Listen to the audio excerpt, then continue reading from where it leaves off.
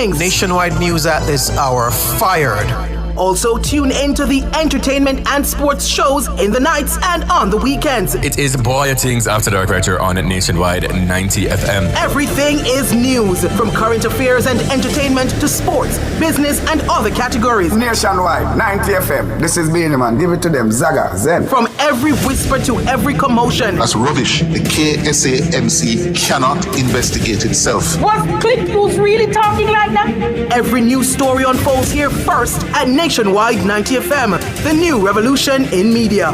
Every sound is a story, and every story we share is news.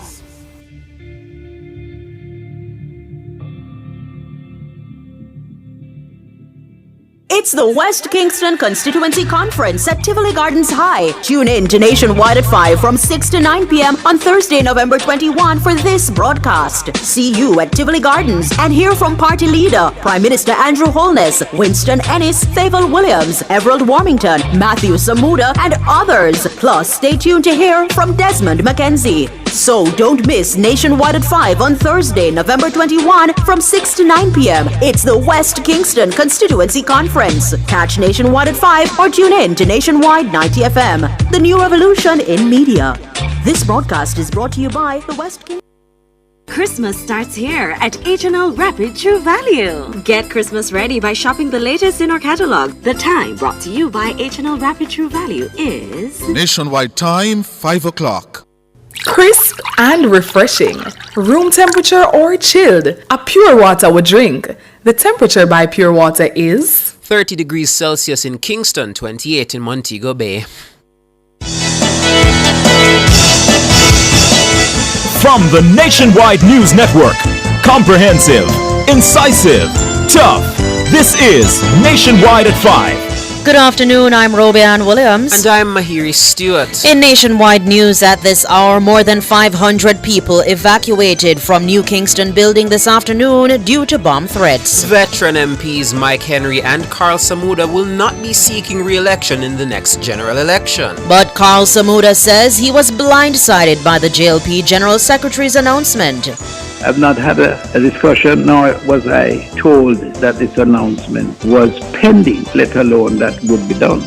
The JLP and PNP both confident of victory heading into tomorrow's by-elections. PIOJ data shows that growth in key sectors has decelerated heading into 2025. And news from the rest of the world, probe underway into TNT's Professional Standards Bureau after 12 police officers walk free. Gates withdraws as Trump's Attorney General pick. In headline sports, Javel Glenn slams maiden first-class century as the Scorpions pile up massive score against the Hurricanes in Super 50 semifinals. And later in our broadcast, in our cover story at 5:35, both the JLP and PNP are gearing up for tomorrow's by-elections in 2 constituencies and 2 divisions. The General Secretaries for both parties will join us. Also in the cover story, JLP General Secretary Dr. Horace Chang says veteran MPs Mike Henry and Carl Samuda will not be seeking re-election in the next general election. We'll hear from Mr. Samuda. From 6 until 9, we'll broadcast live from the West Kingston Constituency Conference being held at the Tivoli Gardens High School. All these and more as we take you home on air on your mobile Nationwide 90 FM, nationwideradiojm.com, and on the Nationwide app, available on Google Play and the App Store. This Thursday afternoon, Thursday, November 21, 2024.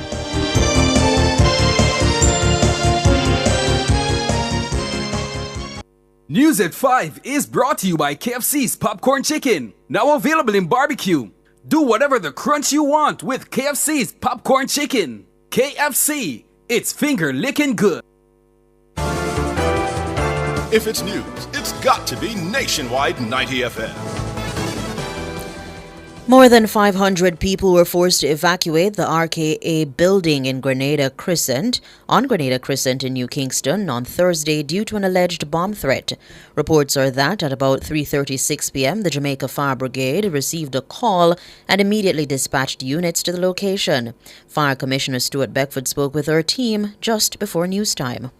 We received a call of a bomb threat at number 16 Grenada Crescent. So the building would have been evacuated. The number of persons would have evacuated from the building is approximately 500. And so everybody has been accounted for. The latest information now is that the bomb squad has arrived on location at number 16 Grenada Crescent. And the new Kingston Shopping Center is now being evacuated.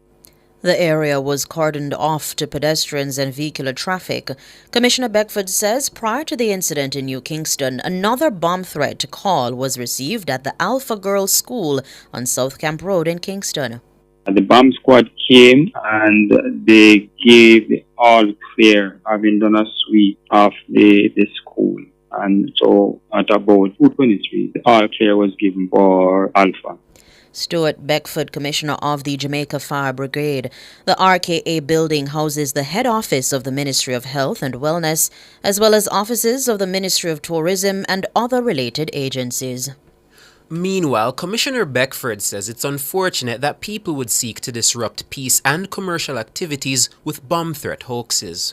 If we are to go by what took place at Alpha, where having done a sweep of the entire premises, no bombs were identified, then, one can assume or may assume that these are hoaxes. One of the things as a first responder, we really don't have the luxury of assuming that, it's not real until we respond and make all the necessary checks. That is the protocol to be observed, and that is the protocol that have been observed. It's unfortunate that we are seeing this recurrence, at this time, especially, going so close to the Christmas season where commercial activities are now being disrupted by these bomb threats. Stuart Beckford, Commissioner of the Jamaica Fire Brigade. A series of bomb threat hoaxes were reported earlier this year across several high schools. Bomb threats were also reported in the latter part of 2023, impacting operations at Kingston Wharves Limited. JLP General Secretary Dr. Horace Chang says veteran members of Parliament Mike Henry and Carl Samuda will not be seeking re-election in the next general election. The election is constitutionally due by September next year. Dr. Chang made the confirmation during a media briefing on Thursday at the JLP's Belmont Road headquarters in St. Andrew. London Central, represented by Mike Henry, and St. Andrew North Central, represented by Member of Parliament Carl Samuda, also another of the longest serving member in Parliament. But Mr. and Mike are sharing the table together. Both will not contest in the next election, and the selection process will chip in at some point before. It's a discussion that is ongoing. This is the last conference before the general election, yes, but it's still 9-10 months away. In the life of politics, it's going to be a long time. It is Sir Always who said in the UK, one day in the life of politics is a very long time. Both consciences are strong, both are stable, have effective organization, so we don't have a challenge in identifying the flag bearer at any point in time. Dr. Horace Chang, JLP General Secretary. Mike Henry and Carl Samuda represent Central Clarendon and North Central St. Andrew, respectively. They are two of the longest-serving members of Parliament currently sitting in the House. Both men were elected MPs in their respective constituencies in the 1980 general election. Meanwhile, Mr. Samuda says he was blindsided by the JLP General Secretary's disclosure that he would not be seeking re-election in the next general election. According to Mr. Samuda, despite his age, certain processes and courtesies must be followed before an announcement of this nature can be made. Everybody appreciates the fact that after a certain length of service, there will be a time when you will wish to withdraw and give a younger person an opportunity to go forward. But there are certain preconditions before anything of that kind takes place, not the least of which the common courtesies that I owe the people who have given me their full support. Courtesies on both sides of the political divide. As you know, I won for both JLP and PNP in the same seat. And until those preconditions are properly managed and the communication flow is appropriate, I was more than surprised to be told and to have this type of announcement made without any reference to me. Mr. Samuda said he had no clue the announcement was going to be made. I've not had a discussion, nor was I told that this announcement was pending, let alone that would be done. I was not told that it was pending. As I said to you, since we have this interview, you can spread it.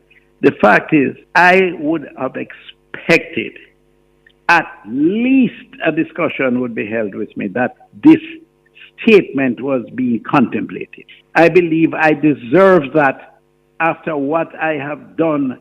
Carl Samuda, MP for North Central St. Andrew. An element of gimmickry. That's how JLP General Secretary Dr. Horace Chang has described the candidates who will be taking on his party in Friday's 2 parliamentary by-elections. He was speaking at a media briefing at the JLP's Belmont Road headquarters on Thursday. Mahiri Stewart has this story. The Jamaica Labour Party is contesting 2 parliamentary by-elections tomorrow, Friday, November 22. One is South Trelawney, the seat Marissa Dalrymple Philibert will be trying to reclaim. She resigned as MP for the constituency last September after the Integrity Commission recommended that 8 charges be laid against her for making false declarations to the body about her ownership of a Mercedes-Benz motor car. Mrs. Dalrymple Philibert will be taking on independent candidate Lloyd Gillings. Meanwhile, in Northwest St. Andrew, Dwayne Smith is contesting the seat on a JLP ticket against independent candidate Carl Marshall. The PNP announced earlier that it would not be contesting any parliamentary by-elections, opting to focus on the general election constitutionally due by next September. However, Dr. Chang says despite this announcement, the political history of the 2 independent candidates is proof that the PNP is up to no good.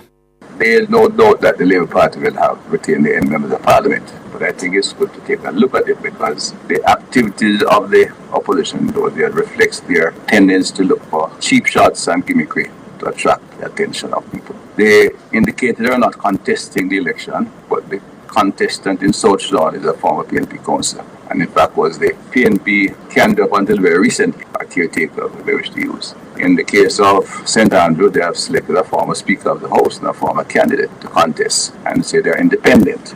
Dr. Chang believes the constituents' votes will reflect their reaction to what he describes as gimmickry and mischief by the PNP. Some may say that's an attempt to draw out the Labour Party. It was not a reflection of a mature person in a democracy. It's an element of gimmickry and mischief, literally, and a disrespect for the constituents. And that disrespect will be responded to quite strongly by the constituents. They'll come out and support the 2 candidates, Mr. Dwayne Smith and Ms. Marissa Dalrymple, in the 2 constituencies. The JLP General Secretary warned the country's politicians against participating in actions that affect Jamaica's democracy. So I don't think we should treat our democracy as I've indicated and said in the previous question. Jamaica is a strong, bold, and very credible democratic process. If we play with it, we can lose it and we can damage it. None of the 2 main political parties should take any action that will undermine the strength of our democracy. And their gimmickry in the 2 constituencies, I think, can do damage to our democratic process. But the Labour Party will have 2 strong members of Parliament which will protect the rights of the people and bring the quality representation that will assure them of continuous representation and confidence in our democratic process. Mahiri Stewart for Nationwide News.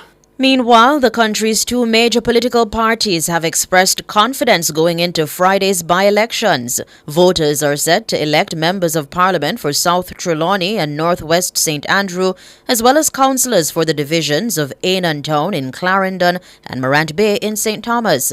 Nationwide News also caught up with the independent candidates who say they've done the work and are awaiting a positive outcome. Shalois Michael reports. The opposition, People's National Party (PNP), will not be contesting the parliamentary by-elections. They've instead shifted their focus to the divisional polls. Delroy Dawson is representing the PNP in the Ainan Town division. He's up against the JLP's Suzette Barton. Meanwhile, the PNP's Rosemary Shaw is up against Winston Downey for the JLP. PNP Deputy General Secretary Nikisha Burchell says the work of Dawson and Shaw will secure victory in tomorrow's polls.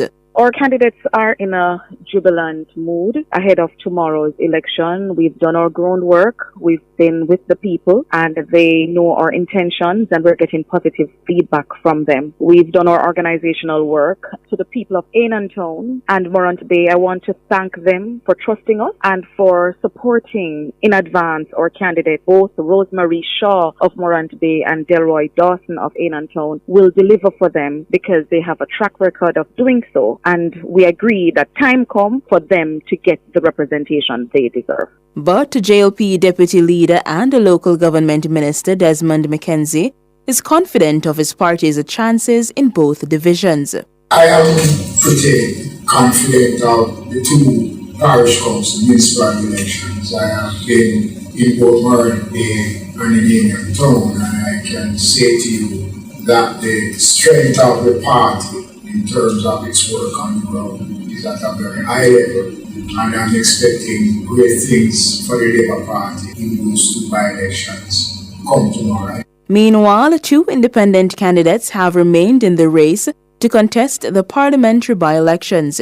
When Nationwide News spoke with Lloyd Gillings, who's up against the JLP's Marissa Dalrymple Philibert in South Trelawney, he says history will be created. I'm very confident at this time, and I have no doubt about me being the next member of parliament after Friday. History is going to create, man. And Carl Marshall, who's up against the JLP's Dwayne Smith in Northwest St. Andrew, says his main message is to improve the PEP results of grade 6 students. He's anticipating that his message will resonate with the people going into tomorrow's polls. I've tried to let the people know what my mission is in this by-election. It's really to see how much I can do to help the grade 6 students who will be doing the PEP exam in March. And I believe that if they have heard it, if they have listened to me and believe what I've said, then I should come through. Shaloy Smichael for Nationwide News. In the meantime, JLP Chairman Robert Montague has denied claims of vote buying by the party in Ainantown's division. The allegations were made by PNP Deputy General Secretary Nikisha Burchell following the PNP's tour of the division. Well, the Jamaica Labour Party really don't know anything about vote buying. There may be other organizations that are steeped in it and have the expertise, but it is not the Jamaica Labour Party. Robert Montague, JLP Chairman. You're listening to Nationwide News at 5. More news after these.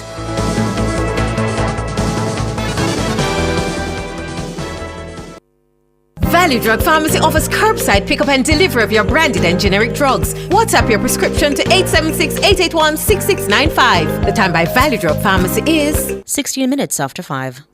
Rentokil Initial offers air purification solutions with triple filtration and unique auto-sensing capabilities that neutralizes malodor and replaces it with clean air. Call Rentokil Initial at 926-4236 for more details. The temperature by Rentokil is... It's 30 degrees Celsius in Kingston, 28 in Montego Bay. Jamaica, let's spread the word around to let the world know that we are proud to be one republic. We on the road to republic. Well then, let's propel we nation moving forward in a new direction. True independence, that's the projection. No more dependency, it's the best plan. Yes, we know what's best for us, cause we want we country prosperous. So make we just pull together as the general public while on the road to republic. Jamaica, let's spread the word around to let the world know that we are proud to be one republic. We on the road to republic. A message from the Ministry of Legal and Constitutional Affairs. We on the road to republic.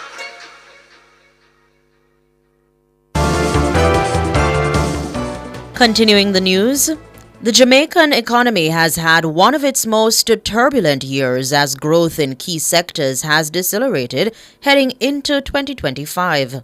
The latest data provided by the Planning Institute of Jamaica PIOJ suggests that even without the impact of Hurricane Beryl, growth prospects have narrowed as the year continued. Siobhan Campbell tells us more. The country closed out 2023 on a relatively high note, securing average economic growth of 2.6%. This continued up to that point with an unbroken chain of economic expansion since recovery from the COVID-19 pandemic.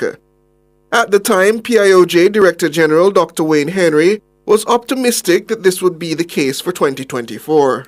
Looking at the short-term economic outlook, January to March 2024 and fiscal year 2023-24. Generally, the prospects for the Jamaican economy for the short to medium term are positive, based on 1, continued growth in the economies of Jamaica's main trading partners, which augurs well for increased external demand, for example, for tourism services. 2, higher demand stemming from increased employment levels. And 3, increased economic activities as firms continue to invest to meet higher domestic and external demand, particularly within the hotels and restaurants and manufacturing industries. However, by the close of the first quarter in 2024, growth had already shown signs of slowing. But key sectors were still performing admirably at the start. Agriculture, which came in at 2.6% in October to December, climbed to 7.5% by the quarter ending in March. However, it soon began to decline, with growth falling to 3.4% in April to June. The latest data now shows a contraction of 13.5%. Mining and quarrying has similarly trended down for 2024. It came from a high of 103% in September of 2023, with successive declines each quarter. A year later, the sector has shrunk by 15%. Tourism, as represented by hotels and restaurants, has been the most resilient sector of the Jamaican economy. However, even this juggernaut has not been immune to economic pressure. In September of 2023, the sector led the services industries with a growth of 8.4%. The preceding quarter, growth slightly declined to just 8.3%. By the first quarter of 2024, this fell to 6.9%. However, after a strongly worded Level 3 travel advisory, tourism took a beating in the April to June quarter. It registered growth of only 1%. And much like other sectors a year following its high point, tourism has also contracted by 2.1%. Dr. Henry's prior optimism shown at the start of the year has now turned negative. Looking at the short-term economic outlook, October to December 2024, calendar year 2024, and fiscal year 2024-25. Generally, the prospects for Jamaica are negative, due largely to the lingering effects of Hurricane Beryl on the economy, compounded by several other hydrological events. The passage of Hurricane Beryl and the associated damage and loss disrupted economic activity and adversely affected macroeconomic performance. The cost of damage and loss associated with the passage of Hurricane Beryl was estimated at $32.2 billion, or 1.1% of 2023 GDP for Jamaica. There is, however, hope that the economy will come back on track in the new year as the negative impacts felt through 2024 fade. Siobhan Campbell for Nationwide News. World in a Minute is brought to you by ABC Electrical Sales. We make things as easy as ABC. Hose assembly and supply, equipping Jamaica for success. And Charles O'Connor Consulting Network, COCN, driven by international accounting standards, modern technology, and integrity. The World in a Minute. The conduct of the Professional Standards Bureau of the Trinidad and Tobago Police Service is now under investigation after 12 police officers charged with misbehavior in public office walked free. The dismissals follow repeated non-compliance by the prosecution regarding orders given by the court, which had to be followed before the cases could proceed to trial. The Police Complaints Authority says the Professional Standards Bureau had conducted these high-profile and serious criminal matters.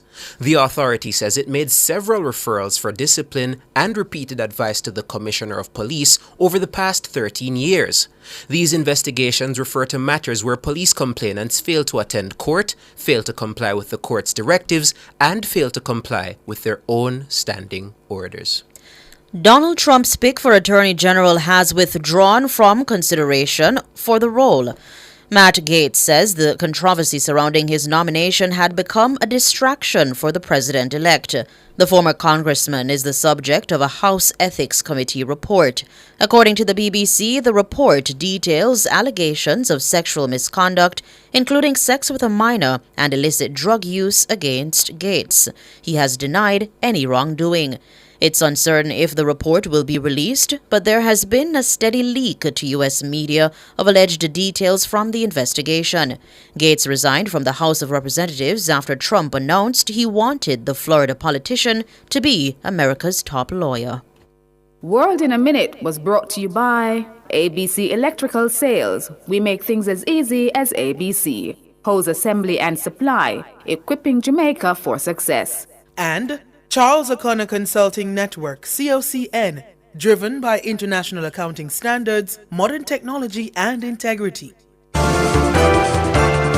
Recapping the top stories making nationwide news at this hour, more than 500 people evacuated from New Kingston building this afternoon due to bomb threats. Veteran MPs Mike Henry and Carl Samuda will not be seeking re-election in the next general election. But Carl Samuda says he was blindsided by the JLP General Secretary's announcement. The JLP and PNP both confident of victory heading into tomorrow's by-elections. I'm Robianne Williams. And I'm Mahiri Stewart. You can find the news on our website at nationwideradiojm.com and on the Nationwide app available on Google Play and the App Store.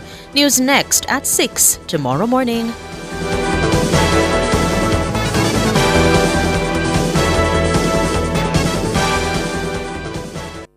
News at 5 was brought to you by KFC's Popcorn Chicken, now available in barbecue.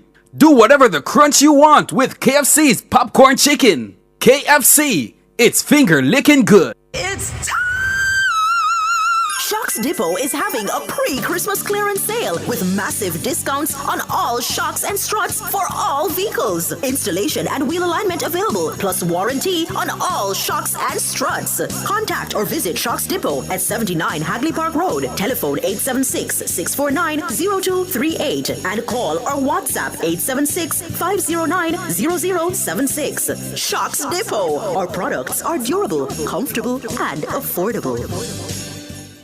Get ready for the lowest prices of the year at the Active Home Center Black Friday sale in Kingston and Montego Bay. Save big on tiles, bathroom fixtures, furniture, lighting, and more just in time for the holidays. Join us now until Saturday, November 30 for unbeatable deals you won't want to miss. Visit our newly relaunched Montego Bay location at Barnett Tech Park at the intersection of Fairfield and Barnett Street, or our upgraded Kingston showroom at 84 Constant Spring Road. Conditions apply. Active Home Center. More savings, more choices.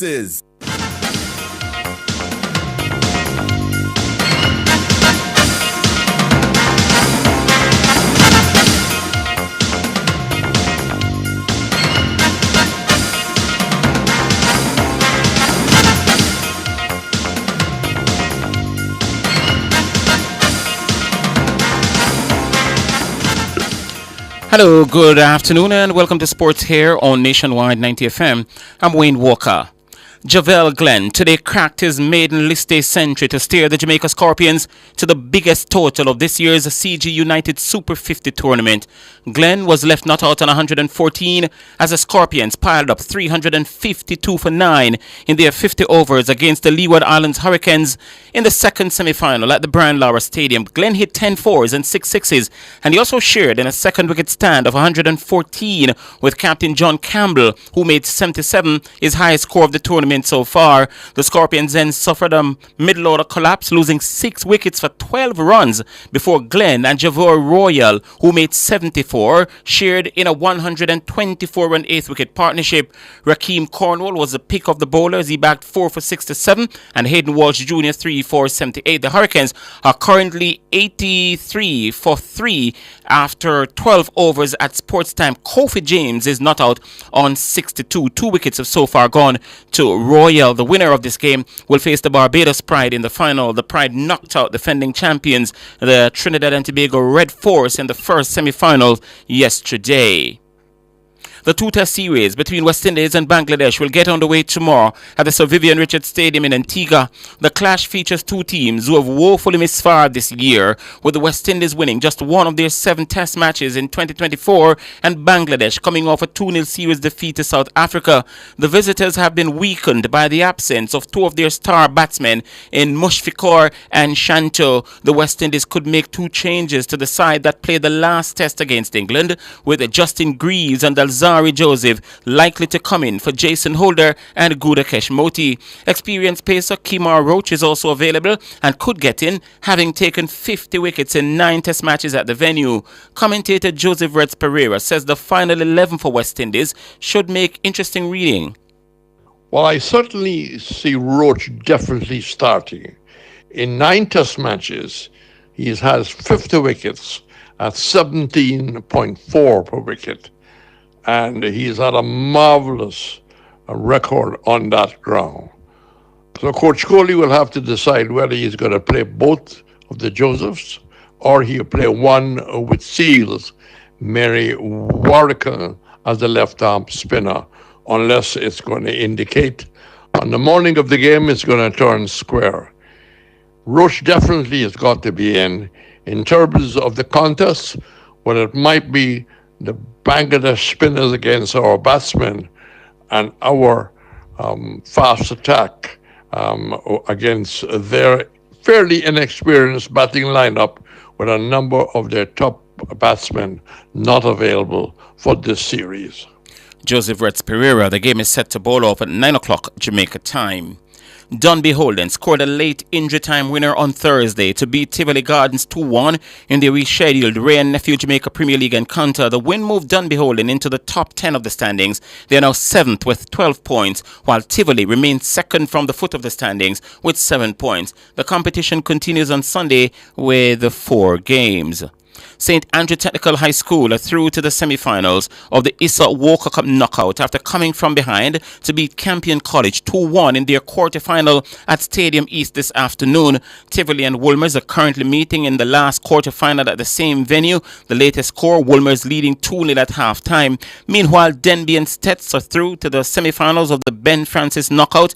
Denby easily dispatched Monroe College at 3-1 at Manchester High, while Stets beat Cornwall College 9-8 on penalties after the game ended goalless. Frome Tech, well, we're getting a latest score here. Frome just beat Manchester High 1-0 at Landilo. They too are also through to the semi-finals. And here's another latest. Clarendon College, the outgoing the Costa Cup champions, they've beaten Central High School by 4-3 on penalties. The teams ended 1-1 at the end of regular time. And let me give you a latest before we go on that big semi-final in Trinidad between the Jamaica team and the Leeward Islands in the Super 50, where the winner will go on to play in the final this weekend. So the Scorpions made 352 for 9 with Javel Glenn making 114, and the Leeward Islands Hurricanes in response at the minute they are 101 for 3 after 13 overs and 1 ball. They still need 252 runs from 36 overs and 5 balls, and they still have 7 wickets in hand. We'll keep that one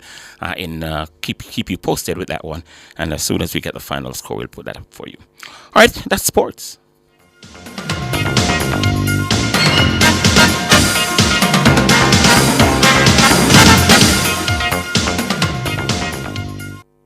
Since 2016, 156,000 more Jamaicans are working. This is more than any other time in our history. Your government is caring for you.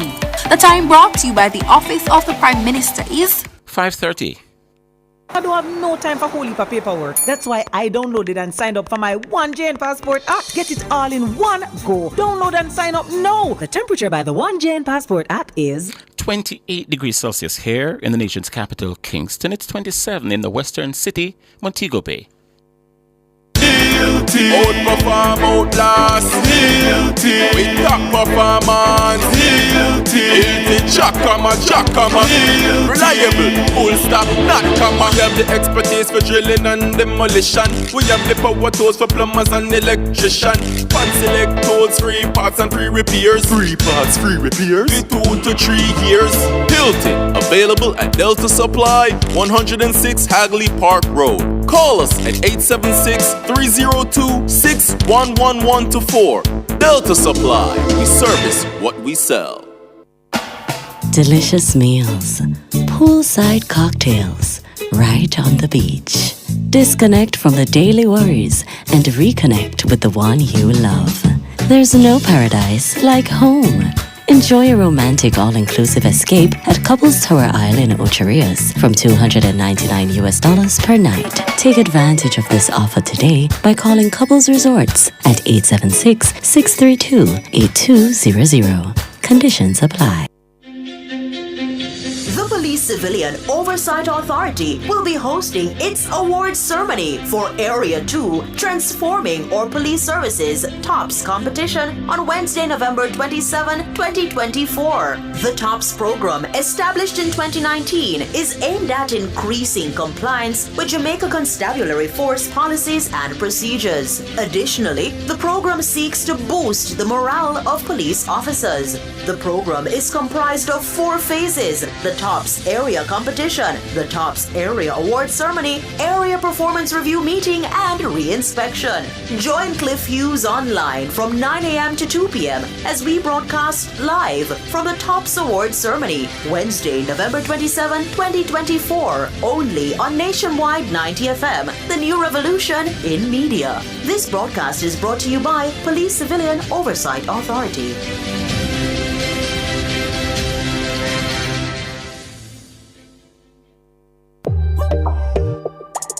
I'm Dennis Brooks. I'm Marlon Campbell. I'm Floyd Green. And I'm Garth Williams. Catch us on the Jamaican Dads podcast right here on Nationwide 90 FM, Thursdays at 8 p.m. with a repeat on Sundays at 6 p.m. The Jamaican Dads podcast is all about providing men with a healthy, safe, and functional forum to tackle many of the taboo topics that concern our masculinity. Like everyone else out there, we're dads of varying amounts of experience who come from different backgrounds and often view the world differently. We're definitely not perfect, but we are all brethren and we're all committed to this piece of rock called Jamaica. Too often, there are no safe spaces for men to explore the issues which are important to us. Plus, most of the content out there about parenthood is produced by women, for women. So we think it is important that we be the change we want to see. Follow us on YouTube, Facebook, Instagram, and Twitter at Jamaican Dads with a Z. And definitely join us here on Nationwide 90 FM every Thursday at 8 p.m. with a repeat on Sundays at 6 p.m. for the Jamaican Dads podcast. It's a revolution in media.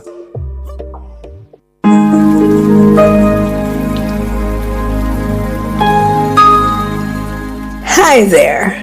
Here's some good news for these trying times. Quote, "By God's word, I can see where I'm going. They throw a beam of light on my dark path." Unquote. Psalm 119, verse 105. Listen for God's Word weekdays at 5:45 a.m. and 12:55 p.m. through Oasis. Stop by for a refreshing drink and share a God perspective for the day. Oasis. Weekdays 5:45 a.m. and 12:55 p.m. right here on Nationwide, a revolution in media. The rebroadcast of the Oasis can be heard weekdays at 5:45 a.m. Cover Story is brought to you by Multilink. Roll with control. Use Multilink. Save fast and accepted in more locations. Pat, what are you doing? Making a shopping list for Black Friday Frenzy. I'm going to get all my Christmas shopping done. Sounds like the savings going to be sweet. Hundreds of stores offering crazy discounts. You can't miss that. Just make sure you walk with your Multilink card, because no other debit card is accepted across Jamaica like Multilink. You can keep track of your spending while supporting Jamaican businesses, and it's safe and secure. It's a win for everybody. I'm sold. This Black Friday, it'll be me, you, and your Multilink debit card. You wish. Bring your own Multilink card and roll with control.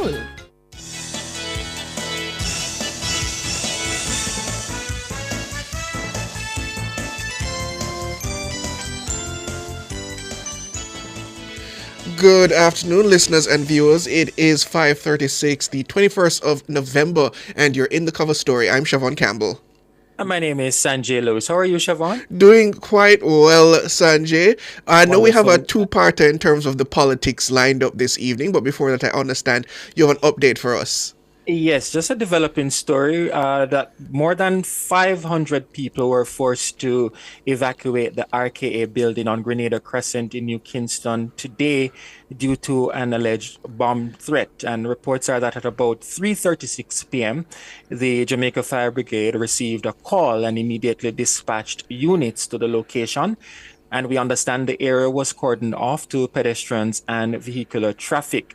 And the RKA building houses the head office of the Ministry of Health and Wellness, as well as offices of the Ministry of Tourism and other related agencies. So we continue to monitor that one. And the commissioner of the fire brigade, that's Stuart Beckford, says prior to the incident in New Kingston, another bomb threat call was received at the Alpha Girls School on South Camp Road in Kingston.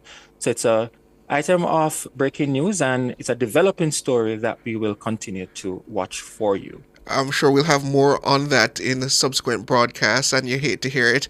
I remember late last year, we had quite a series of these bomb hoaxes, and you don't want to see those continue. But we turn back to the politics. As many of our listeners and viewers know, tomorrow is quite a few by-elections that both the Jamaica Labour Party and the PNP are gearing up for. The two constituencies that will go to the polls are Northwest St. Andrew and South Trelawney, while the divisions are Morant Bay in St. Thomas and Enantown in Clarendon. However, for the Northwest St. Andrew by-elections and the South Trelawney ones, the PNP will not be contesting those, focusing instead on the divisional contests. Yeah, and for Northwest St. Andrew, the candidates are the JLP's Dwayne Smith and independent Carl Marshall. And Smith is the councillor for the Chancery Hall division, which he has won in the local government polls 3 times. Rohan Banks was nominated as an independent candidate on November 8th. However, he has announced that he has withdrawn from the race this week. And we see that in South Trelawney, the JLP's Marissa Dalrymple Philibert is up against independent candidate Lloyd Gillins. And over in Morant Bay, in the divisional contest, we have the JLP's Winston Downey. They're up against the PNP's Rosemary Shaw. And in Enantown, the JLP's Suzette Barton is up against the PNP's Delroy Dawson. Well, to discuss the happenings on the ground for tomorrow, we have the General Secretary of the Jamaica Labour Party, Dr. Horace Chang, and I understand we hope to be joined by his counterpart for the PNP, Dr. Dayton Campbell, in a little bit, but we will press on with Dr. Chang for the moment. Good afternoon, Dr. Chang. Good afternoon. How are you? Doing quite well, sir. Good. All right. No complaints. So tell me, Dr. Chang, is the JLP ready, particularly for the divisional contests tomorrow? You hold one of those seats, and I assume you hope to pick up the second. Yeah, both are traditionally strong seats oriented to the PNP. But we picked up on the last parish council election in Enantown, and we expect to keep it tomorrow. The machinery, the party organization is in good shape, and we'll have to get out there and do our best, and we look forward to successful entry.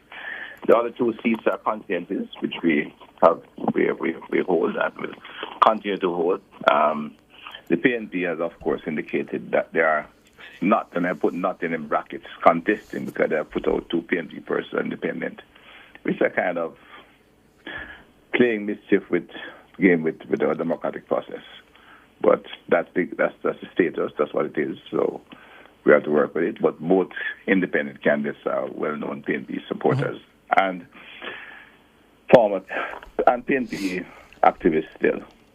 Mr. Marshall is a little bit dated, but he was the Speaker of the House on behalf of the PNP. He is someone who will not leave the PNP to be independent without any question. And in the case of South Trelawney, Mr. Gillis was counsel for the PNP before. Mm-hmm. He was in the JLP at one stage, resigned and went to the PNP. He had not indicated he had left the PNP, but he resigned. He indicated he was resigning just when the election was announced and started running independent. It's a bit of a 3-card game, but for me, well, we have Dr. Campbell on, Dr. Chang. We'll have Dr. Campbell respond. Is it a 3-card game that you're playing Dr. Campbell, where you have individuals from the PNP pretending to be independent candidates? The three-card game that is being played in Jamaica is the Speaker of the House resigning, and then we're having an election to put her back in office and costing the country $30 million. That is what is playing with the country's democratic process. The PNP's position is clear. We're not contesting. If an individual decides that they don't think that the person should go uncontested and they offer themselves independent, that is not a decision of the PNP. The PNP's position is that we're not contesting. And are you offering no support to those individuals? Absolutely no support. We are not participating. We are not contesting. Mm-hmm. But are we those said members- we said the same thing in Northeast St. Anne, and we did not participate. We are not participating in parliamentary by-elections when the parliamentary by-elections are due in a matter of months. The Are 3rd any of those September individuals- this year made it the begin. The 4th of September this year, we started year 5 of the life of this administration. Between the time of announcement to an election day takes at least 21 days. So when you look at it, we are at most 8 months away from an election, and likely less than that. So we are not participating in that. How can we have a Speaker of the House resign, voluntarily resign, and then in a matter of months, we have a by-election costing $30 million with the same person returning without the matter that she resigned over being resolved? That doesn't make any sense. That is what is toying with the democratic process in the country and with the resources of the country. Dr. Chang, how do you respond to that? Ms. Dalrymple, an issue was raised. She decided that rather than create a new public furor, she stepped back. She could have withdrawn the Speaker without resigning, but she resigned fully and went to court. She has made her case before the judges, and her constituents think she should continue, and she returned. That's part of the democratic process. We call an election, whether we call elections, Mr. Dalrymple, or that it costs the country the same. And we think we would have to call the election. We were going to allow to stay unrepresented for 2 years. That is more risky, and in fact, we have to take responsibility to serve the people here. It's a stress on other members of Parliament to have to help. Right. And we went forward, and she can't contest the seat. There's nothing to bar her contesting it, so we proceeded. I know and our constituents are very vocal in their support for her to come. They're very strident, in fact. That doesn't add up, though, right? Because over 4,000 persons voted for her to go to Parliament. 20 people protested for her to come back. Protested not voted to go to Parliament by over 4,000 persons. And let's examine the situation. If we want to look at where games are really that's what that comment comes from. Mrs. Dalrymple resigned over a year ago, right?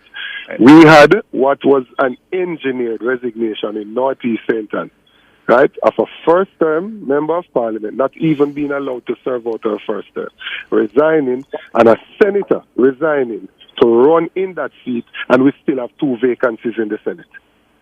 It's like a party shop. It's a real joke that is taking place with the democratic process within the country, right? But we had South Trelawney for more than a year without a by-election. The government engineered a by-election in Northeast St. Anne.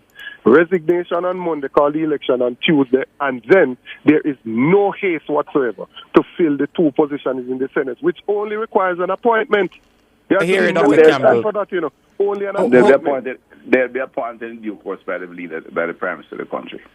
That's not your call. That's the call of the Prime Minister. No, it's not my call, but I'm saying that is what is playing games. Gentlemen, we're short on time. I understand we don't have both of you for much longer, so we're short on time. So Sanjay, go ahead. Right, but Dr. Campbell, I want to know from your end, you're contesting the seats from the local government level. How confident you are that you can win both seats? I'm extremely confident that tomorrow this time we would have won both Morant Bay and Anion Town divisions. Historically, if you look at those divisions, we have the support in there. We have done the work to ensure that we have identified our support, that they are in line, they are confirmed to come out and vote for us. We have our workers in place, our NTUs, and we have the team in place to ensure that we execute on our plan tomorrow. So tomorrow at this time, you will be able to say that the People's National Party has won both the divisional by-elections. Dr. Chang, before you go, I can't not help but ask the matter of the departures you announced today, that of Carl Samuda and Mike Henry. It seems Mr. Samuda feels you overstepped and at least went ahead of yourself in terms of announcing that his departure, and he seems to have not taken that quite well. And overstepping our announcement, you made a question about the three of our senior members of parliament, members of the party. Two were deputy leaders, Minister of Finance, Minister of Construction, Senior Minister of Government, one of the Minister of Agriculture and Social Security, and General Secretary of the party, Mr. Samuda, who led the party out literally out of the wilderness in 2007. Both are all three are now occupying the backbenches because they are near retirement, which is what I said, but two have indicated they have succession in place. We have not settled that. As I said, we are in discussion. And we'll see how the next few months evolve. Mr. Samuda have not settled on anybody in the seat. He values the seat. He has strength in there, and he's very alert still, very physically fit, and may want to change his mind if he doesn't find a suitable candidate. But all three are looking out. They are men who have served at the highest levels of the government. And I don't think they want to stay until they get, disabled. So they have indicated that the possibility exists. Two have settled. Just some would haven't quite settled. That's true. Right. But you have had discussions with Carl Samuda about him not returning. All three men, once they're out where they are, they would have had discussions. But nobody. Mr. Samuda hasn't settled on anything issue yet.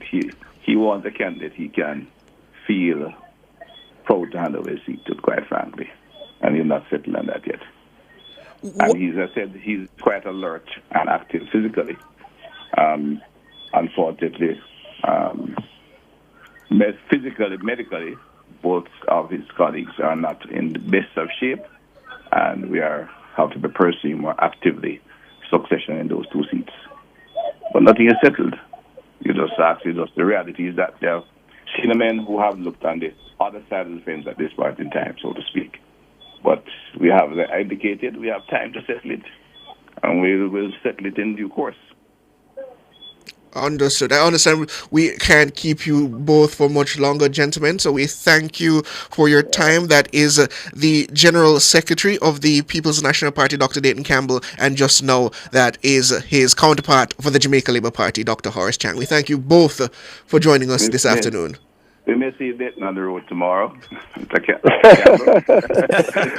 Certainly. And by the way, the people of South Carolina should go out and express their votes, regardless of whether or not the PNP has a candidate in the race. Very well. So, but we'll see you I assure you, these are ours on this occasion.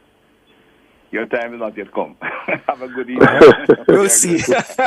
All the best, gentlemen. Very well. So we take a short break and we come back with Carl Samuda. He's the Member of Parliament for North Central St. Andrew.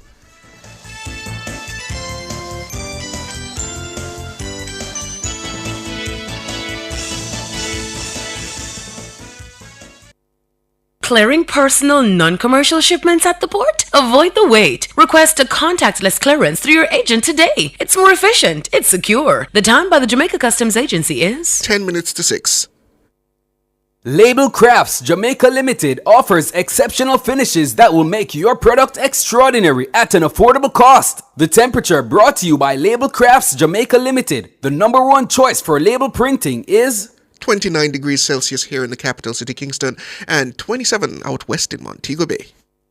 We are the best at what we do. At Hose Assembly and Supply Limited, we supply hose fittings and tools. We guarantee we can't be beaten when price and quality are combined. You brand us the Hose and Tool Boss because we deliver the most effective industrial solutions. Come in and experience the joy of shopping with Hose Assembly and Supply Limited. Call us 876-923-3936 or visit 173 Hagley Park Road, 2 Charlesworth Crescent or Montego Bay Trade Center. Hose Assembly and Supply Limited. More than just hoses. Now open every Sunday. KFC popcorn chicken. KFC popcorn chicken. Incredible, delicious finger licking. chicken in this house when me dip it. I can't resist it. Once you start, you can't stop. Do whatever the crunch you want with KFC's popcorn chicken. Delicious, juicy, irresistible. Now available in barbecue. KFC, it's finger licking good. KFC popcorn chicken.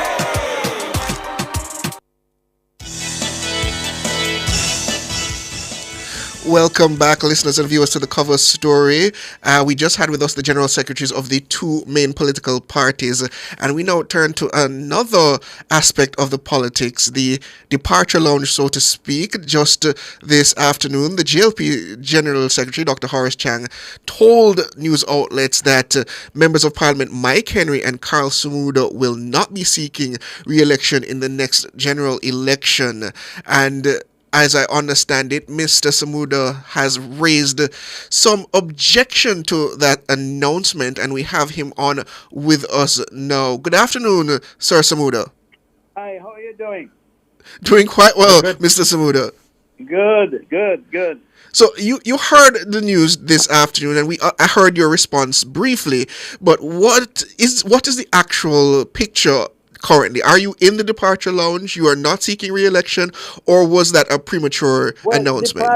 I don't know what departure lounge means, because the whole idea of renewing the leadership of a constituency is one that is brought about by just through discussion. Because when people work with you, in my case, 44 years, more than that, 48 years, very closely, like a family, literally and absolutely. I, for one, pay utmost respect to those people. And I would never make a decision and certainly I would never announce a decision without communicating with them. Because after all, I am who I am because of them. I work through them on their behalf. That's how it goes, in at least certainly in my seat. So it's very personal, and it's like a family, right? And it's born of dedication and love and dignity and all that goes with it. So that is not just ordinary things that you just up and make announcement glibly and move on. So did you have any conversation, though, with Dr. Chang about stepping aside and not seeking re-election? I have had discussions with Dr. Chang and with the Prime Minister and others. Generally speaking, a lot of those who are close to me in the party knows that I was busy about the job of finding an appropriate person to replace me. After all, when you reach my age, what are you going to do? Keep going on and on and on. And my very children advise me, Dad, there comes a time when, you have to draw the line. And I've been in the process. In fact, I had a candidate identified, gilt-edge material, very excellent candidate. It hasn't worked out because of very personal reasons relating to all sorts of things, which I wouldn't discuss here on this program. It turns out that he is no longer available and will not be available. So I have gone in search of others. But in every instance, when I see someone who I think is appropriate, and after all, after 48 years, if I don't know who is appropriate, then who would? So I then share that information with the leadership that matters, and we come to a consensus. Once that consensus is there, then we call a conference where we have an explanation. But during the run-up to that, there is a definite discussion on why and when. So if you don't find someone, Carl Sumuda, you're saying that you will go back when the election is called? It would be an absolute deviation from what my plan is. What is then wrong with what the General Secretary of the party indicated? That yes, how he will is it not harmed? be seeking re-election. Yeah, what's the harm? Methodology. If you don't have respect, then it is fine. It's simply enough. Life is made up of a number of situations that demand a certain behavior. And it's like saying to a helper who you hire. You hire somebody to work in a house and a helper is there already and so on. And you simply say to her, somebody coming to work, so when she comes, accommodate her. No. My philosophy is different. Each person is due respect. Respect. My seat is founded on principle of mutual respect. And therefore, if you're going to make anything related to changes, they are owed a respect to explain the reasons why and what is likely to be the outcome of that change. I don't just put people in because it's convenient. And I'm not impressed by people who talk a lot and act little. So you would have felt more comfortable, Carl Smuda, if the General Secretary of the party had allowed you to make that announcement to the public? No, that's a sine qua non. It is not in the place of the General Secretary, whether he is the head of the party, the machinery or not.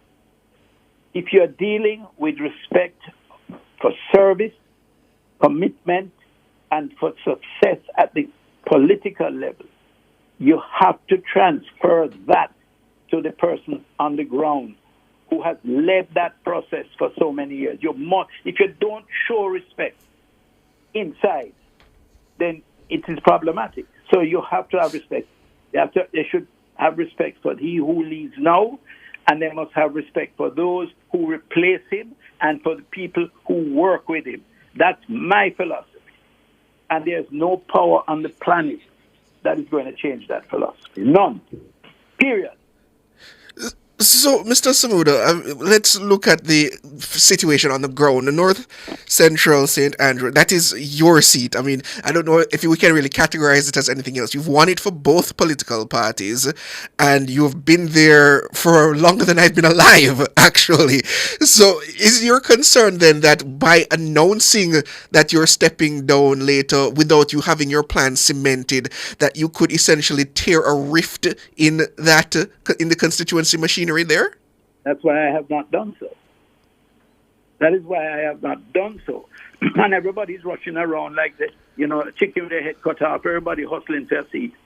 And they're dime a dozen. You don't have no shortage of people wanting my seat because my seat is among the very best, along with Mike. Mike and our political careers are a complete parallel. So everybody rushing for Mike and everybody rushing for me. Now, the thing is, there's a process. And nothing can be done in North Central St. Andrew without observing the tenets of that process. Mm-hmm. That's as simple as ABC. So I don't mislead people. They are never in any doubt. If I am not sure, I said, this is what I am thinking of. Let me hear your views. Wouldn't it have been better, Carl Smuda, to have that discussion with Dr. Chang behind closed doors than to come publicly to state that you're not happy with the way that it has been dealt with? Hello, hold on a minute. That was done, and I thought that was clearly understood. I've had discussion with the Prime Minister. Listen to me. No. The discussion in terms of him making the announcement before you make that announcement. There was never a time when I said anything of this kind, you make the announcement. Never, because I would object to it. Right, but now that he has done it, I'm saying to you, wouldn't it have been better to have a conversation behind closed doors to say, Dr. Chang, I'm not happy that you have made that announcement without having discussions with me prior to making those announcements? Let me say this. Had someone called and said, I'm going to make this announcement, I would have advised in the effort to get this thing smoothly executed. But what has happened, it has gone out there, and every Tom, Dick, and Harry is tearing down the place, asking me all kind of questions. That kind of assault on the constituency and the manner in which we run the constituency, I find very unfortunate. And I would much appreciate it. I'd appreciate it a lot more if somebody had called and said, listen, we need to make this announcement. What is the position? And even if you don't agree, but whatever, let's have a discussion. What I don't admire, and I really am quite annoyed about the fact that somebody is tweeting me an announcement about my seat that I've spent the better majority of my years in and worked assiduously to bring about a better way of life. I'm getting that as a second-hand bleep. or Twitter, whatever you call it. That's not fair. That cannot be fair. And there's no degree of excusing of that kind of action. Nothing, no spin can bring around a change in that. You could be the greatest supporter, lover of anybody, time or place. It cannot excuse that behavior. I don't have to leave it there. We have to leave it there, Carl Smuda. We're well out of time. But thank you as always for your time. Carl Smuda is the MP for North Central St. Andrew. Where's my hearing? I thought you was coming out. I will pass on your words, Mr. Smuda. I will pass that on. I listen to him every night. Very nice and plain speaking young man. Very pleasant. I will pass it on to him. Thank you. I will pass on your compliments to Mr. Stewart. Take care of yourself. Have a good afternoon, Mr. Smuda. That is Carl Smuda. He is the Member of Parliament from North Central St. Andrew. Very long-serving MP, Minister of Cabinet, quite a distinguished politician.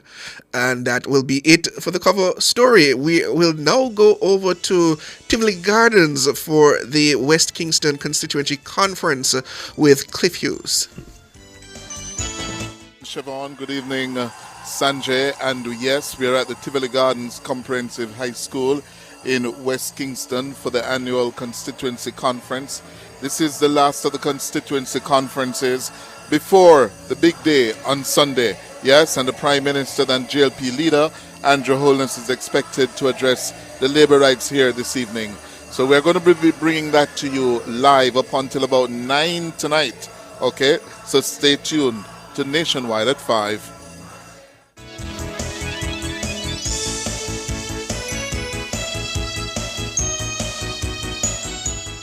Cover story was brought to you by Multilink.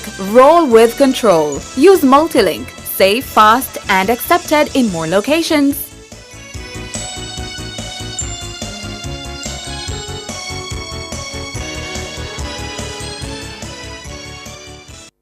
Deposit we have insurance.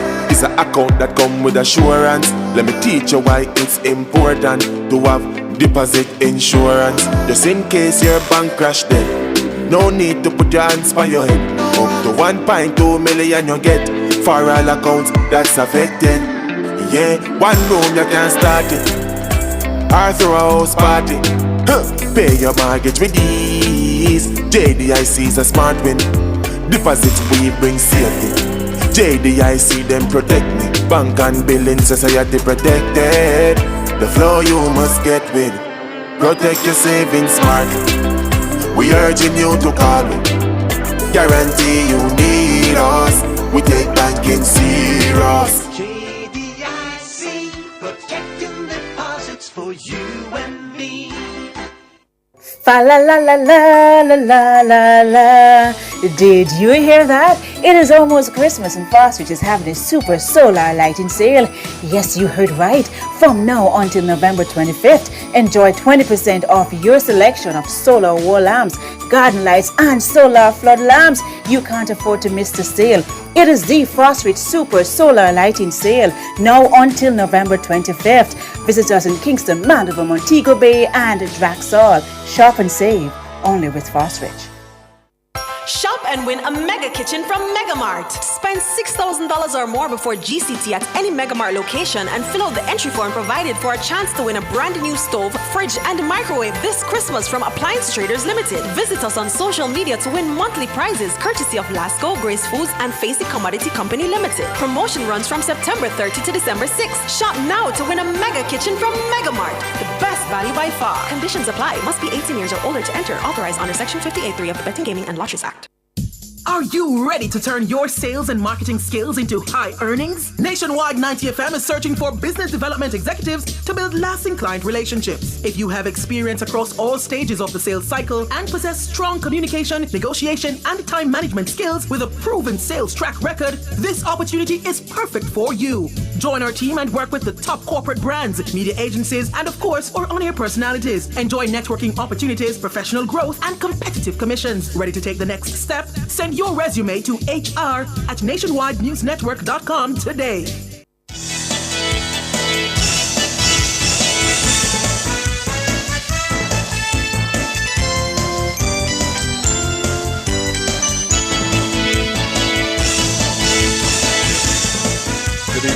evening. Good evening. Thank you so much for staying with us here on Nationwide at 5. We're coming to you this evening. It's 7 minutes after 6 o'clock from the Tivoli Gardens Comprehensive High School in West Kingston, just across from Tivoli Gardens. And it's a school that's been around since 1969. Yes, 1969. That's 55 years ago. Was walking the grounds this evening and trying to learn as much as possible about the school. And we're going to have more on that later. But we're here because this area is a JLP stronghold, a stronghold of the governing Jamaica Labour Party. And what's happening here this evening is a paid political broadcast of their annual conference in West Kingston. And it's part of the run-up to the climax of the political year for the JLP with their annual conference at the National Arena on Sunday. And they've been having constituency conferences across the island. Both major political parties engage in such constituency conferences in the run-up to their annual conferences. So this is a stronghold, as I said. This is a constituency they expect that thousands of Labourites will turn out from come Sunday to the National Arena to make a statement. We have joining us a councillor for the Denham Town Division, one of the two divisions in West Kingston. You have the Tivoli Division and the Denham Town Division. The Denham Town Division is represented by Jermaine Hyatt in the Kingston and St. Andrew Municipal Corporation. Good evening, Councillor Hyatt. Good evening, Mr. Cliff, and good evening to your viewers, and thanks for having me. Tell me, how long you been in the politics? You look like a relatively young man. Well, I've been councillor from 2016, but I've been politically trained from a teenager. I was in Young Jamaica when Andre Franklin was president, and I was brought in by Mr. Seago. He met me when I was in my youth club in Denham Town, and he said he saw something in me and he believes I'll be an excellent representative. So he said to me, Jermaine, stick with me and I will take you there. What did he see in you?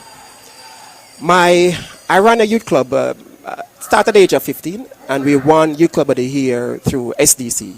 And the SDC, the Gleaner came and did an article on us. Yes. And someone read the article and called him about it and said, Mr. Seago, congrats. We saw one of our youth clubs from your community won Youth Club of the Year. And he wasn't aware of the work we was doing. Yeah. So he told us that he called the councillor Leslie at the time to ask her, who is this? Late Lorna Leslie? Lorna Leslie. No, she's still alive. She's still alive? Yes, she oh, is. Dear Jesus. Yes, so it's not Oh, late. yes. Yeah, so he called Councillor Leslie to say to her, who is this Eagle Hikers? And Councillor Leslie said, Mr. Saga, there's some youths that have meeting down by 19 Wellington Street. So he came to the meeting and he told us how he got information, and he was astonished to know that we were doing so much in the community and he was not aware. While I was chairing the meeting, he sat at the back, he watched me chair the meeting, and then he spoke to the gathering, and afterwards he called me aside and he says, you are a special one. I want you to come and see me. And the rest is history. I'm where I am now. What year was that? That was, I think, that was about 1994. 30 years ago. And here you are now. Yes. A two-term councillor? Yes. Yes, I'm terms. doing my second term now. Denham Town is a tough part of West Kingston, like most parts of West Kingston. It's Yes, a it tough is. area. Yes, it is. Yeah? For you to be councillor there, you have to come in contact with the people on a daily basis. You see the challenges, the problems, and the good things up personal and close. Yes, How I difficult is that? I will admit that initially it was a bit challenging. My first 3 years was like a learning curve. Even though I born and grew up in the community, I was schooled in the community, we became councillor, it seemed as if I wasn't from the people, because your perspective is no different as a leader. And I had to be re-educated, to frankly speaking. And I get to understand how they think, how they operate, their commitment, their passion. And I listen to them, and that is important. I listen to them, I listen to how they speak about all the previous leaders, our current leader, our previous councillor. And I said, okay. And I sat down and I formulate how I'm going to approach them. Mm-hmm. And I approach them and I be gentle when it's time to be gentle. I be forceful when I believe it's time to be forceful. And to let them understand that things are now is not how it ought to be, and it would have to change. Yeah. So it has been challenging, but thus far I believe I have garnered more support amongst the people. They're seeing the vision and they see where we're going, and they're on board. Yeah. It's interesting you say that you have to listen. Yes, but when it's necessary, you've got to be forceful. Yes. Explain that for me. All right. So I give a prime example. One of our areas, because I'm doing some infrastructure work, and this road, it's called Licklewater Street. So the residents on Licklewater Street, they've opened their gates and they step on the road. And I said to them, this is not how people live. You open your gate, you stop on the sidewalk. From the sidewalk down to the street, and the sidewalk is for pedestrian traffic. So I decided I'm going to put in the sidewalk through the council. And when I met with them and said we're going to put in the sidewalk, they rebelled. And rebelled? They said they don't want a sidewalk. Oh. If I leave them alone, they don't want a sidewalk. And I remember one resident said to me, I'm going to carry KSAC, go court, and I'm going to bring in the fire brigade, and I'm do all kind of thing. And frankly speaking, I listened to him. I sat down and I listened to everybody. I tried to show them the vision that this is not how people live. They could not see it.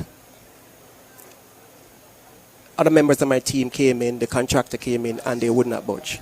And I just listened, and the contractor talk, everybody talk. And then I just get up and I said, I hear what, man. I hear everything, and I said, but guess what? It's going in. And I left. The work started, the sidewalk went in. After it was completed, they came back to me and said, Councillor, we never know how to take a look. You ever wide for us? Put a gate down there, so come on, lock yourself in. We want to be a gated community now. Okay. Because it's a dead end road. So they want me to put a gate at the bottom of the road. Yes. I said, I can't do that. We can't segregate the community. Yes. And I said, I will explain the vision. If you don't see it, I have learned this in leadership. Sometimes you don't see where your leaders is going, but you have to trust your leader based on his credibility, based on what you have seen he has done in the past. Yes. And if you see a pattern, okay, I'm going to trust you. So I said to them, if you don't see it, trust me. Yes. So that is one of the instances where I had to just say to them, other times when I'm doing projects, I will meet with them and say, okay, we have these funds available from the council. We have these options, what do you want to do? And we sit down and meet with the team, and then they make the decision, because I believe in that as well. All right, stay with us. Thank you. Councillor Jermaine Hyatt. We are here at the Tivoli Gardens Comprehensive High School. It's the site of the annual conference 2024 of the West Kingston JLP organization. Stay with us.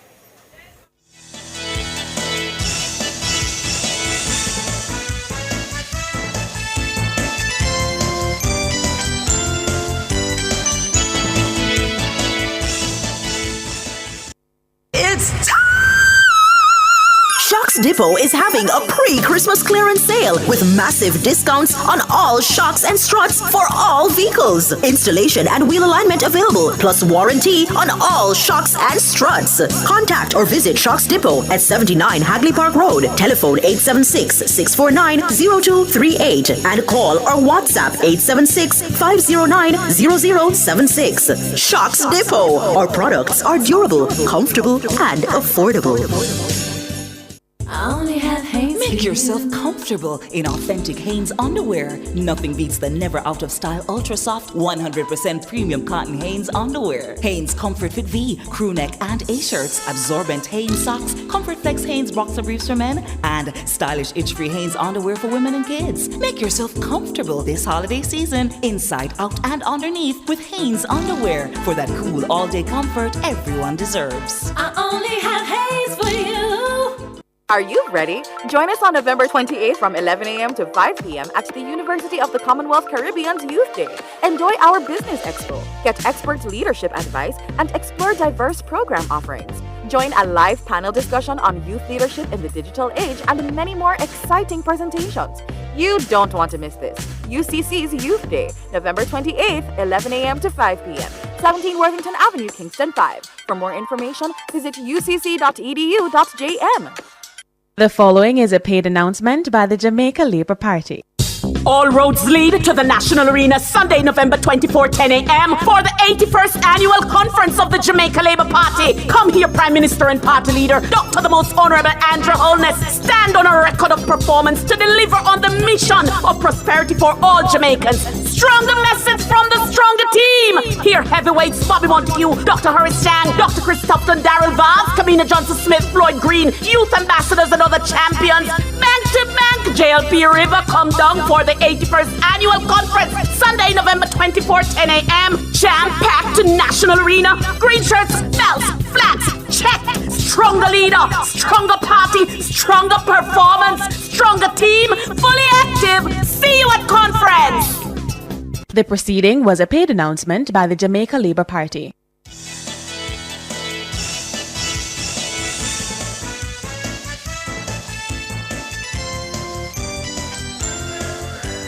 Good evening, good evening. Thank you so much for joining us here Nationwide at 5. It's a special paid political broadcast of the governing Jamaica Labour Party. It's a build-up to their big annual conference on Sunday. It's the annual constituency conference of West Kingston, which is represented in the Parliament by the Minister of Local Government and Community Development, Desmond McKenzie. And we are speaking with a councillor for one of the two local divisions in West Kingston, the Denham Town division, Councillor Jermaine Hyatt. He was telling me in the first segment how he was recruited into the politics by the late JLP leader and Prime Minister, Yes. Edward Seaga. Yes. Any regrets now? No. You sure? One thing he had, after I got elected, 2016, he called me and he said, Jermaine, come and see me. And I went to my university. And I spent the entire day with him. It was a day of lecture. And he was telling me, how am I supposed to operate? And one thing he said to me, Jermaine, I will teach you this. Take care of the people. He says, when the time comes, they will take care of you. He's also saying to me that, he says, West Kingston I people... hear Andrew Holness saying that as well. He said apparently that was a key lesson he tried to pass on to those in whom he had seen leadership potential. Mm-hmm. That was a mantra. Yes. He went by, take care of the people, stay with the people, and they will take care of you. Yes, that's what he told me. And I have to ask, is that part of the intense loyalty that we saw the people of West Kingston having for Edward Seaga? Yes, and I will tell you this about West Kingston. And Mr. McKenzie, he's our member of parliament now. Persons outside will think that people in West Kingston are forced to be loyal or committed. Yeah. Go ahead. And I can tell you, Cliff, that is not the case. Our people, we have been trained. Mr. Seaga, Mr. McKenzie have been with Mr. Seaga since he has been a child. I consider myself Mr. Seaga's last political child. And we have learned that service to people. That's what we do. Mr. McKenzie does the same thing. Councillor Samuels and myself. That's what we do. In return, the people give their loyalty. So there's nothing that we do other than that. Yes. And I tell you, when we are offering service, the political colors doesn't come up. Oh. So when Mr. McKenzie is big on education. I always say to people when I have a private conversation, I say, listen, man, say anything you want about him. If it comes to education, hands down. When Mr. McKenzie meets students who are going to university, who are having challenges, he does his very best to ensure that he gets there and they get through. I personally have brought persons to him as well when we identify them. And nobody ever asks them, where's your political loyalty? What about your own education? How Well, has that been? I have a mathematics degree. I have a degree in mathematics. And I also have a master's in mathematics education. So you're a teacher? Or? No, I don't formally teach. Yes. But yes, I'm big on education. Yes. Yes, I am. So what do you do outside of your political work? Well, I operate. A master's in mathematics? Well, to be honest, I've been asked by a particular university to come in and do some teaching. I'm not able to take on that now because I'm doing some further studies. You're doing the PhD? Yes, I am. Oh, yes, I'm doing a PhD in education. Mathematics education? No, educational leadership. Oh. Yes. What do you hope to do with that? Well, I believe in preparation. You're preparing for event that comes, opportunity that comes, and you want to ensure that when that time comes, you are properly rounded. It seems like you're preparing yourself to be member of parliament. You want to go further into politics. Well, frankly speaking, that is something that is known. My member of parliament is aware of that as well. I sat down with him a few years ago and I did say to him, sir, I want you to know when the time comes, I will be putting myself forward. So I did have that discussion with him, and it was a frank discussion, and Mr. Mackenzie, of the credit, he was welcoming, he did not push me back. Yes. And he says, you know, he understand. So yes, if God decides, if I get Mr. Mackenzie's support and the people's blessing, which is important, because without the people, you cannot serve them without their blessing. That is essential. They have to want you to lead them, especially West Kingston people. We're speaking with Councillor Jermaine Hyatt, and I didn't know this about you. I just talked with you, learning a lot about you. Where did you study and focus on math? I did my first degree at Northern Caribbean University, and I did the master's at Michael. At Michael? Yes. Oh. And I'm now doing the PhD at Northern Caribbean University. Wow. Yes. How old are you? I'm 44 years old. 44? Yes. Still young. That's what Percy says. Yeah. So outside of the PhD studies, yeah, and do you care to tell me what you're focusing on in terms of your dissertation? Leadership. All right, so I sit on the school board of the Denham Town High School with board chair Faye Hutchinson. And we have been doing a lot of work there in terms of transforming that institution. What persons don't know, and maybe I'm letting the pussy out of the bag now, and I am the engine behind the change. Oh, okay. So, and frankly speaking, it came from my studies, and it came also from the PhD program. And it came from my passion for the community and understanding that education is the driving force to change what is happening in Denham Town. Yes. So when I went and when the Member of Parliament placed me on the board and we recognized some problem in the school, I brought him in. I said, Mr. Mackenzie, I need to come talk to some parents and some students because we're having some serious challenges. And Mr. Mackenzie came, he met with them, and he met with the teachers as well, and he brought us to meet with the Minister of Education at the time, Mrs. Williams, and we had a discussion. I told him where my headspace was, that I wanted to remove the current curriculum and focus on literacy. Because when we were in the board meeting, we found out that students are graduating and they cannot read. I was astonished. At grade 11? Yes, and Faye said in the meeting, our chair said, this can't continue. And the chair turned to me and she said, Jermaine, I'm leaving you to fix it. And I said, okay, chair. And we took it on. Ms. Richards, who's currently the principal, is a part of the team. Mr. Peart was a part of the team. And we got other persons outside to come in, and we started the process of training the teachers in literacy. And then we started training the students. And we recognized the behavior of the students started to change. For the better? For the better. Yeah. So the school is in a better place now. It's not where we want it to go, but it's a better place. So, yeah, so I am the quiet, this kind of personality. I'm the quiet one and just make the decisions. And I give credit to my Member of Parliament. He seemed to have a lot of faith in me. Yes. And I will report to him and keep him abreast of the changes and what is happening. So, Councillor Hyatt? Yes. You're a mathematician? Yes. Yes? Where did that love, interest begin? Where? How? I tell you, because I attend Tivoli Garden High. This is school I attended. Oh. So when I was doing my CXC math, my math teacher at the time, Mr. Roberts, he said to me, Jeremy, you know, you're very good at math. I said, I don't know, sir. He said, you know what, you're so good, I'm going to teach you to do math with CXC math. So I'd actually both at once, and I passed both.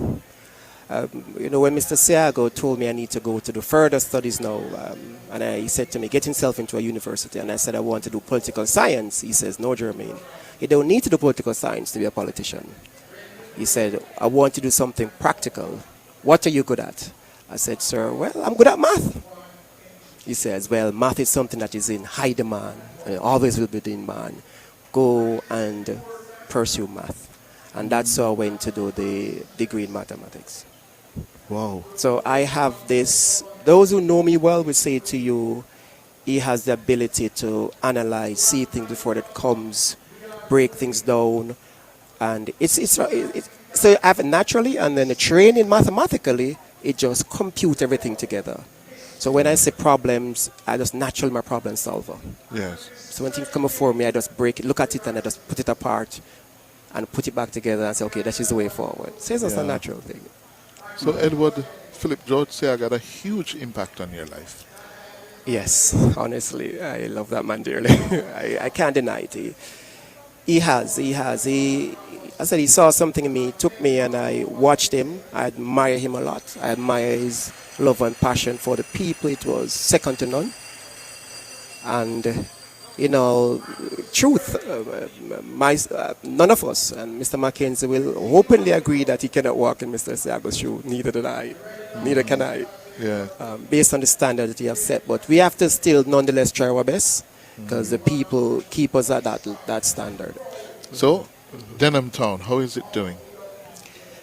It's much better than it was a few years ago. A few years ago, we was riddled with violence, but now it's not that bad as it. We have on and off now and then, but not like before.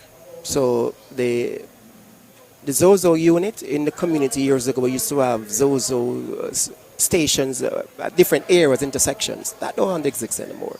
So the community is largely united. And I said we have some issues now and then, but it's much better. The people are more comfortable. And I'm happy to see the children them can move about. So it's a better place now. All right. Well, I learned a lot about Councillor Jermaine Hart. Yes, he went to Tivoli Gardens from where we're broadcasting, Tivoli Gardens Comprehensive. He has a first degree in mathematics, a second degree in mathematics, and he's now pursuing a PhD in educational leadership. Yes. And clearly, you need to remember this name, Jermaine Hart. Yes, he could be the next Member of Parliament for West Kingston. Well, I said that had to be with God's blessing. I know I'm going to need the Member of Parliament blessing as well, and guidance, and the people. Right. And that is essential. As I said, if the people don't wish for you to lead them, you will never And it lead won't them. happen. Especially these people in West Kingston. Thank you very much, Councillor Hart. Thanks for having me. Good. Time for the break.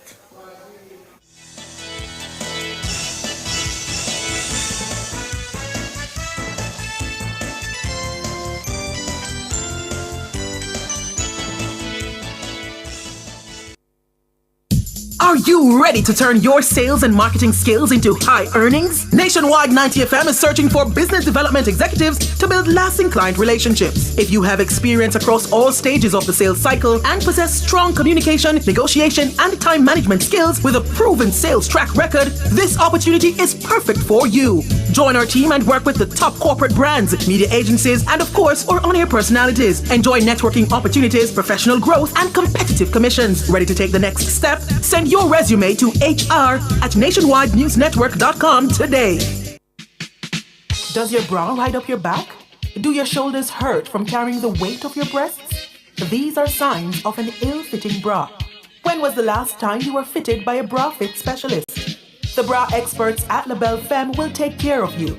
Drop into the store at 53 Lady Musgrave Road, Tuesdays to Saturdays from 10 to 5, and you will see the difference. Or call 876-622-6091.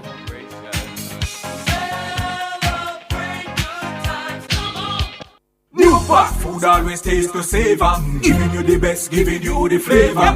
Nice enough the kitchens all across Jamaica. Happy smile when they see the price you pay for. Corned beef and the sausage. New pack.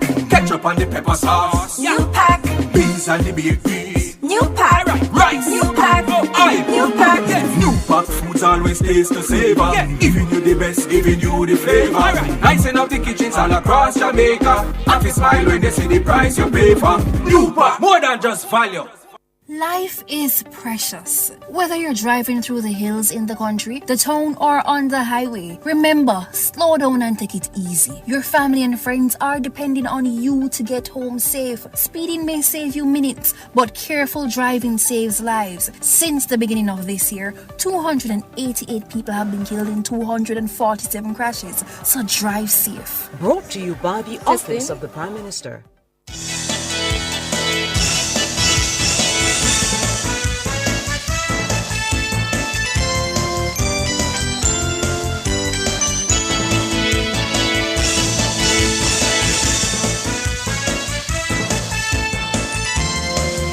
Good evening. Thank you so much for joining us here and our YouTubers reacting to that interview with Councillor Jermaine Hyatt.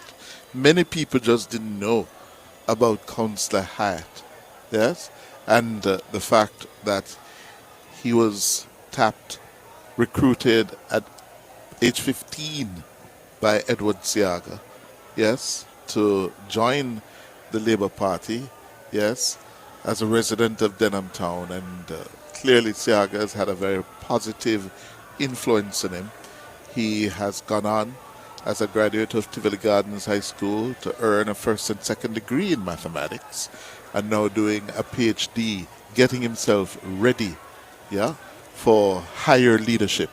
And clearly, I'm very, very pleased to hear the story of Councillor Hyde. This is how we build our human capital, yeah, in Jamaica. This is how we build it. And for leaders like Seaga, yes, and so many others who can recognize the potential of people, yeah, and inspire them, encourage them, yeah, to do so much better, yeah, it's really heartwarming, yeah, because, you know, the true measure of leadership is to really empower people, yeah, and to build capacity for those coming behind us, yeah. There are some people who feel threatened by young, bright people, yeah. Sadly, you shouldn't, yeah, because how do you build nations if you don't identify a Jermaine Hyatt from he was a teenager, and inspire him, yeah, to be where he is today, yeah? The future is created by those kinds of initiatives and leadership, yeah? And I have another youngster here from West Kingston, yes? She is a West Kingston chapter chair of Young Jamaica.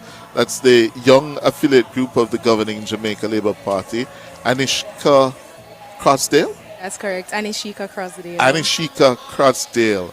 Oh, what a beautiful name. Thank you.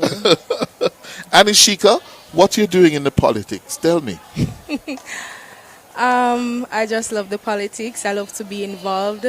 And as a young person, I think it is important that you find yourself in areas that you can make an impact. And I think politics is one of that area that you can make a positive impact.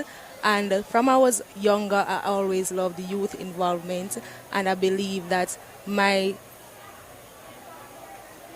participation then in Young Jamaica, or being a member of Young Jamaica, it is doing good things, because so far I've learned a lot of things.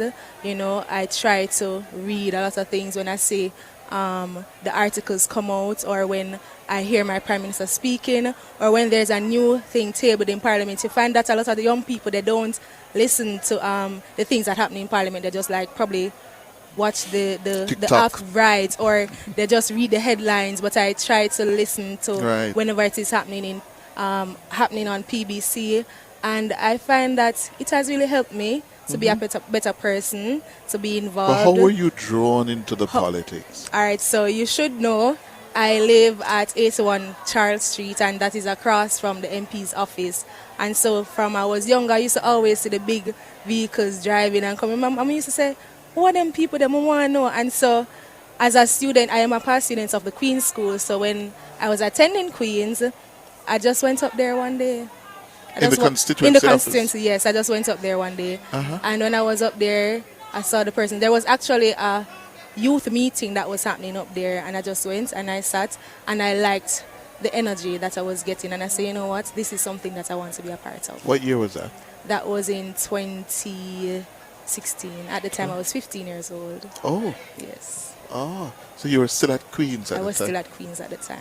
Ah, how was the Queen's experience? It was really good. Trust me, it was really good. I love my Queen's family.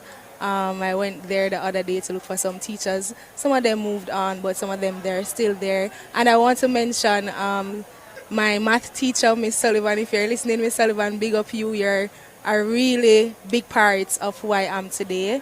And yeah, my Queen's experience, it was really great. Yeah, so what do you do now? I am a student of UWI. I'm studying psychology. I'm also a recipient of the Edward Seaga Scholarship that was formed in 2019 as something to give back to highlight the things that our former Prime Minister, the most honorable Edward Seaga, has done. And so it was a tribute to him, the Edward Seaga Scholarship, and I'm a proud recipient of that. I'm studying psychology now. The field, I really love it. Really love it. I learn a lot of things to understand the human mind, understand behavior. Really love it, trust me. Yes. What year are you? I'm in year 2. Year 2 of a 4-year program. Of a 4-year program because I have to do part-time. Right. Yes. So what are you going to do with it after you're finished? So actually I do a lot of social work. I'm a part of a lot of social groups. So I'm a member of, I'm not sure if you're familiar with YFDN, it's Youth for Development Network. It's a social intervention program. The other day I was a part of facilitation with Joy Town. So a lot of outside non-government organizations, I'm a part of that. And so with my psychology degree, I plan to go and work with a lot of young people because you find that you need to capture their minds from their young. And a lot of the social issues that we're having in the society is because they weren't addressed from the persons who were younger. Yeah. Yeah, that's what I find. So with that degree, I plan to continue the social work. Actually, I'm doing a minor in social work, so major psychology, minor in social work. Wow. Yes. Are you enjoying it? I'm loving it. You're loving it? Yes, I'm loving it. I don't know, I just love working with young people. The other day, when I was doing the facilitation with the youths, you find that even though they're from, because they're from, some of them were from Trenchtown, some from Denham Town, and you find that even though they are plagued with, even though they're plagued with issues of their community, you find that they still have a passion and they still want to achieve good things. And some of them, they're not like probably well learned, but they have skills. They like to play football and they like to probably read. They like to play games. They're quick with their hands, probably not with their minds, but they're quick with their hands. And so I find that it's important that we embrace whatever strengths our young people have. Don't just focus on the educational part, because not everybody is going to be a Cliff Hughes and be a well-renowned journalist. Not everyone is going to be a Dr. Andrew Holness and be Prime Minister. Yeah. Some persons are going to have to fix the pipes. Some persons are going to have to develop some app. Some persons are going to have to do different things that does not involve probably the theoretical part of things, but the practical part of things. You understand? Yes. Yeah, so that's what I've learned with working with young people. Listening to you, I am heartened. Yes, because we're having a serious problem, not only in Jamaica, but in the wider world. In the world. Yeah, in terms of values, what we're teaching, how we're disseminating information. Correct. And all the tools, some of which can be used for good and some for bad. Yes. Yeah.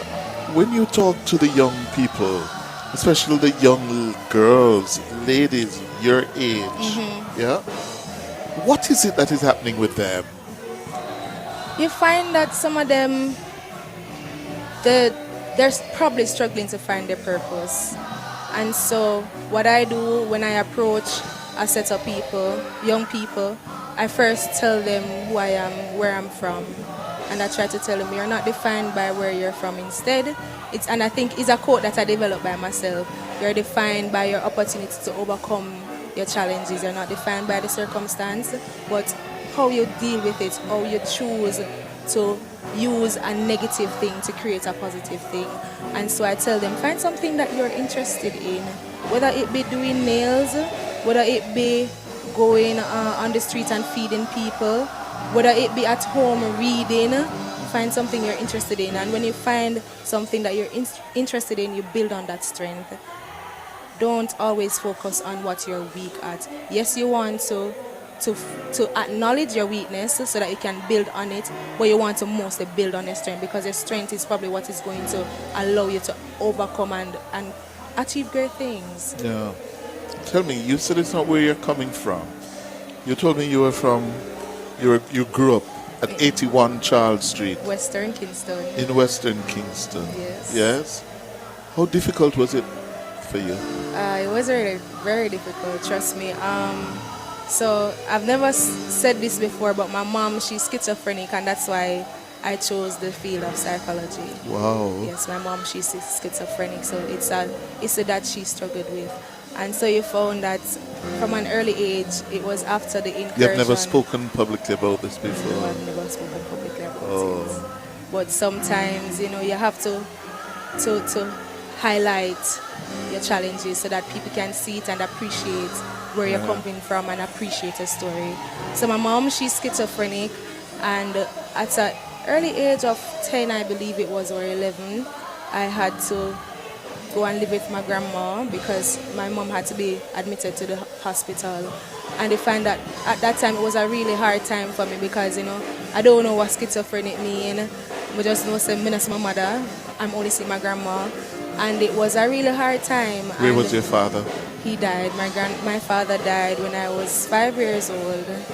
Wow. So single mom, no dad. So real challenge. And so my grandmother, she used to sell in the market, Coronation Market. God rest, may her soul rest in peace. I love her so much. She's really a big part of who I am today. My grandma, she used to sell in the market, and she had 10 daughters. All of her children, she sold in the market to send them to school. I have aunts that are all across the public sector. I have an aunt that she's an auditor. I have an aunt, she works with the Ministry of Labour and Social Security. I have an aunt that she's a nurse. And so my grandmother said to me from a very early age, it's okay, you're going to overcome, just steadfast, don't look back, don't focus on the challenges, I'm here for you. And from that time, I said to myself, I want to be something. I don't want to be defined by what I'm going through. And that was from 10 years old. I found that I took up leadership from then. Every class I go in, class monitor. I was head girl at Denhamton Primary School. Then I went to Queens, one of the top 10 persons to pass our traditional high school. Went to Queens, did very well, graduated, went to Excelsior High School for 1 year, sixth form. Yes, your alma mater I did. Yes. I went for 1 year, sixth form, and then I moved on to UA. So it was really a challenge. Gunshots, I forgot under the bed, but as I said, you're not defined by your circumstances around you. You're defined by how you overcome. And what was the pressure like from the boys? The boys, I don't know. I guess because I was always an inside person. Because my mom, even though being a single mother, she always knew what she wanted her children to become. So I'm the second child of 3, the only girl. So I was a bit sheltered. Yes. So my mom, she always tell me boyfriend after, schoolwork first, and so that was it. Yeah, how's your mom doing now? She's doing beautiful. She's very well. She's better. She is admitted in the program that they have at KPH. So she go for her meds every quarter. She's doing very good, very good. And she's supposed to probably on her way coming to the conference. So I wouldn't mind if she comes soon. I would love to meet her. Yeah. So when she comes, I'll surely carry her to meet you. Sure. Yes. Boy, it's my pleasure. Well, after Councillor Hyatt, now Anishika? Yes, Anishika. Thank you for getting it correct. Yes, Chair of Young Jamaica chapter here. So you lead the Young Jamaica arm of West Kingston. Of West Kingston, yes. And what is involved in that work? So for West Kingston, what we do, we try to be involved in a lot of programs that our Member of Parliament has, and not only that, we try to implement our own programs. So some of the stuff that we do as relates to community building to get other young people involved, we make sure that we have a yearly Labor Day project. It was something I started when I became chair back in 2020, so I've been chair since 2020. We do a yearly Labor Day project. We do a yearly giveaway for Children's Home. The first one we did was at Bethlehem's Children's Home. We did 2 at Maxfield, and so after that we've just been doing it in our constituency. We have a member that always does resume building workshops, and so we're doing a lot of things to involve the young people. We try to carry the information to them, because a lot of times you find that people don't get involved because they don't know that it's there. So if they know that it's there, then they don't want to be a part of it. Because people probably think that bright people don't live in West Kingston. A lot of brilliant people are here, trust me. A lot of brilliant people are here, so we try to carry the information to them so that they can be a part, because young people want to be a part, they want to be involved. Look at me, I'm here, I'm involved, I'm a part. So yeah, that's what some of the things that we do in our constituency. Keep it up. Thank you so much. You're welcome. Anishika, Crottsdale. Yes. Thank you very much for stopping by. You're welcome. It's been my pleasure. It's been my pleasure too. Good. Time for the break.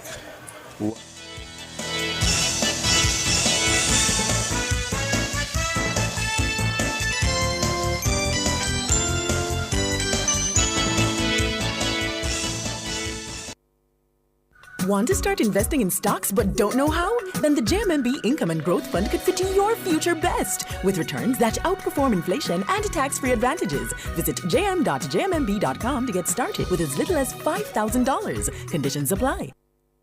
Pat, what are you doing? Making a shopping list for Black Friday Frenzy. I'm going to get all my Christmas shopping done. Sounds like the savings going to be sweet. Hundreds of stores offering crazy discounts. You can't miss that. Just make sure you walk with your Multilink card, because no other debit card is accepted across Jamaica like Multilink. You can keep track of your spending while supporting Jamaican businesses, and it's safe and secure. It's a win for everybody. I'm sold. This Black Friday, it'll be me, you, and your Multilink debit card.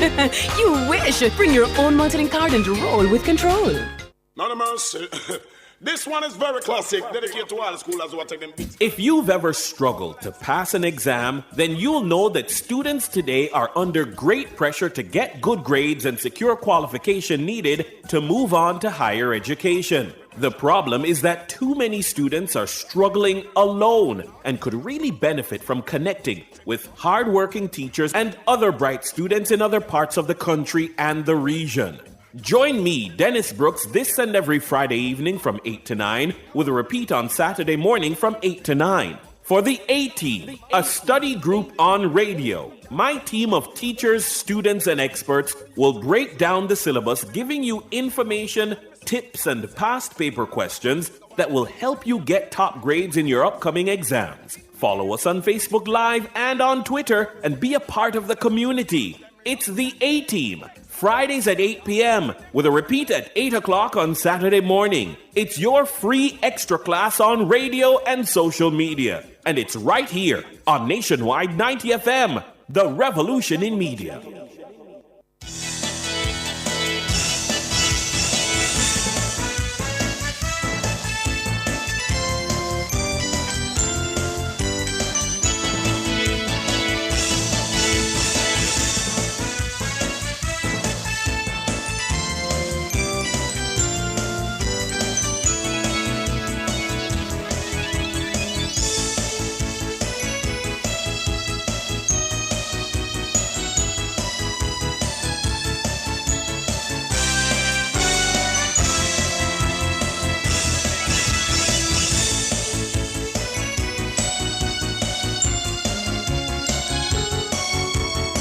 Good evening, good evening. It's 9 minutes going up to 7 o'clock. And I must confess, I have a confession to make. Yeah, I've covered so many of these political conferences over the decades. Yeah, over the decades.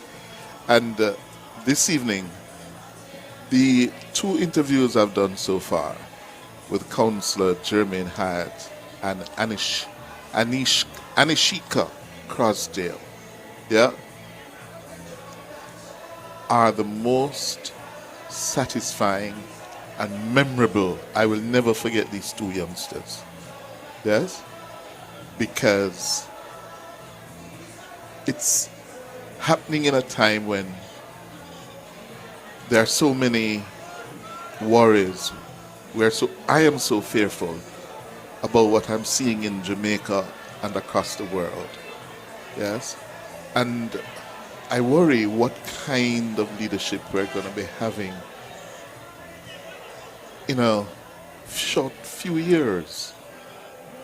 And in Councillor Hart and Miss Crosdale, I see hope.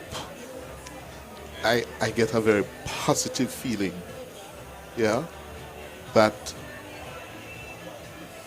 you know, it might not be all that bad after all. There are young people who are level-headed, who are doing the right things, getting themselves trained and educated, and are still seized of the need to work for their communities and their country. Yeah? And trust me, as far as I'm concerned, this OB can come to an end now. No disrespect to you, sir. But the hope that I see in Mr. Hyatt and Miss Crosdale, just really, really heartwarming. Yeah? I have joining me now the Vice President of Young Jamaica and also a former caretaker at the local level for the Harbourview Division for the Jamaica Labour Party, Wade Brown. Good evening, Mr. Brown. Good evening, and thank you for having me. And you heard me there talking about, I met Councillor Hart, I'd heard about Councillor Hart, didn't know about him until this evening, and Miss Crosdale a while ago. And I'm really, really heartened. And there are also Young Jamaica members, former Vice President and current chapter chair. So, and you're Vice President now? No, yes. You're also a West Kingstonian? Yes.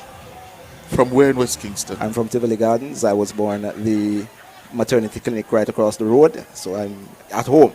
The maternity clinic, the Chinlai, what's the name of it? It's the Kiwanis Maternity Clinic. Okay, it was originally named after Chinlai.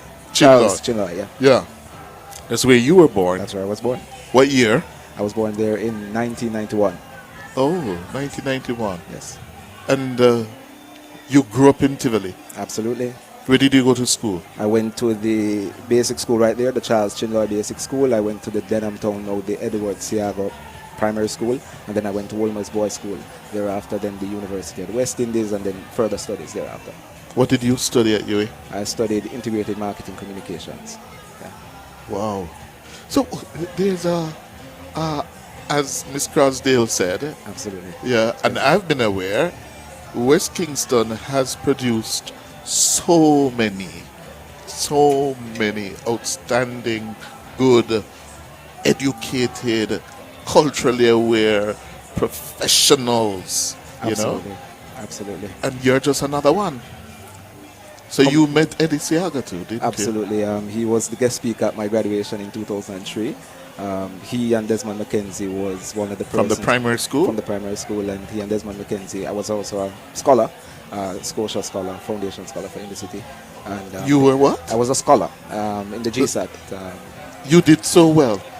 Yeah, I was a top student at the school at the time, and Mr. Siaga made sure that persons know that that's his alma mater. So he was very proud. Yes. Yeah, he was very proud at that time. Yeah. Oh. And you went on to Wolmer's Boys. Wolmer's Boys. How were the Wolmer's years? They were fabulous.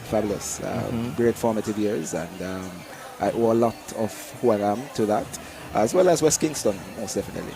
Yeah.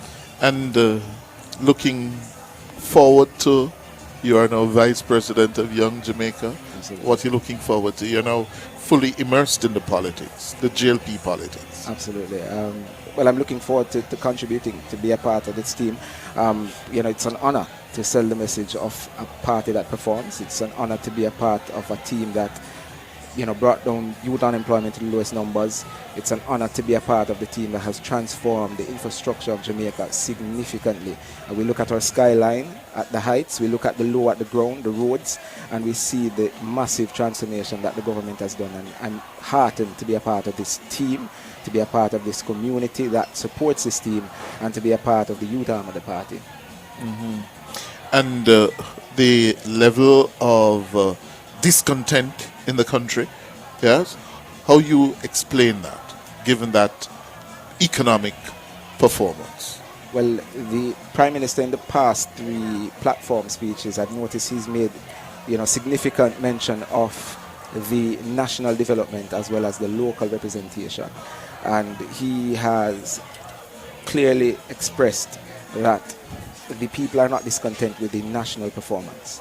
The challenge that they have is with local representatives, and with that he has gone across the overall, much of the representatives and their structure, and to see how best we can improve the performance of those local representatives, because the reality is politics is very local, and a lot of the decisions that impact the country, despite the country performing so well, is made based on local issues.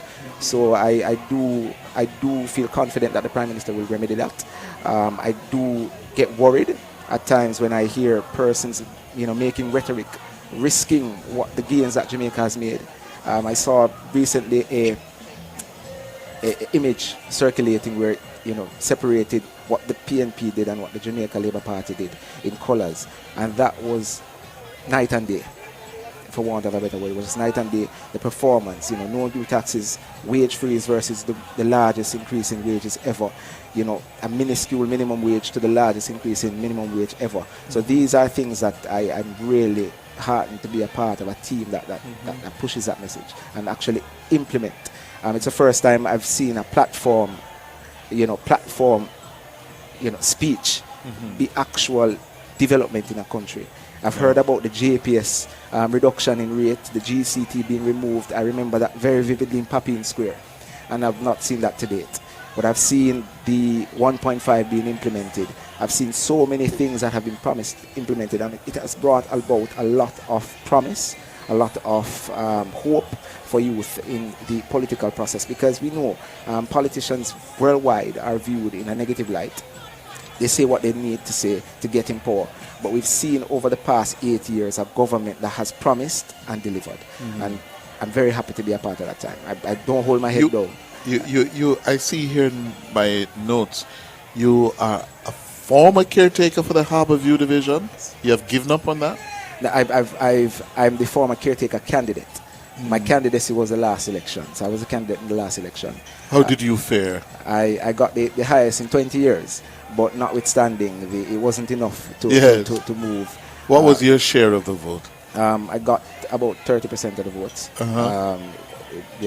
500 and... Harbour View has been solid PNP for a long time. It has been very loyal to the People's National Party. But they've not been loyal to them. Huh? But they've not been loyal to them. The PNP? Yeah. So you have left it? No, I've not. I'm still a part of the community in terms of development projects, still liaising with the persons, still assisting with, back to school, whatever way in which we can, being a conduit between them and the Member of Parliament, the official representatives. I'm still a part of the Citizen Association meetings. I still play a part of the community, but I was not the successful candidate. That's all that it highlights. But you still work in West Kingston, do you? I still have family here. I still do projects here. I'm a part of the youth club here. I'm a part of the alumni association here. So I at Tivoli Gardens High? Edward Siaga. Edward Siaga, okay. So we spearhead that, and we're trying to provide mentorship for the young persons. It's a tough school, but we produce a lot of gems. Yeah. Thank you very much. Thank you very Mr. much. Wade Brown. Likewise. Thank you for stopping by. Good. We're going to take our next break and come back with more. Talking with the young people here at the annual West Kingston Constituency Conference of the Jamaica Labour Party.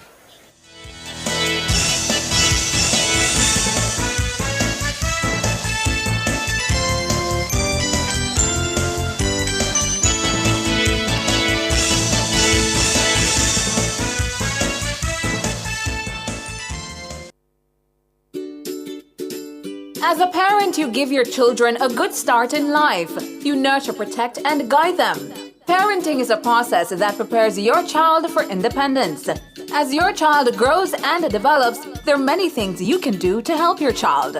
Stay tuned to The Big Show, nationwide this morning, for parenting tips. Fridays at 6:53 a.m. Only here will you learn everything you need to know about parenting. Tips to help parents navigate the incredibly challenging and rewarding journey of child rearing. Parenting tips on Nationwide at 90 FM, the revolution in media. Tune in to Nationwide 90 FM, the new revolution in media. Stay ahead of the curve with our cutting-edge reporting and accurate breaking news coverage. We're having an earthquake. Oh, God. Hear it here first on Nationwide 90 FM. Is that really Cliff News talking? Tune in, turn up the volume, and listen. We bring a mix of news, entertainment, and sports to your lives. Nationwide 90 FM's live and continuous coverage of the World Championships in Budapest, Hungary. News and discussions week mornings. Coming up in the news at 6 for this morning. Entertainment in the afternoons, then news again in the evenings. Nationwide news at this hour. Fired. Also, tune into the entertainment and sports shows in the nights and on the weekends. It is Boy Things After Dark right here on Nationwide 90 FM. Everything is news, from current affairs and entertainment to sports, business, and other categories. Nationwide 90 FM. This is Beanie Man. Give it to them. Zaga, Zen. From every whisper to every commotion. That's rubbish. The KSAMC cannot investigate itself. Was Cliff News really talking like that? Every news story unfolds here first at Nationwide 90 FM, the new revolution in media. Every sound is a story, and every story we share is news.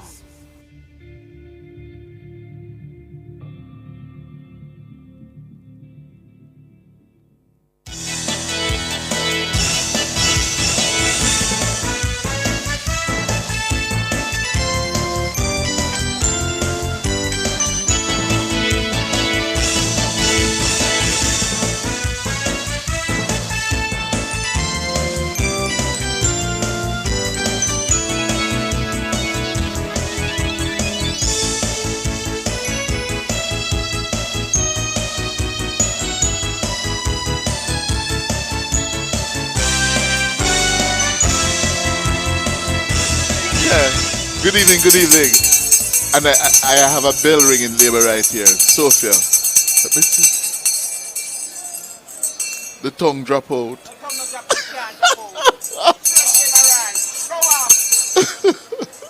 How are you, Sophia? I'm good, sir. How are you? I am alright. You know I love you. You love me? Yeah, I love you. Yeah? You? Yes, I love you. After you used to give me help on the road? I'm at work as a JP. Give her the microphone for me. Come. I'm a JP, and they say you was a pain piece, so I have to fight you. But no, I love you. I love you, Cliff. I love you.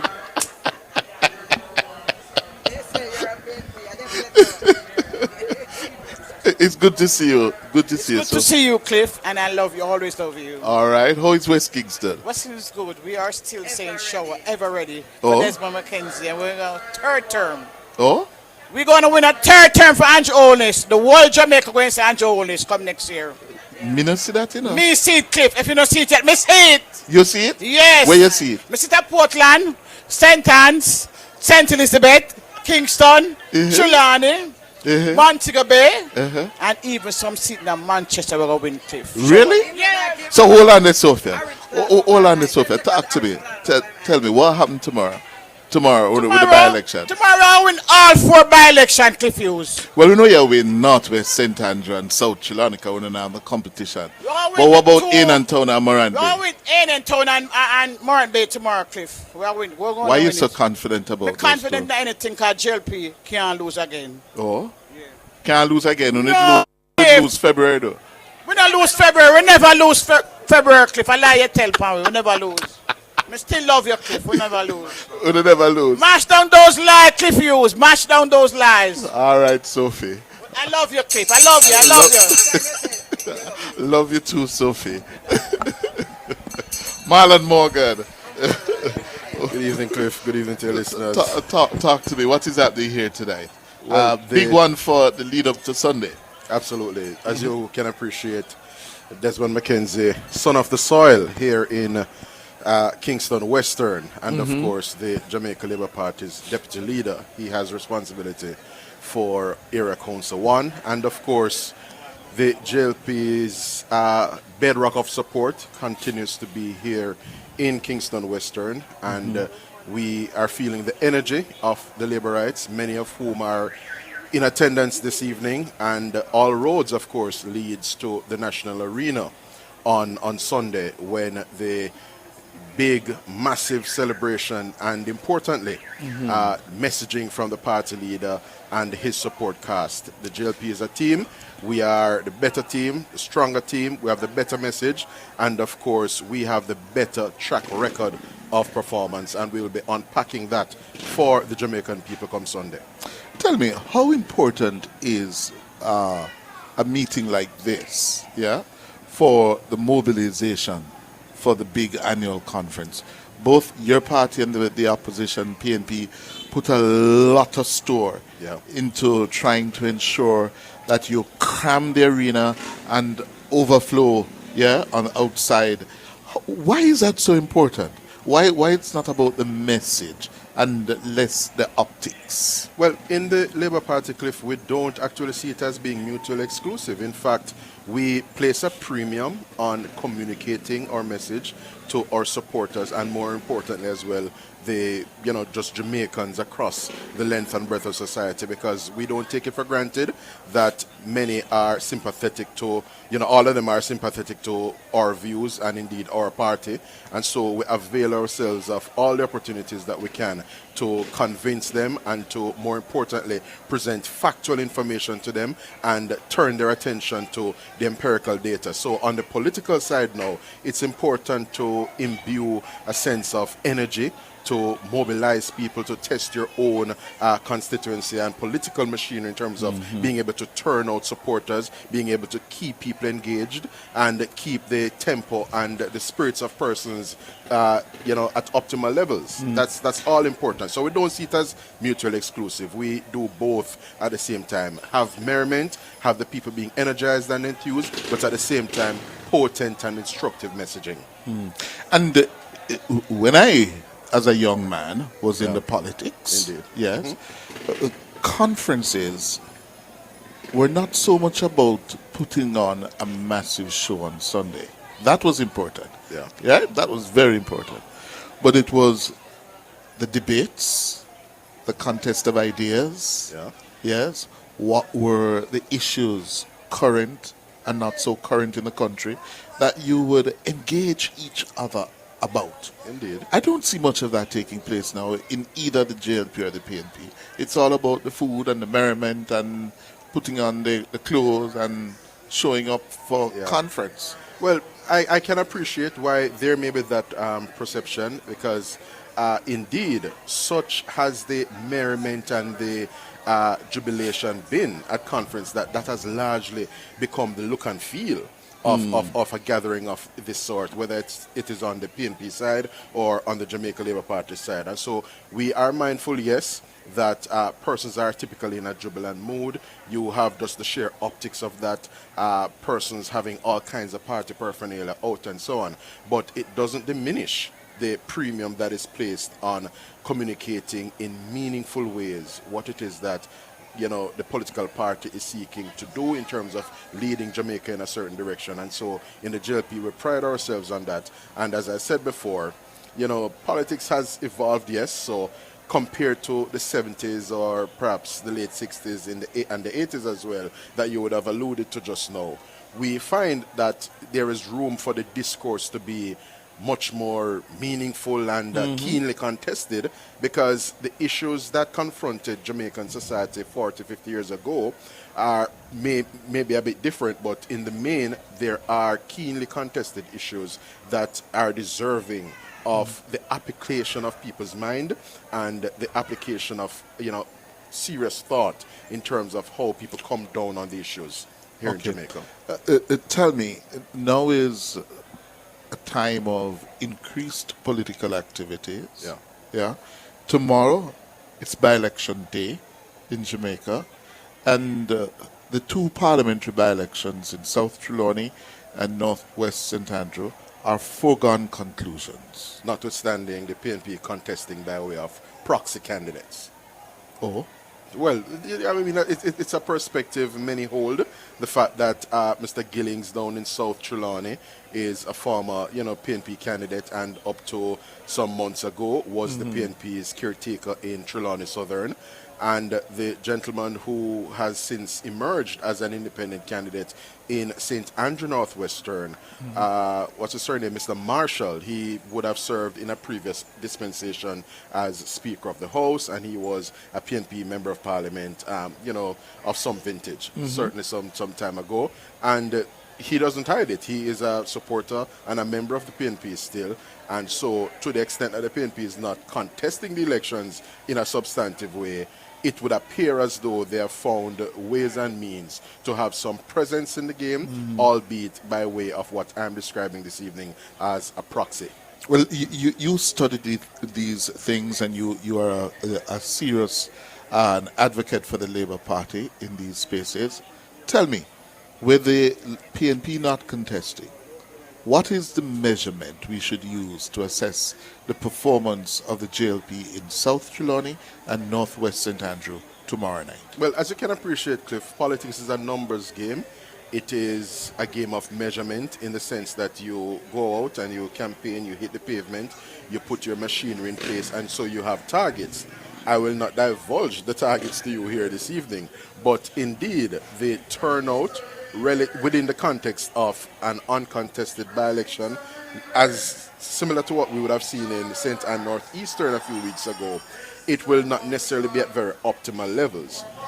Voter turnout as well will not necessarily be at optimal levels, and we are very mindful of just what that represents and means in the broader political landscape here in Jamaica. It means that people like myself have our work cut out for us. We would have seen a reportage in the newspaper recently coming out of some remarks made by Pernell Charles in Portland on Sunday, in that some of what has happened in the body politic, particularly in recent times, have served to turn off young people, and it will be left to youngsters like myself to continue to represent the new thrust of the politics in terms of more sober discourse, respectful discourse, because we recognize that we will always have divergence of views, but 1,000 flowers ought to bloom. So tomorrow night when the votes start to come in, yes, and at the end of the night, if you have a turnout in South Trelawney of anywhere between 0 and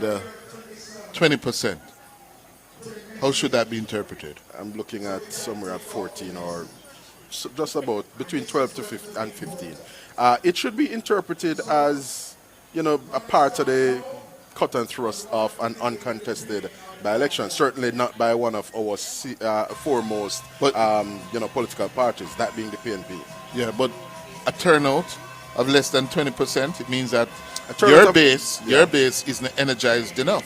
Well, as I said before, that will always have to be juxtaposed with just the sheer reality that it will be viewed by the constituents in Trelawney Southern and St. Andrew Northwestern as a contest that they do not need to necessarily take the time off from work to come out and vote for, come out and make their voices heard. Many of them remain supportive though, but they will view it as a foregone conclusion, and that is one of the downsides of an uncontested, by-election, as we would have seen in St. Andrew, in St. Ann Northeastern. Recently. What about in and town? You won that in February by 92 votes. Yeah. The sitting councillor unfortunately passed. Indeed. Yes. What is the measure? What's the key? You must retain that tomorrow night. Well, absolutely, to claim to have bragging rights. And we're mindful of the dynamics as well in terms of the Clarendon Municipal Corporation. And so we have our target in mind. The candidate that we have, Suzette, is no stranger to the space. She is a cousin of the former councillor, the councillor who has, died and would have given rise to this by-election. We are mindful of the fact that the PNP's candidate as well is someone who is no stranger to the space. He would have served previously as councillor down there in Ainontown. We are very confident. We have done the work. We have our canvassing that we would have crossed the I's and crossed the T's rather and dotted the I's on. And so we have our targets in mind. We are very mindful of voter turnout related dynamics But because it's not about target here. Tomorrow night, yes, you it's have to hand-to-hand win combat. in and town. There you go. It's hand-to-hand combat, and so the votes, a premium will be placed tomorrow on pulling out the votes, having a number of those persons who turned out in February in support of the former council who has since transitioned to come back out for out. Suzette this time around, Yes. and even go north of that in terms of getting some more persons out, because we recognize that that space has traditionally been a PNP, division, been, as it yes. were. It has been, But you won it supportive in of the PNP. February, so you have to retain it tomorrow Absolutely. night. We'll be placing, a premium on that, and we're going all out to ensure that we shore up the JLP's, What about in Morant Bay? town.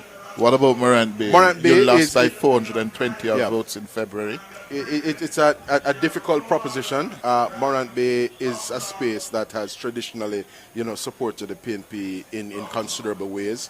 We are urging the people of the Morant Bay division, however, to step back a bit and consider what they have seen evolve before their eyes. That new urban centre in Morant Bay holds vistas for them as citizens of the parish and citizens of that city, of that space, the town of Morant Bay, in terms of job opportunities, in terms of just a new lease on life there, as persons who have been residents of what was traditionally or in the past been described as the forgotten parish. It is the JLP under the leadership of Andrew Michael Holness who has essentially crafted a vision for Morant Bay in terms of its urban centre to ease congestion in the space, and importantly repurpose some buildings out there and put down new infrastructure as well that will serve as a catalyst for investments, jobs, and of course greater convenience in terms of infrastructure and other municipal services there in Morant. This week, on Tuesday, we had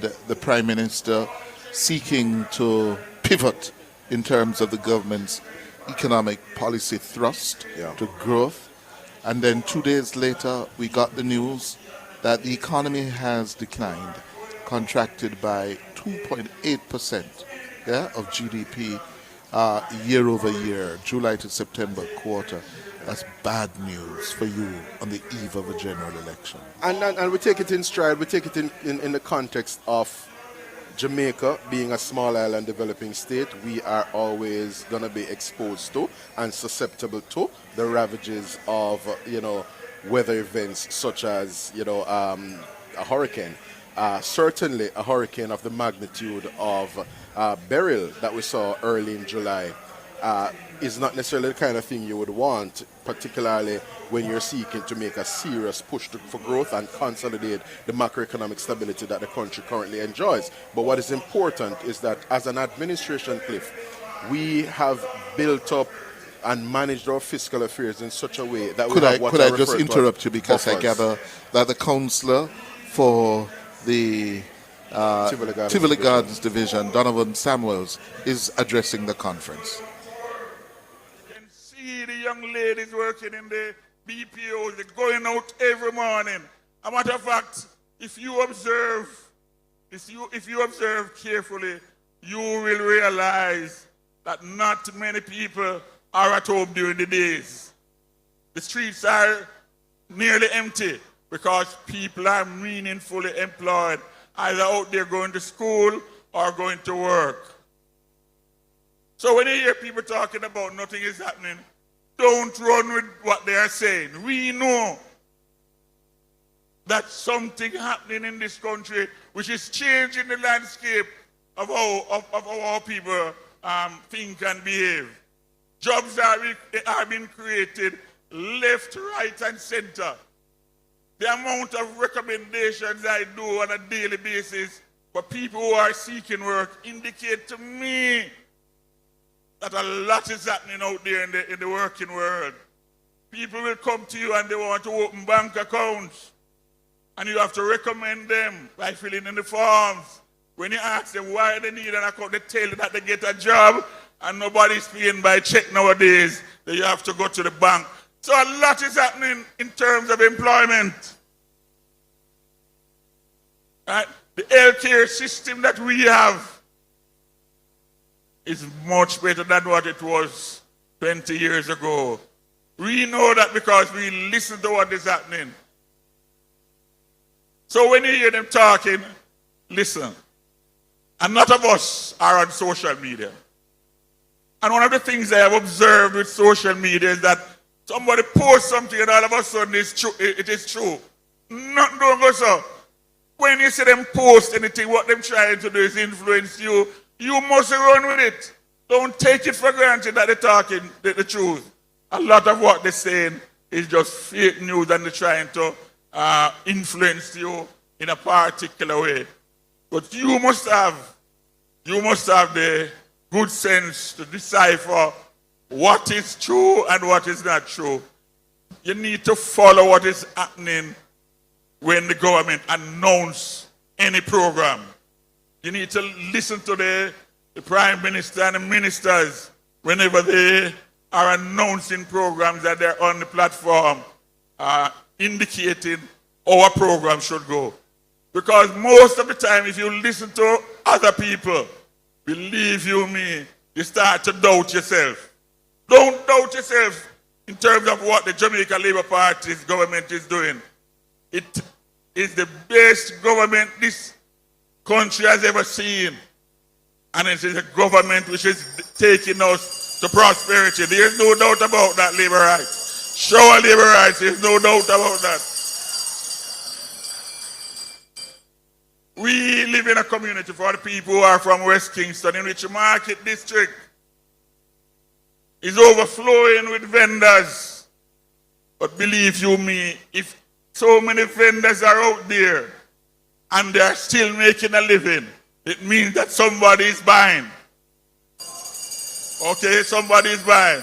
So, in wrapping up labor rights, ensure that you know what your government is saying. Ensure that you know, you listen, and listen carefully when you go to meetings, so that when you're out there, you can defend what the government is doing. So, as we leave here today, labor rights, keep that in mind and ensure that you represent the Jamaica Labour Party well. Show labor rights. Vote for labor. Grab your labor, vote for labor. Tell your labor before. Yes, labor rights. You have heard from the senior councillor, Donovan Samuels, for the Tivoli Garden Division.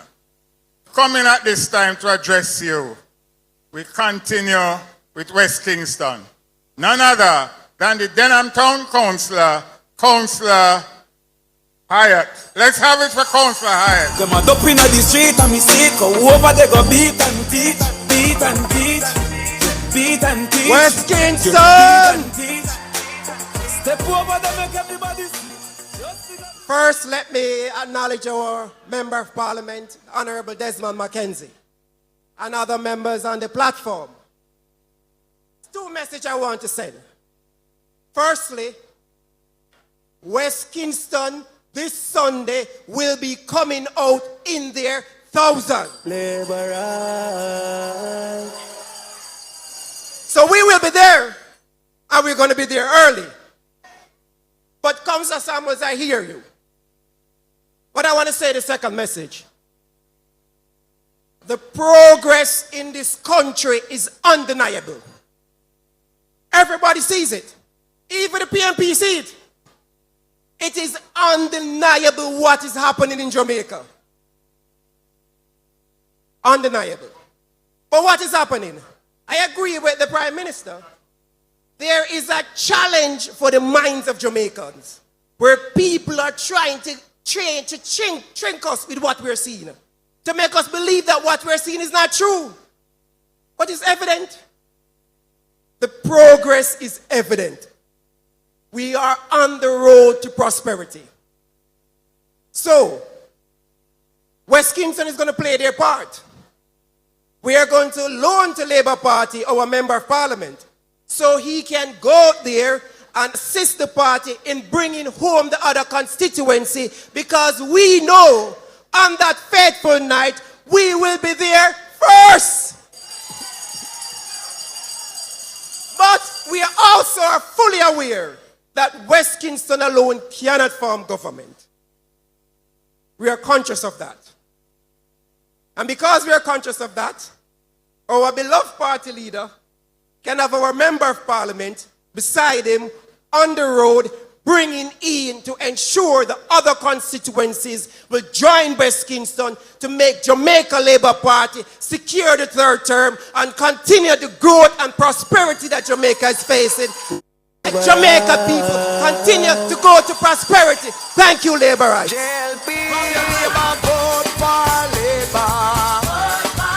Tell your neighbor we vote for Labour. Everybody just vote for Labour. Yes, Labourites, you have heard from Councillor Hyatt. He's a councillor that represents and represents well. Continuing here now, you're going to be hearing from one of our young stalwart, none other than Anisha Crosdale. Let's have it. Louis V don't know fat farm. With my data did that God same flame. Top farm. Yeah, we rough up any platform. Show all Labour rights! Show all Labour rights! To our Member of Parliament and Deputy Leader of the Jamaica Labour Party, Honourable Desmond Mackenzie, Members of Parliament, Senators, Area Council 1 team, supporters of our great Jamaica Labour Party. Labourites, show up! Prosperity greetings to everyone in here tonight. I am a very proud person and I'm standing here before you tonight as a strong, eager young lady growing in the Jamaica Labour Party. I am even prouder of the fact that our constituency of West Kingston, a cornerstone in the history of our party, is still producing champions in every era of Jamaican life. I am the proud resident of a constituency that after many years is still winning countless awards for cultural excellence, sporting excellence, academic excellence at every level of education, primary, secondary, and tertiary. This is just a piece of the legacy of one of West Kingston's and Jamaica's most outstanding representatives, our former MP and Prime Minister, the Most Honorable Edward Seaga. 5 years ago, our MP and Minister, the Honorable Desmond Mackenzie, launched the Edward Seaga Scholarship Award to give more of our students and teachers the opportunity to have high-quality education that will change their lives, their families' lives, and their communities. MP, I want to tell you tonight that we, the young people of West Kingston, love and respect you and Papa Eddie for all that you have done for us. Tonight, Papa Eddie is looking down proudly at his legacy. We have a vibrant political organization in which our young people play an important role. The young people of West Kingston are making vital contributions to our constituency executive. We are building our beloved Jamaica Labour Party as members of Young Jamaica and also as members of G2K. Under the leadership and support of our Member of Parliament, we are looking forward to having another Western Kingston Young Youth Forum for 2025. We are committed to this great party. We respect the history of our party and we are eager and determined to make the future of Jamaica, of the Jamaica Labour Party, even greater than the past and the present. As we celebrate 81 years as the champion party for every Jamaican, I want to give you out there an altar call tonight.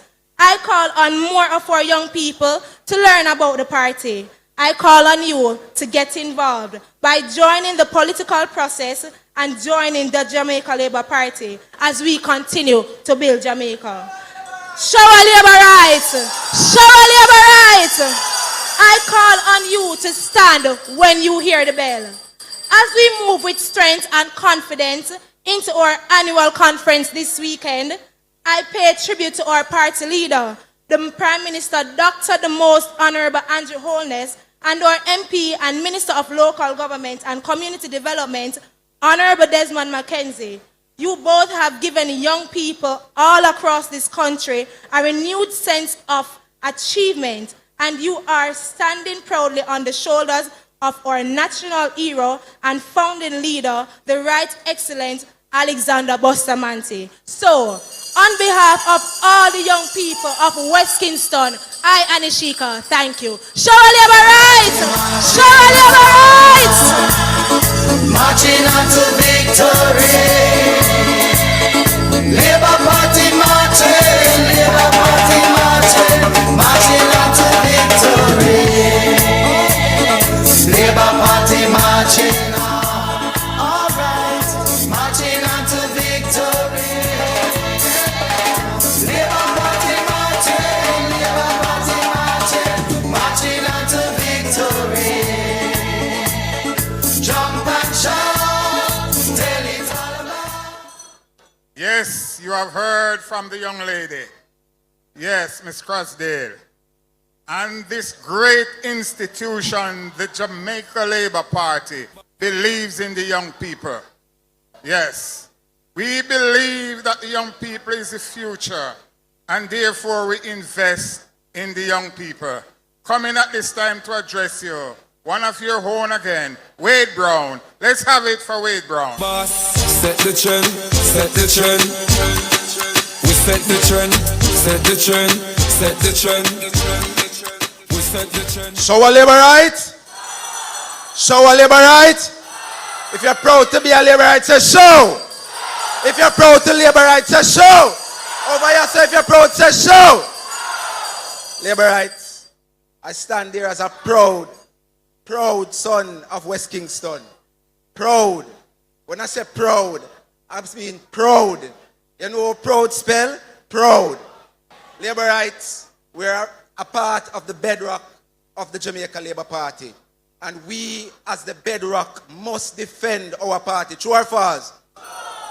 Labor rights, as the earlier speaker came here and tell us, there is a battle for the minds of the Jamaican people. And we must step to the forefront of this battle and mash down that lie. Labor rights, if you look at all the developments, if you look at all that happens, the Jamaica Labour Party deserve a third term. Remember you only say third term. Third term. Third term. Labor rights. If you look at what they did with GCT at 16.5 and Andrew Michael Holness and Dr. Clark bring it down to 15%, we tell them forward ever, backward never. Labor rights, when you look at what they had as our minimum wage at 6,200 and we put it to 15,000, we tell them forward ever, backward never. Labor rights. There's many things. If you look at Marcus Garvey Drive, we used to full of pothole, and now it look like a highway 3000. We tell them forward ever, backward never.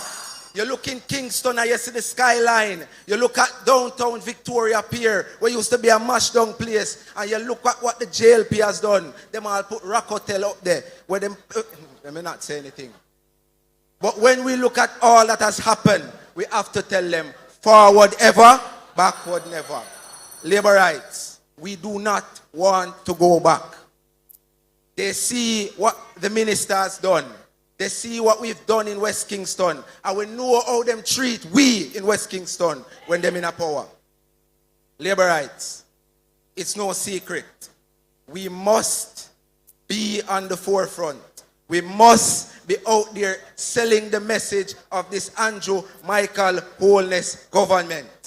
Labor rights, before I go, I just want you to know something. The economy has transformed so much that now that they see the amount of money that is there, they want to take it over. As them say, nobody want to plant the corn, but everybody want to raid the barn. And labor rights, we're not going to allow them to raid our barn, because we want to see a Jamaica that is improved. We want to see a better Jamaica, and we will take the forefront so that our country, Jamaica, may, under God, increase in beauty, fellowship, and prosperity. Show our labor rights. Marching on to victory. Labour Party marching.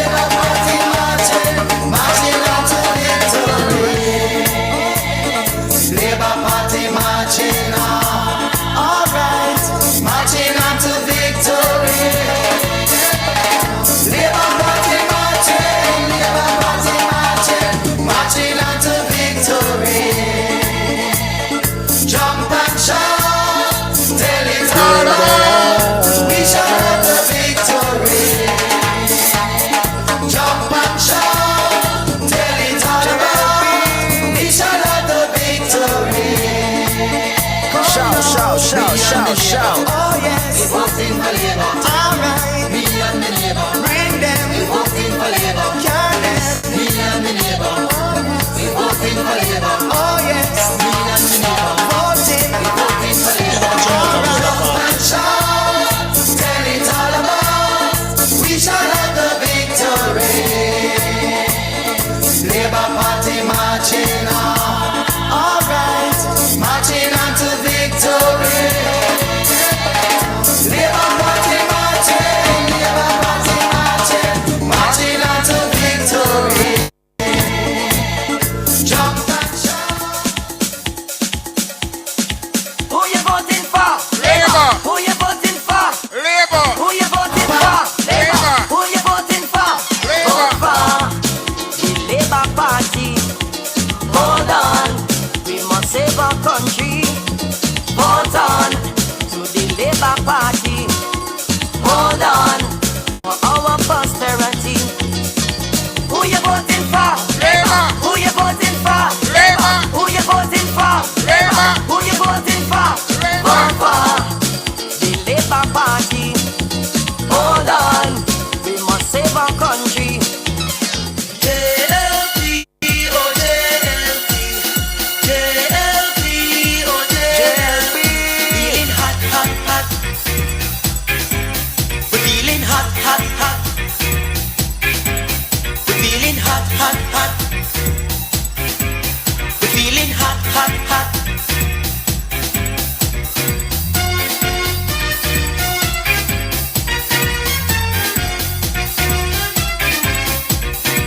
JLP on fire, we soul on fire, we're feeling hot, hot, hot.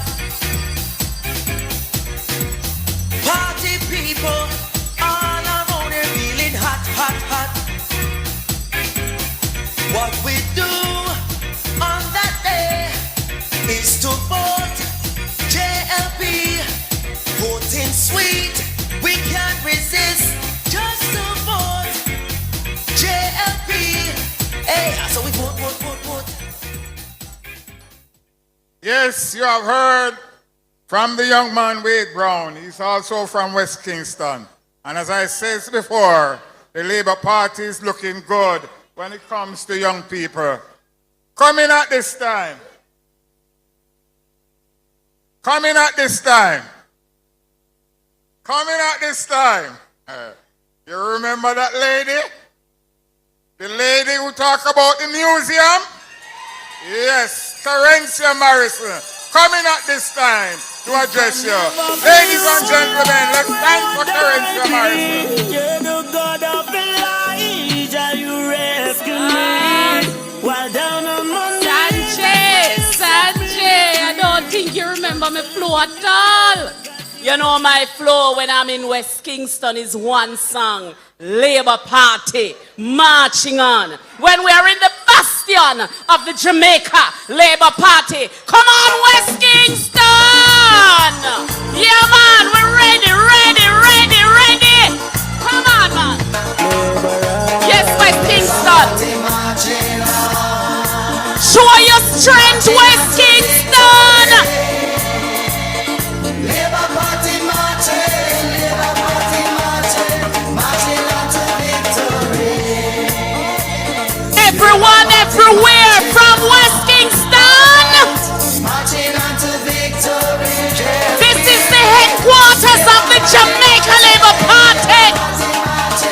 Marching on to victory. Come on, jump and shout. Tell it all about, we shall have the victory. Yes, West Kingston. Tell it all about, we shall have the victory. Who are you at the conference? Yeah.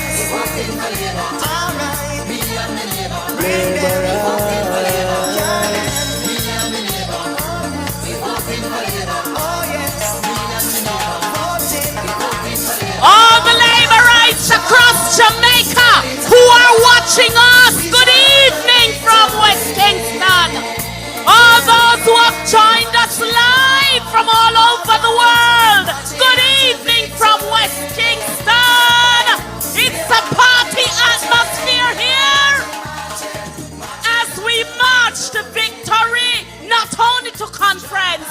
into the third term. Shower labor rights. Shower labor rights. West Kingston active. West Kingston strong. Yes, man. MP Desmond McKenzie. Yes, the energy is right here in West Kingston, going into conference on Sunday. And if West Kingston don't remember, let me tell you this. All other constituencies, look at our big brother and look at our big sister. Because I know that come Sunday, West Kingston will roll out in your thousands. Yes, West Kingston.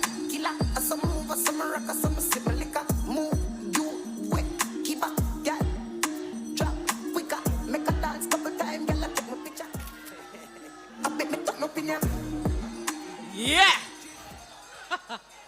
I bet we turn up in an arena on Sunday. Huh? When the Jamaica Labour Party goes to the national arena on Sunday, at the end of Sunday, we will say to them other one, do this and beat it. Do this and beat it. West Kingston, I enjoyed two of the presentations, especially from the Young Turks. Wade Brown and that other young lady who spoke. West Kingston is about strength. West Kingston is about substance. West Kingston stands for young people and stands for the future. You spoke about the plans, the cultural achievements here. You spoke about the sports here. You spoke about the engagement for young people. I especially like what the councillors have to say. When you have persons coming to tell you that nothing nah go on, let me tell you something. They're talking about the wrong party. They are not talking about the Jamaica Labour Party. Coulda never. We are not the same. This party stands on a strong record of achievement. And Wade, if we're going to talk about employment alone, coming from 4.2% at unprecedented high level down to little bit of 4.2 and still declining. Who could it be but the Jamaica Labour Party, led by Prime Minister, the most honorable Dr. Andrew Michael Holness, Labour Rights. When we think about what this government has done for young people, giving young people hope, giving young people opportunity, giving young people access. In fact, those who not go learn a skill, maybe those who are not interested in going to learn a skill. We reach a stage where we said the Jamaica Labour Party administration is literally begging young people to come. We will send you go to school. We will empower you. We will empower you. We will invest in you because we believe that the young people, you are our future. When you think about what this government has done for pensioners, when you think about the new social pension program for persons 75 and over, and in my own constituency, St. Catherine Northeastern, where you have senior citizens saying, Member of Parliament, thank God for the Jamaica Labour Party. Member of Parliament Desmond McKenzie, I am happy to see that you took that baton, and I'm sure that Edward Philip George Siaga is proud of West Kingston and proud of the Jamaica Labour Party, because love is an action word. Love is about the fire, the caring, the passion, and love is a word that Senator Apka Fitz-Henley is strong on. Love is an active word. And West Kingston, this evening, we can say, you're up, you're strong, you're proud, and you are active. Minister Desmond McKenzie, I am so happy to be in the fortress, in the belly of the home of the Jamaica Labour Party, the founding fathers, a constituency that has known pain, a constituency that is familiar with struggle, a constituency where overcome, a constituency that continues to achieve, a constituency where say, we not in at the cappings and the chattings and the this. Cap of them. When you hear them talking, stay focused. Our Prime Minister, he's big on focus. You don't pay no noise, no attention to the noise. Stay focused. You ever have people who take set by you and criticize you in a life and nothing where you do not good enough for them? And you try to please them in every way? Not where you do won't ever please them. But you don't know what? There are people who your actions will benefit. You think Jamaican people are fool?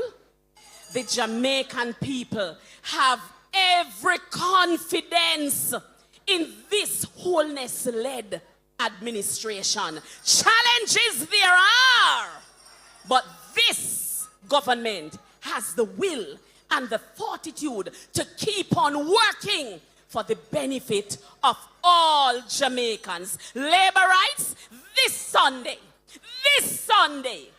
it will be a November to remember. Show labor rights. When you're there, better your son know the explosion and we make the commotion. Party marching on to victory. Labor Party marching, Labor Party marching on to victory. Labor Party marching on, all right, marching on to victory. Labor Party marching, Labor Party marching on to victory. Jump and shout, tell it all out, we shall have the victory. Yes, Labour Right. You have heard from the first term MP. Yes, Firebrand Morrison. Yes, the Labour Party is looking good. We have some strong young ladies. Yes, and when they deliver, they surely delivered. Coming out this time is another young person. Young Senator Agda Fitz-Henley. Let's have it for the Senator Agda. We beat them bad, step out and clean, we are beat them bad. From head to toe, we are beat them bad. Big Gucci collection, I beat them bad. Oh God, we are beat them bad. The 528 that I beat them bad. Me new Louis V that I beat them bad. Show our labor rights. Show us a blessing, my West Kingston family. It's good to be in Tivoli Gardens, which is a cornerstone of the Jamaica Labour Party. I want to begin by acknowledging members on the platform, including the councillors. I see the area council chairman, Winston Ennis. And I want to especially acknowledge your member of parliament and my deputy leader and our local government minister, the Honorable Desmond McKenzie. Desmond's very presence here today is an indicator to young people across Jamaica who come from humble beginnings that it is possible to take guidance and uplift yourself and contribute to your country. I want to thank Desmond on behalf of many of us in the Jamaica Labour Party who are part of the younger generation for the guidance that he has given to us and the example that he has set that it is possible to come from humble beginnings and occupy high offices in the land and give back and serve the people of Jamaica. I am proud of the contribution of your deputy leader and your member of parliament, Desmond McKenzie. I want you to put your hands together for your member of parliament and the deputy leader and the greatest local government minister that Jamaica have seen, the Honorable Desmond McKenzie. My message to you today is very simple. The Jamaica Labour Party is clearly the party of choice to move Jamaica forward. And why do I say so? I say so because the Jamaica Labour Party has a strong track record of putting in place policies that move Jamaica forward. And that has been so since the 1950s, the times of Sir Alexander Bustamante. That has been so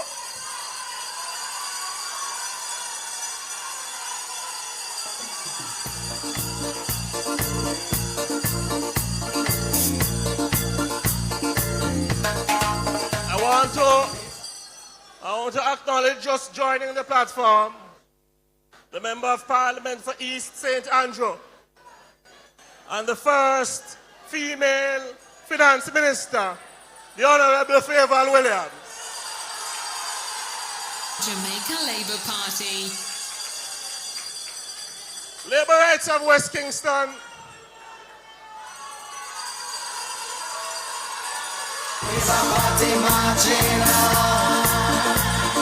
Marching on to victory. Labour Party marching, Labour Party marching on to victory. Yeah, man, and we have to big up as well the one and only Eval Warmington, who just joined us on the platform. Labour Rights. Come on, one warming. Come on, Labour Rights. The Jamaica Labour Party is the party of choice for Jamaicans because the comparison is clear. On the other side, you have a political party that have a track record of heaping taxes, billions of dollars of taxes on the backs of the Jamaican people. The tax party, the tax handcard vendor, and they need to try tax savings in our bank account. But the government of Prime Minister Andrew Holness understand that in order to stabilize an economy, you have to give people a chance and put money back into the pockets of the people of Jamaica. And that's why we cut income tax twice. And that's why earlier this year, we have a $20,000 give back to taxpayers of Jamaica, people who pay income tax. Because the Labour Party understands. The Labour Party understands that in order to give an economy a chance to grow, you have to empower the people. You have to put money in their pockets and give them a chance to provide for themselves and their families. It is very clear that the Labour Party is the party to move Jamaica forward. And why do I say so?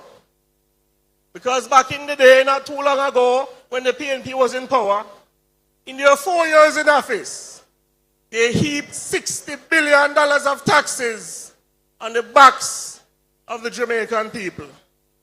It is the Labour Party administration, the government of Prime Minister Andrew Holness, that got 8 consecutive years of no new taxes. Because we understand that in order to develop a country, to build an economy, you have to give people a chance to do better for themselves and their families. It is the Labour Party It is the Jamaica Labour Party that is best placed to move Jamaica forward. Because we understand that when the other side was in office, minimum wage was at $6,000. And they did nothing significant to improve the conditions of people across the country who are going through a hard time. But they want a bit of sustenance. It's the government of Prime Minister Andrew Holness that increased the minimum wage to approximately $15,000. Because we understand that to move this country forward, you have to empower people, give them sustenance, put money into their pockets, and give them a chance to do better for themselves, their communities, and their families. West Kingston Labour Rights, I want you to spread the message. It's the government of the Jamaica Labour Party that is best placed to move Jamaica forward. I want to pause as well to commend the lawful protectors of the community of West Kingston. Because in the 1990s and the early 2000s, when I was observing current affairs as a young man, and not so young anymore, but any time an election was to be called, the PNP pressure the people of West Kingston. But West Kingston and Tivoli Gardens, Denham Town has been through a lot. Have been through a lot. But you have stood up and defended the just cause and the interest of the Jamaica Labour Party. I want to commend the lawful protectors of the community of West Kingston. It is the government of the Jamaica Labour Party that put in place policies that result in a 20% decline in the murder rate in Jamaica this year. Because we understand that in order to build a developed society, we have to create an environment where people feel safe to move about, look about their business, entertain themselves, develop themselves, and create a better community, and ultimately, a better Jamaica. And this compared to when the PNP was in power. And the crime rate, the murder rate moved from 400 to 1,674. The PNP have no clue how to fight crime. It is the government of Prime Minister Andrew Holness that has made the unprecedented investment to protect Jamaicans.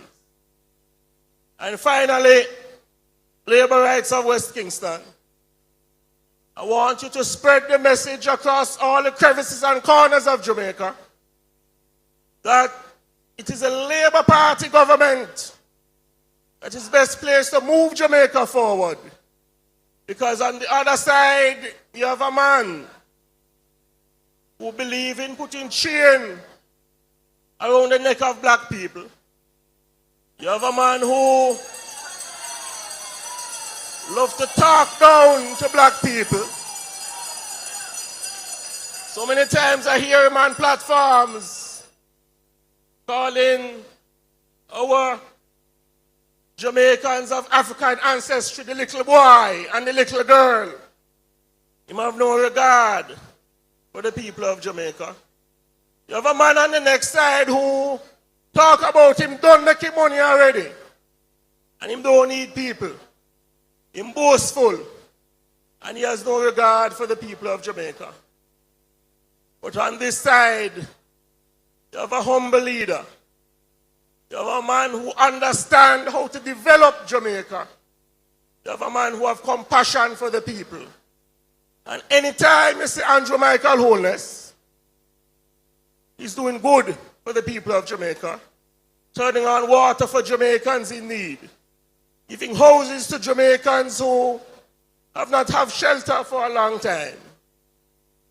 And you have a man, whatever hour of the day, is devising policies to improve the lives of the Jamaican people. West Kingston, I want you to organize.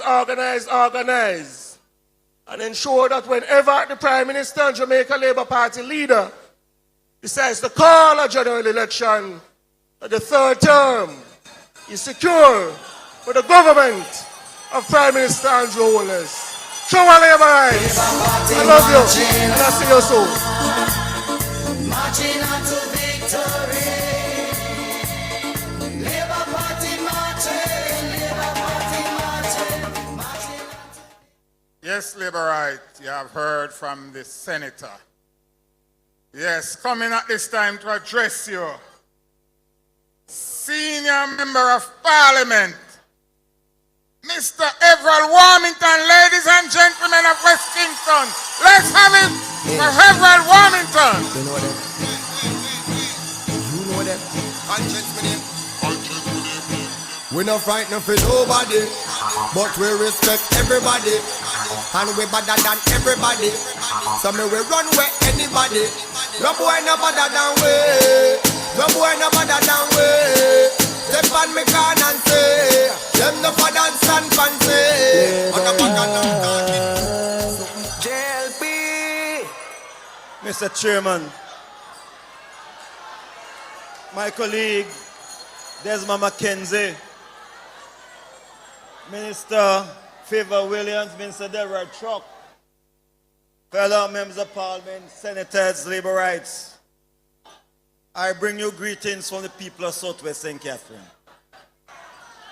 Tonight I'm honored to speak at a conference in West Kingston, to be on a platform to support a colleague that we have started together in the 60s. Even though I started a few years old before me, I started 69, I think it started 67 or 66. Even though I'm old on him. And we have struggled together over the years. And when I went to the cabinet, I said, and I'm proud to be serving in a cabinet with someone like Desmond McKenzie.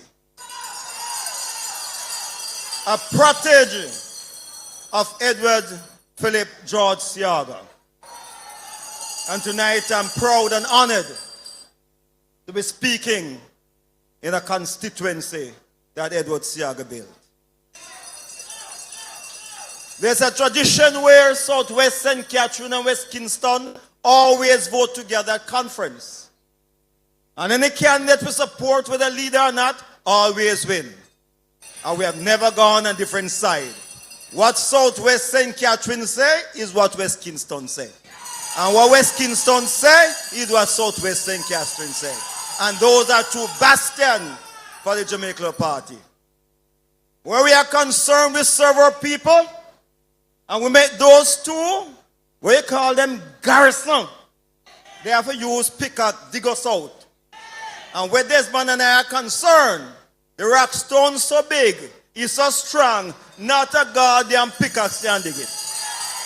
I don't even think excavator can dig us out in those constituencies if you want to stay there. All I want to ask you is to continue a loyalty to the Jamaica Labour Party, to Desmond and to Andrew Holness.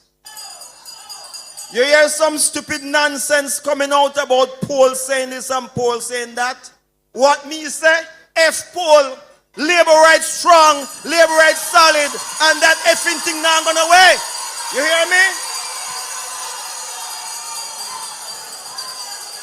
Those polls are paid for by PNP. And if PNP pay for it, you go and get PNP poll. I was on Cliff Hughes' program some weeks ago, and talk to press. And he asked me, and I said, look, I'm in this thing now 56 years. I won 7 elections. And I can tell you, what they're saying is not what I'm feeling on the ground. Totally not. And regardless of what they want to say, Andrew Holness and Labour Party will do the third term. Labour rights. We are, as all the while, we are descendants of the slaves. We don't want the descendant slave masters to rule us again. We don't want it. In 1838, we threw off the chain, and then got trench town and lift up chain and chain shake chain again. For what? For put me in a chain again? It not going to happen. Jamaicans are so stupid. What we need to do, put him back on the banana boat and send him back to England. Shout, shout, shout, shout, shout. Yes, sir, prosperity start. I said repeatedly, they claim Siago's a white man and shouldn't lead us. And they'll see me all over the south. I talk about this now, they want this a white man. So why you can talk about Siago all this year became white? And because a white man come, you saying can't lead Jamaica over me dead body. Over dead body. Not gonna happen. Not gonna happen. Out of many one people, yes. But not a man who refused to hold a Jamaican passport. I did not raise the issue. He who have a Jamaican passport. This man travel for him life and British passport. So how the hell you want to lead this country and lead me? Not going to lead me at all. Them no bad like me, them no bad like me. My intention was to retire this term and make a young person take it. Because at 73-year-old, I need to walk away now, train and prepare young people. But when I look at the whole issue out there, I can't walk yet. Me have to stand up in my last one, hold up the hand and hand you on this. Marching on to victory. Because I have to do everything with my power to ensure that Andrew Holness is the Prime Minister next term. And running back, I have no intention of sitting in Parliament in opposition for this Englishman rule over me in this country. I ain't going to beg nothing at all. You better my dog bite me than the white man dog bite me. Yes, sir, prosperity start. You hear me? No bulldog, no Alsatian, no pit bull now bite me from over so. I better them bite off me foot, yes sir, than even look on them over there so. So let us stand for Labour Party. Let us fight for Labour Party. And I hope to see all you Sunday with the largest turnout that we have had. The last conference before the next election, let us show them that they listen to what poll is. If they poll when I came back to Jamaica and I have to throw in the garbage. Because the poll said me lose Homestead, Helsey Pen, Duncan's Pen, Windsor Road, Macook's Pen. And me win all of my north with PMP. So this is if it. Look here. I say I won't look on this. I won't carry the paper go bathroom. So I dash away. So now listen to him. Him pay to run propaganda. Him pay for run propaganda. Labour Party is stronger than ever. And all the propaganda and the false polling carry come. He now help them. What I want to say tonight. England have 5 prime ministers in 2 years.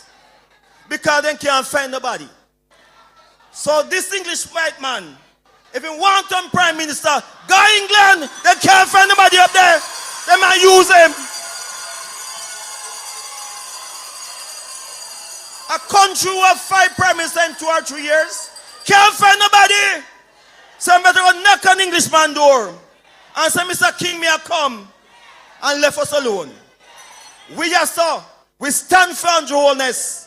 You stand for Desmond. We work together for the Jamaica Party to ensure victory is secure. Thank you, my brother and sister.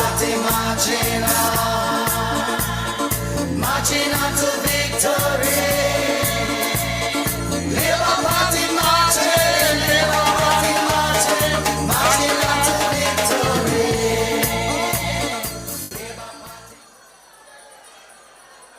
Coming, yes, you have heard from the senior member of parliament, 7th-term veteran, senior, Warmington, hot as fire. Coming at this time, another senior man, 6th-term MP, minister also, Delroy Chuck. Jamaica, North Hill St. Andrew. Let's have it for Delroy Chuck. Jamaica, them can't hold me again. Can't hold me again. But man can't hold me again. Can't hold me Me say me go round the corner, me go round the bend. Can't hold me again. Me tap inna the exhaust and give them problem. Labourers, I am on my way home from Moranby. But I say, I have to stop in Tivoli. I have been to many conferences here in Tivoli. And I say, when the former MP, Edward Philip George Siaga, we were in opposition, we were struggling. Now we are in power, and we're going to make sure that we remain in power for a long, long time. I can tell you, Labourites, driving out to Moranby every day, ensuring that we take that Moranby division, and it look good. But as I tell them out there, it's not over till it's over. So tomorrow I'll be there again, because I feel that if the Labourites across Moranby come out, we're going to win. But the Labourites have had a PNP, MP, and councillor for 20 odd years. Michelle won in 2020 after Fenton was there for 31 years. And my God, Labourites, Moranby mash up. The PNP, wherever they are, they mash up the place. And as I tell the voters out in Moranby, and all the voters who have a vote in Moranby, is only the Labour Party can solve them problems. PNP can't solve the problem out in Moranby. And the only time that St. Thomas gets any development is when the Labour Party is in power. Lightburn built the Goodyear factory.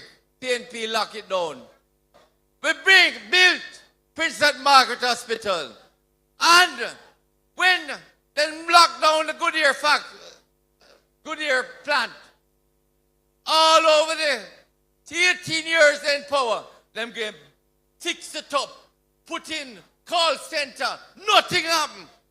And when the great Prime Minister of this country, Andrew Michael Holness, said that he's going to put in an urban center, the PNP said it can't happen. But Labourites, drive out there now. The urban center coming up. And I can tell you, the voters in St. Thomas are happy that a Labour Party is in power, because they know that St. Thomas can come on the map once again with a Labour Party in power. And Labourites, I keep my fingers crossed tomorrow, because every single voter who has a vote in St. Thomas must come out, because under this administration of the Andrew Holness administration, St. Thomas could be on the map again. Labourites in Tivoli, you are the cornerstone of the Labour Party. Be proud of the party. We have to let it be known across Jamaica that Jamaica can only be built. The problems of the country can only be solved by the Labour Party, because the PNP, whenever they're in power, they mash up the country. And we Labourites must go out and defend the party, defend our Prime Minister, and make sure that the third term comes next year. I see you all at conference on Sunday. Shower Labourites. Marching on to victory. Yes, you have heard from the sixth-term MP, senior MP, the Honorable Delroy Chuck. Yes, he controls Northeast St. Andrew. So when you hear about Northeast St. Andrew, Ennis and Chuck, seal and settled. All right, coming at this time, two-term MP, former Minister of Education, now Minister of Finance. Let's have it! Let's have it for Favour Williams! Ladies and gentlemen, Favour in the house! Now sponge pan a boy where you feel like. Can buy something drink if me feel like. Nobody worry about me, call me alright. Me just Just a wine and a flask cause it dance nice. You a pre-up my style like your eyesight. It's like me, I watch you, I watch my life. Clothes are mine, the shoes are mine, the hair are mine, oh my looks are fine. Turn up the music, a party time. Tell the haters to stay prosperity style. Shall we live right? Shall we live right? Where we going Sunday? May I hear you? Where we going Sunday? You ready for conference? Let me greet all the members of the platform. Of course, the one and only Minister Mackenzie. We have one Warmington. Wait there. Yes. We have one Carencia. Yes. Let me say to everyone, greetings from St. Andrew Eastern. Where are you, St. Andrew Eastern? JLP. Listen, West Kingston, we're moving on to victory. Victory in the elections tomorrow. Right? Victory in the elections tomorrow, West Kingston. Victory at conference on Sunday because we are going to have the biggest conference ever. Marching on to victory. And the biggest victory will be the victory in 2025 when we go for the third term. Labor rights. So labor rights. On Tuesday, Prime Minister unveiled the next chapter in the history of Jamaica. I know Prime Minister will be talking more about that. But I have to tell you, it was so exciting that it bowled over the opposition. All no, we can't hear from them. They don't have a response at all because they were not expecting us to come out so early talking about the next chapter. Yes. Yes, and you're going to hear a lot more about it. So, labor rights. Since we came into government, we're known for fiscal discipline, meaning we manage the budget, right? We manage the budget, and every year we've been able to come to Parliament to say what? No new taxes. Yes. We are known for paying down the debt. Where we are now is about 72%, and we're heading to 60% over the next several years. We're known for creating more jobs. We're the party that helped the country to recover from COVID and to recover from burial. But we're still gonna hold it. We're not gonna run with it, because we know when we run with it, put the opposition, when they run with it, right? They mash up everything.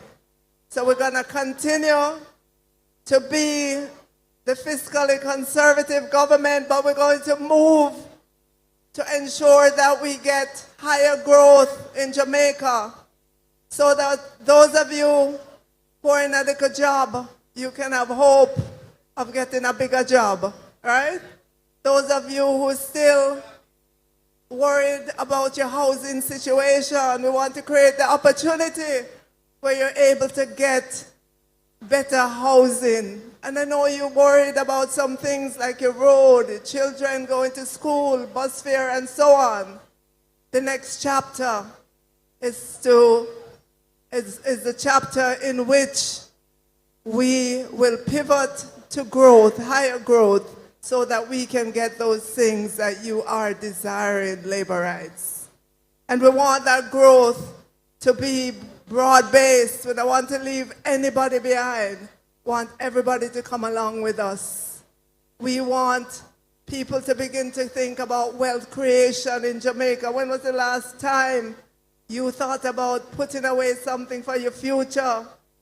That's where we want you to go to. And that's what, when we talk about the next chapter in the history of Jamaica, that is what we're talking about.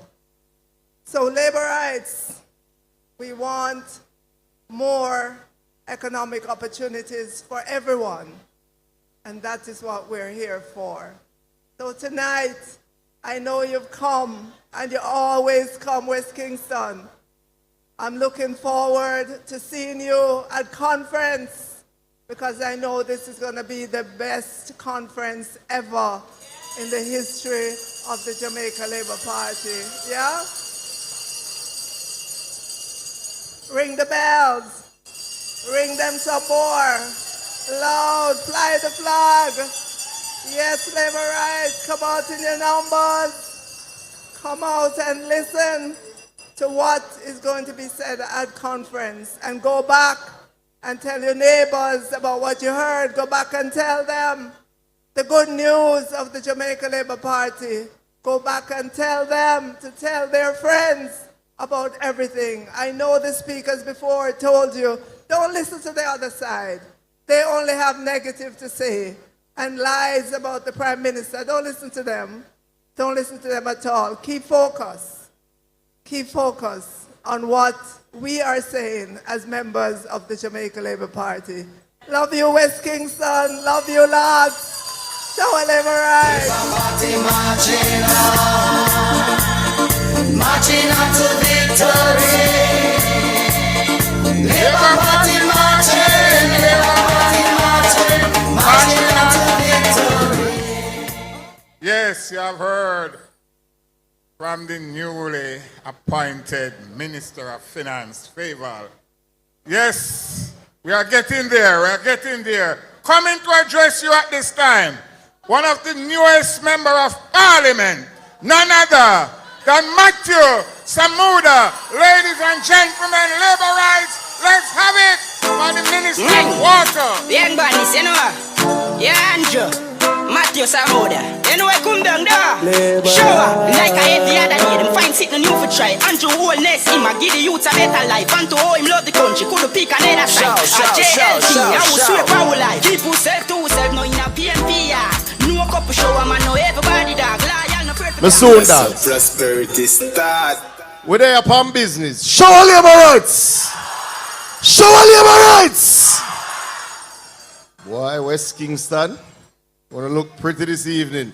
Look like we're ready for Sunday evening. Then I'm town, I wanna steer. Tivoli Gardens, I wanna steer. JLP. Fletcher's Land. Boy, Labour Party is always such a joy in West Kingston. But this is indeed a very important evening. And it's not an evening that we should take lightly. Because this is the last West Kingston constituency conference, the last Area Council 1 conference before a general election is due. So we should not take what we're doing here this evening lightly. Because one thing that we are sure of, labor rights, is that there is no Jamaica Labour Party without West Kingston. And there is no West Kingston without the Jamaica Labour Party. Shout, shout, shout, shout, shout. One thing I'm also sure of, that a pillar, a part of the foundation, a very block in the infrastructure of the Jamaica Labour Party is my deputy leader, regardless of which area council me go. Is my MP, regardless of which seat me represent. Is my conference chairman in Desmond Mackenzie, because he's a pillar of the Labour Party, a block on which the Jamaica Labour Party is built, and somebody in who we are well proud. You know, regardless of who people want to quote when they stand up on stages.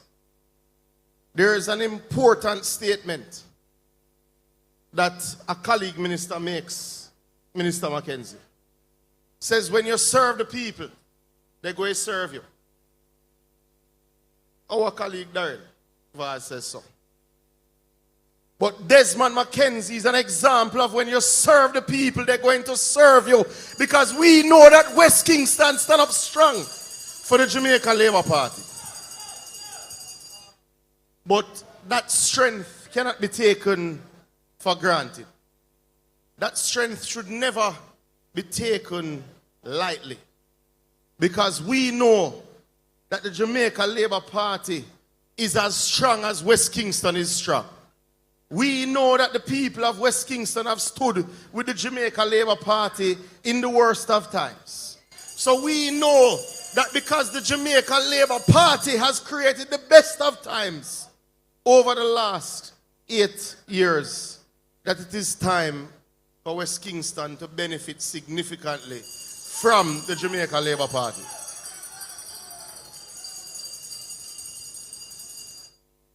This is not slight business. We have conference on Sunday and we know that West Kingston might not left no space when my people from Northeast Santana come. But me know me can't beg on a little pass at the gate for coming in because me see the whole of West Kingston and Northeast Santana when me run by election. Now,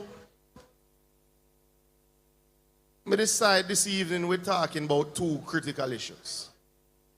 And we're not going to be shy about it. Because the people of West Kingston have stood with the Jamaica Labour Party when there was very little to stand with. The people of West Kingston stood with Edward Seaga when the PNP turned down on him. The people of West Kingston have always stood with Desmond Mackenzie as he has been building downtown Kingston and protecting this environment. So it is time that the Jamaica Labour Party, the government of Jamaica, invests at an unprecedented rate in the people of West Kingston. Now, there is an area of importance to the people of West Kingston that the Prime Minister has trusted me with managing. That area is water. So before we get into the niceness and the party vibe, because West Kingston always nice, it's important for those listening outside of West Kingston to understand that the Jamaica Labour Party government led by Andrew Michael Holness will not be apologetic to invest in the people of West Kingston.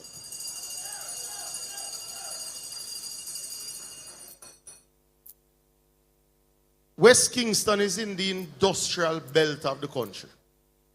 There is absolutely no reason why any single person sitting in this room should have a water challenge or should be facing the situation that we face with sewage in West Kingston, whether in the market or outside. But the situation has prevailed for too long, and we're not going to continue to allow it. 2025 has to be the year that it ends. Denham Town and Golden Heights have water problem. It's not a rural issue. The PNP never lay one pipe in an 18.5 year. Them come back in for 4 years, never lay one pipe. But the people of West Kingston shouldn't have to care about that. Ultimately, the people of West Kingston, like every single Jamaican, deserve good potable water and sanitary situations as it relates to sewage. So what is the Jamaica Labour Party going to do to ensure that every single man and woman in this room have potable water? Well, the first thing is I just left a 6.5-hour meeting completing the arrangements related to Rio Cobre water treatment plant. Well, that water treatment plant, though it is in St. Catherine, is going to supply 15 million gallons to southern Kingston and southern St. Andrew. Now, what does that mean to you? 2 years ago, in the worst drought that Kingston and St. Andrew has ever faced, we were short 12.5 million gallons a day. this water treatment plant is going to supply 15 million gallons a day to southern Kingston, including West Kingston and southern St. Andrew. This project is not a project of the future. It has started. We broke ground in February this year. The equipment has been ordered. The OUR license allowing this special purpose vehicle to deliver water to the people of Kingston, to deliver water to the people of West Kingston, will be on the Prime Minister's desk on Monday morning. Construction will increase apace in January. The water supply issue will be finished in 18 months. For the residents of Fletcher's Land, you seek a water commissioner dig up the road because of a leak. For the residents of Golden Heights, you have had enough. For the residents of Tivoli Gardens, I have had enough of Minister Mackenzie calling and cussing me about roads that are being dug up after I paved them because pipes are being laid or because there are leaks. And he's right, and I agree with him. It is why this government is going to use the K-Factor program to relay the pipes of West Kingston, every single inch of it. And we are submitting that program to the OUR on Monday morning, labor rights, because enough is enough. Now, labor rights, you're going to see unprecedented investment in your distribution. But Minister Mackenzie, but your executive, your strong super executive of West Kingston, the bastion of the Labour Party, has to lead by example. So I'm going to ask you for a little help. When I start that work, I need you to also encourage every single person who is benefiting from it to pay their water bill on time. Because we are going to make the investment. I also need you to help me work with the taximan them, because they're going to be upset because we're going to be digging up a lot of roads while we're going to relay brand new pipes, because West Kingston deserves it. So, this is not the political speeches you're going to hear on Sunday. We love fun. We love party. We love conference. We are labor right. But it was important for me to say these things this morning. But labor rights, we know the boss will be here any minute. These things were important for you to know, because we refuse to leave the people of West Kingston not having the water that they need. Labor rights.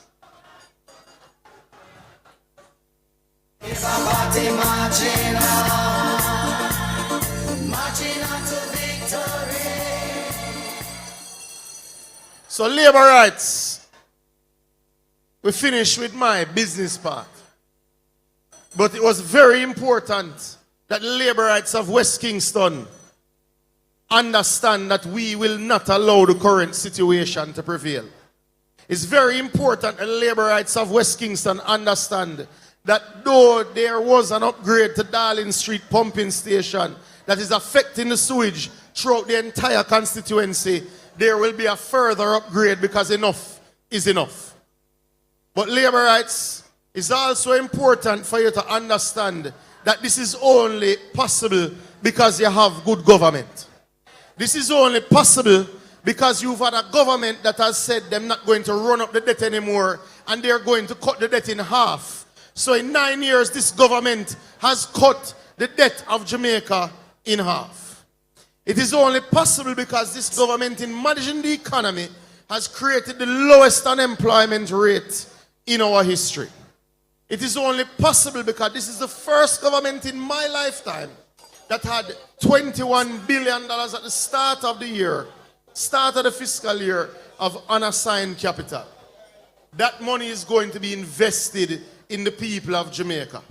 that investment will not exclude West Kingston. It is because you have had good government led by Andrew Michael Holness why these investments are indeed now possible. It is because we have prioritized good management of NWC. The first time you ever have 2 years in a row where NWC makes surplus is because of Andrew Michael Holness. But it is time for you to see the dividends of the investment that we have made in good government. It is time for the people of Jamaica to get a break. And the Prime Minister has already signaled on Tuesday that it is now time for that break. So Labour Rights, it has been my pleasure to address you. It has been my honor to join the people of West Kingston. We will have enough fun on Sunday morning. But it was important to tell you that the water issues won't affect you next Christmas. It is my commitment, not just to you, but to your Member of Parliament, Minister Mackenzie. You have my word that the line in front of Denham Town Police Station, go and start dig up on December 1 because enough is enough.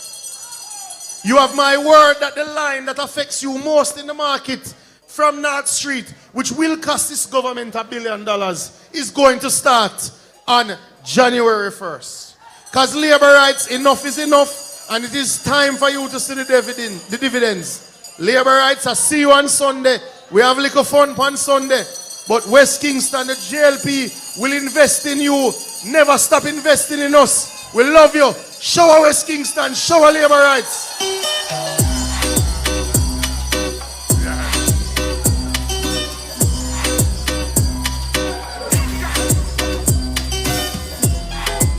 Labour Rights. Yes, you have heard from the newest Member of Parliament and Minister of Water. Coming at this time. Coming at this time. Your whole Member of Parliament, Local Government Minister, Desmond Mackenzie, Deputy Leader for here at Council 1. And here comes the leader of the Jamaica Labour Party, Prime Minister.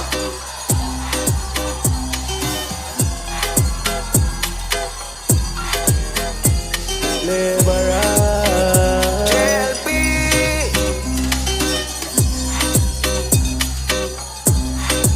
Yes, so prosperity start.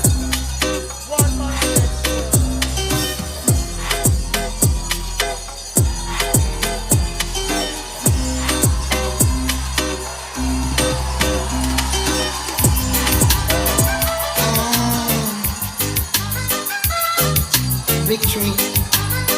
Labour Rights. Smile. Fighting against conviction game. One man against all nation. Labour Rights. I didn't possess no diamonds, no pearls, so I became one man against the world. Shout, shout, shout, shout, shout. One man against the world. Boy. Fighting against men and people, yeah. Fighting against all evil.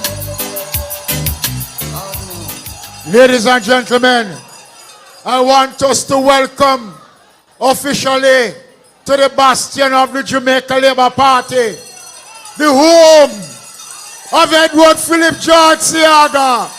Officially welcome party leader Dr. Andrew Michael Holness.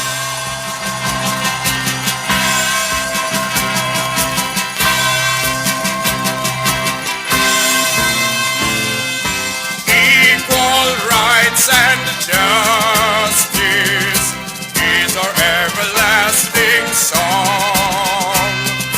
Unity and progress will make our nation strong. Stand up for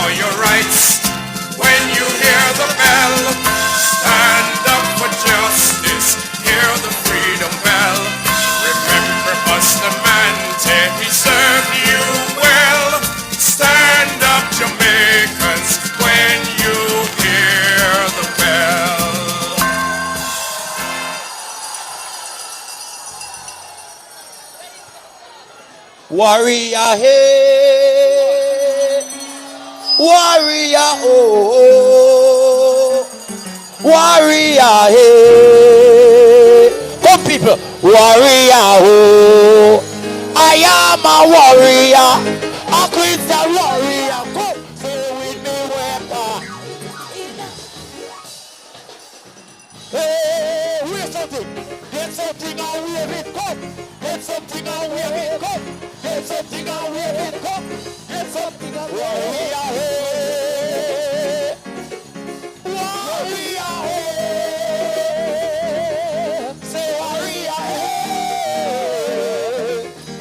Warrior, hey. I am a warrior, a Christian warrior. Say with me weapon in my right hand. I am a warrior, come, a Christian warrior. Say with me weapon. Hey, raise up, warrior, hey. Warrior, hey. Say warrior, hey. Warrior, hey. Say for the Lord is my shepherd, I shall not want. Come, say for he maketh me to lie down in green path. Get something away, me come. Get something away. Get something away. Get something away. Get something away. Get something away. Get something away. Get something away. For he maketh me to lie down in green path. Lord Jesus, I say let's go forward for God. Come, fight like a soldier man. Don't give up, don't give in. God have an army and we go to win. Satan is a evil foe, fighting against the church. Put on the armor, who loves your sword. We are fighting in the name of the Lord. I am a warrior, a Christian warrior. Oh. West Kingston, how you feeling tonight? If you love Andrew Holness, say praise be to God. Tonight, labor rights, West Kingston, I am proud of you tonight. I am proud of you because what you are demonstrating tonight is the teaching, the foundation that was built by the late Edward Philip George Seaga. As I welcome our party leader and Prime Minister and other members of the party to our constituency conference tonight, I do so with open arms and a sense of appreciation for the work of our Prime Minister, for the work of Minister Williams, Minister Truck, Minister Samuda, MP Everald Warmington, Carencia Morris, and all the labor rights across Jamaica that has made this country a proud country.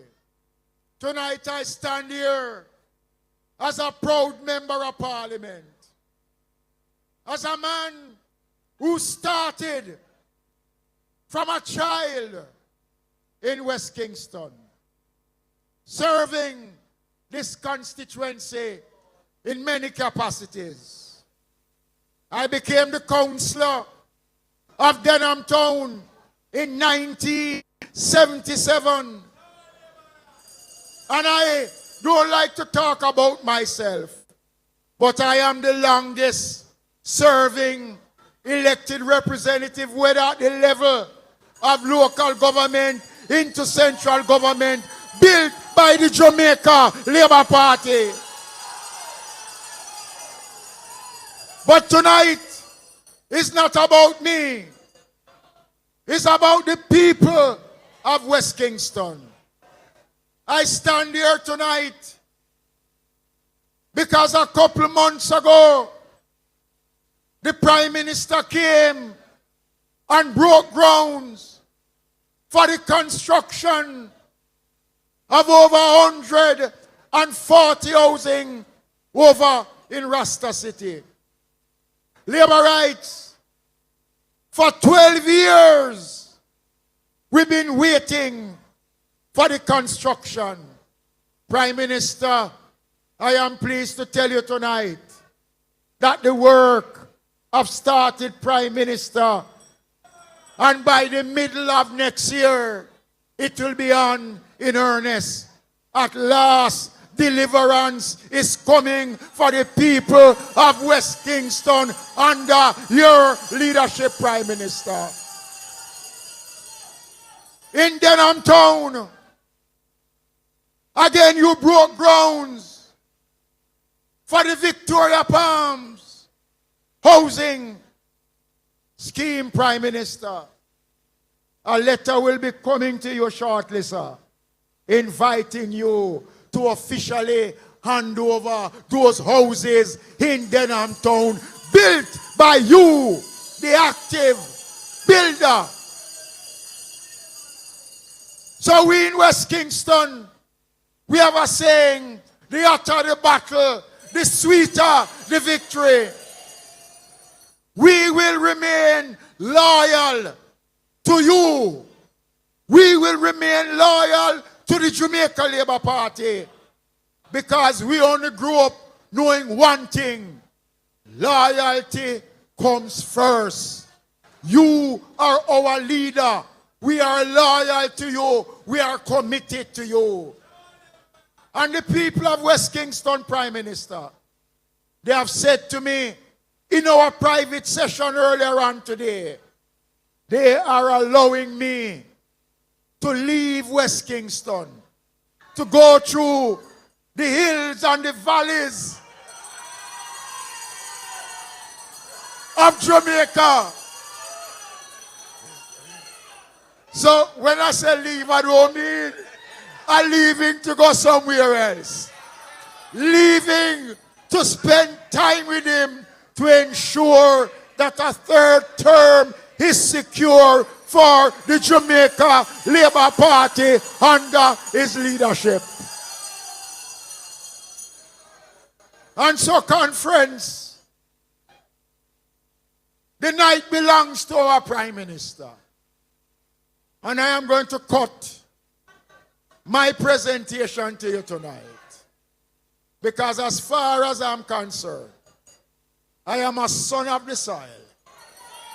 And I will always be the son of the soil. Everett spoke about how long we have been serving this party. I have no regrets. West Kingston is a proud constituency. This is the constituency of Sir William Alexander Bustamante. It is the constituency of you, Lawson Shearer.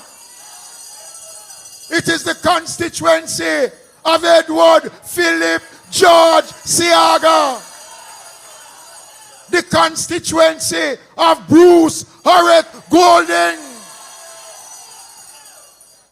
And me come and has taken the baton from outstanding leaders. And I assure you, West Kingston is in safe hands. Prime Minister, no need to worry. No need to fret. Because the people them say, wonders man. Things already better. Things already better. Things already better. Already better. For the Lord is on my side. Things already better. Things already better. Things already better. Conference, it's my pleasure now to bring to address you. Settle down, settle down, settle down, settle down. He's coming here tonight. This is an exercise run leading up to Sunday. And I know the country is waiting, anticipating. And I know Andrew will not let us down. So labor rights, I invite you now to rise and welcome, give him the kind of West Kingston welcome that we reserve for leaders. Prime Minister, party leader, Andrew O'Neill.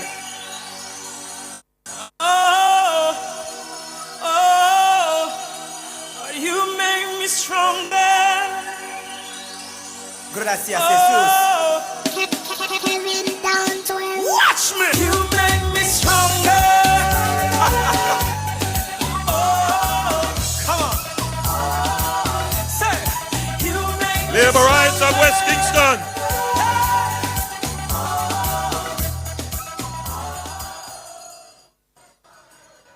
You make me stronger.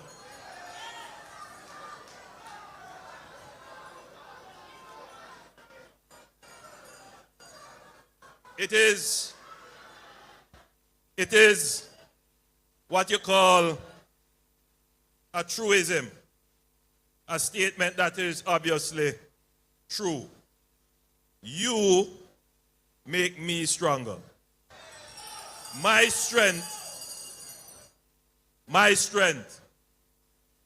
the Jamaica Labour Party's strength depends on you. And I want you to understand, the delegates, the workers, the supporters, that you are the important people in the room. I stand here in your service. I stand here in great awe and respect for you. You make the Jamaican democracy. I don't want you to feel that you are only here to make up numbers. I don't want you to feel that you are only here as followers. I don't want you to feel that you are here as fanatics. No. The democracy of the country, the government of the country depends on you. You are powerful.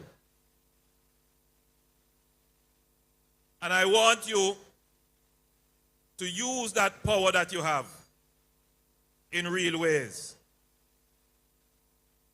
Labor rights are generally very reasonable people, but they are also very critical people. They don't take nonsense, especially from their own government and from the people that they elect and support. I know this a long time ago, from going through all levels of the party to becoming a representative. Labor rights believe in holding their government and their representatives to account. That is the case.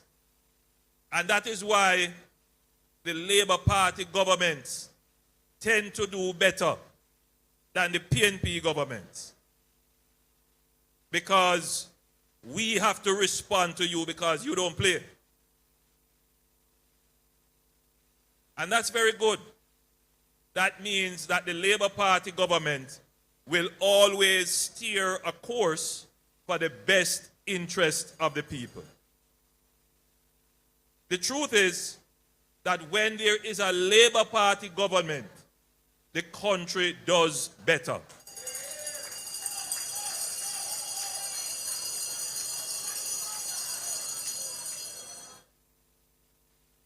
And the truth is that whenever there is a crisis And I just want you to think about it over all the periods of Jamaican history. Whenever there is a crisis, the people call upon the Jamaica Labour Party government to get us out of crisis. So it is not only that the Labour Party tends to attract better talent and therefore creates better policies and have better results. More than that, it is because of the politics of the Jamaica Labour Party. And the politics of the Jamaica Labour Party is that our people have what I like to call agency. What do I mean by that? You have your right and ability to express how you feel. And no one in this party is going to try and cover you, shut you down, exclude you, ostracize you, punish you. No. We allow people to express their differing views. We embrace everyone and we listen. And that kind of politics is more attractive to people wanting to join the political process. So here is why the party is better. We have a better politics. And that better politics lead to better people. And the better people lead to better policies. Better policies lead to better politics. And better politics lead to better people. And better people lead to better policies. So what we have is called a virtuous cycle. And that is why the Labour Party has grown from strength to strength since the 1990s. You can just look at the Labour Party and look at the other party, and you can see that the Labour Party has grown. It has evolved.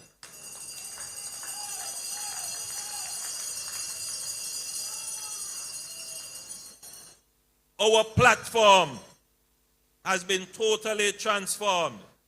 You don't hear the Labour Party involved in gutter politics, in tear-down politics, in ray-ray and rah-rah. No. The Labour Party has transformed itself into the natural majority party of Jamaica. Because our platform, our belief systems, our policies are more in line and in sync with the majority of reasonable thinking Jamaica. That is the Jamaica Labour Party. So you find that the party keeps attracting people from all walks of life into it. And as you, the members of the party who participate in all the organs of the party, you are seeing the party regenerate itself before your very eyes. Bringing in new members. Some members have reached that stage in their lifetime where they're making decisions to exit, and other people are making decisions to come in. And at all levels of the party, we see this kind of change happening. But the beauty of it is that the Jamaica Labour Party has been able to do this with great stability.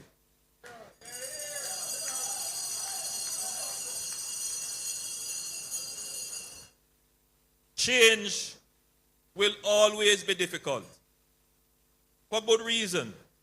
Because when things are changing, there are some people who would feel that they are losing, and other people who feel they are winning.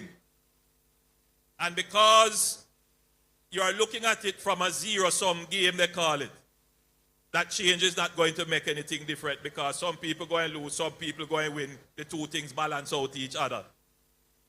But that's not how the Labour Party looks at change. We look at change as a positive sum game, meaning that we can ensure that when change happens, no one loses, or if someone loses, they are compensated, but more people gain.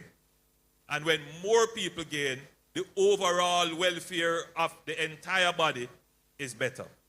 And that is how the Labour Party views change. And that is how we have been changing, maintaining stability. And as you look at the Labour Party government over these 9 years, compare it with other governments, this has been the most stable government that Jamaica has had.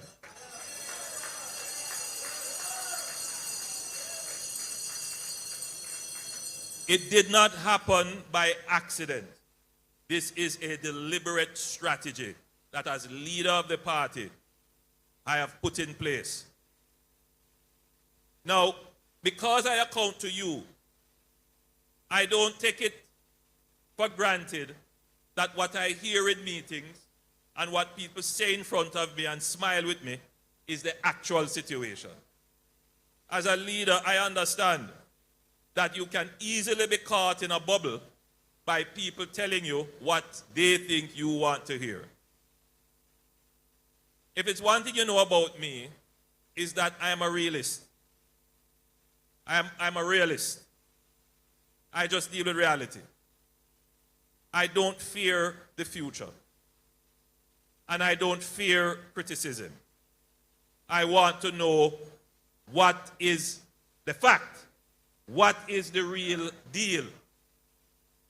And so, while I will hear from my ministers what they say, and some of you will tell me what you think I want to hear, I also go and I study it. I research it. I send people out into the field to ask you personally, one-on-one, what is happening. So I get feedback, serious feedback from you, the people. Serious feedback.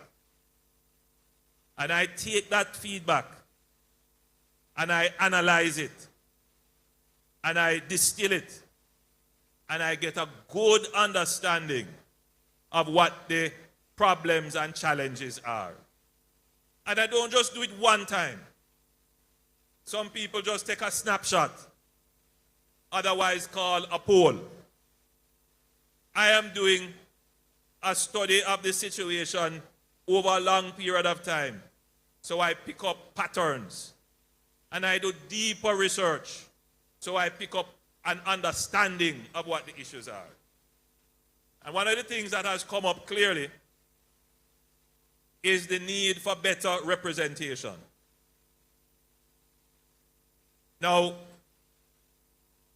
West Kingston is the bedrock foundation of the Jamaica Labour Party. You are vested in the Labour Party even when you're not getting anything.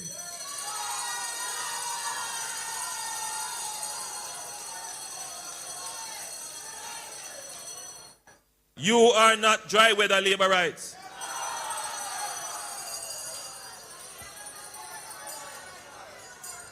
You are going to come out and support the party regardless. But that is not the situation for the majority of other constituencies and Jamaica Labour Party supporters. And so the party can't take it for granted that its level of representation at the constituency and parish council level is sufficient always to gain the support of its workers and delegates and activists, or even for the general electorate. The party must work constantly to improve the level of representation. And I want you to know, the people of West Kingston to know, that the party is seriously looking at how it can improve the quality of representation from the people who we place in front of you for you to elect them.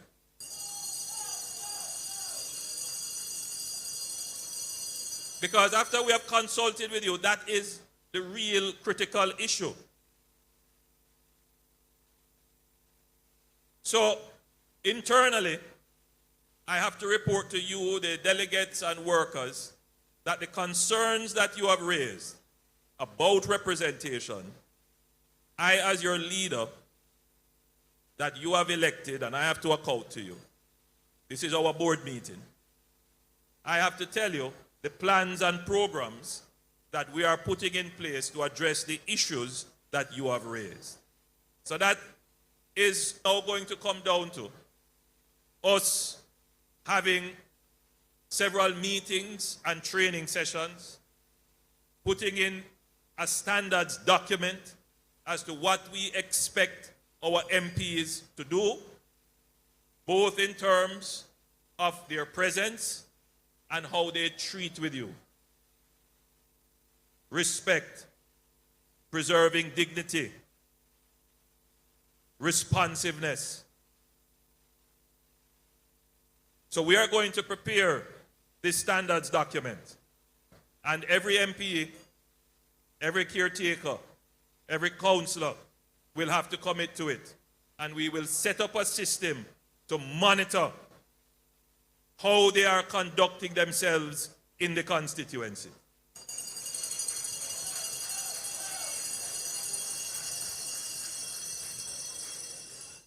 It is my intention to raise the level and quality of representation and leave a legacy for the Jamaica Labour Party that cannot be eroded as the party that best serves the people of Jamaica.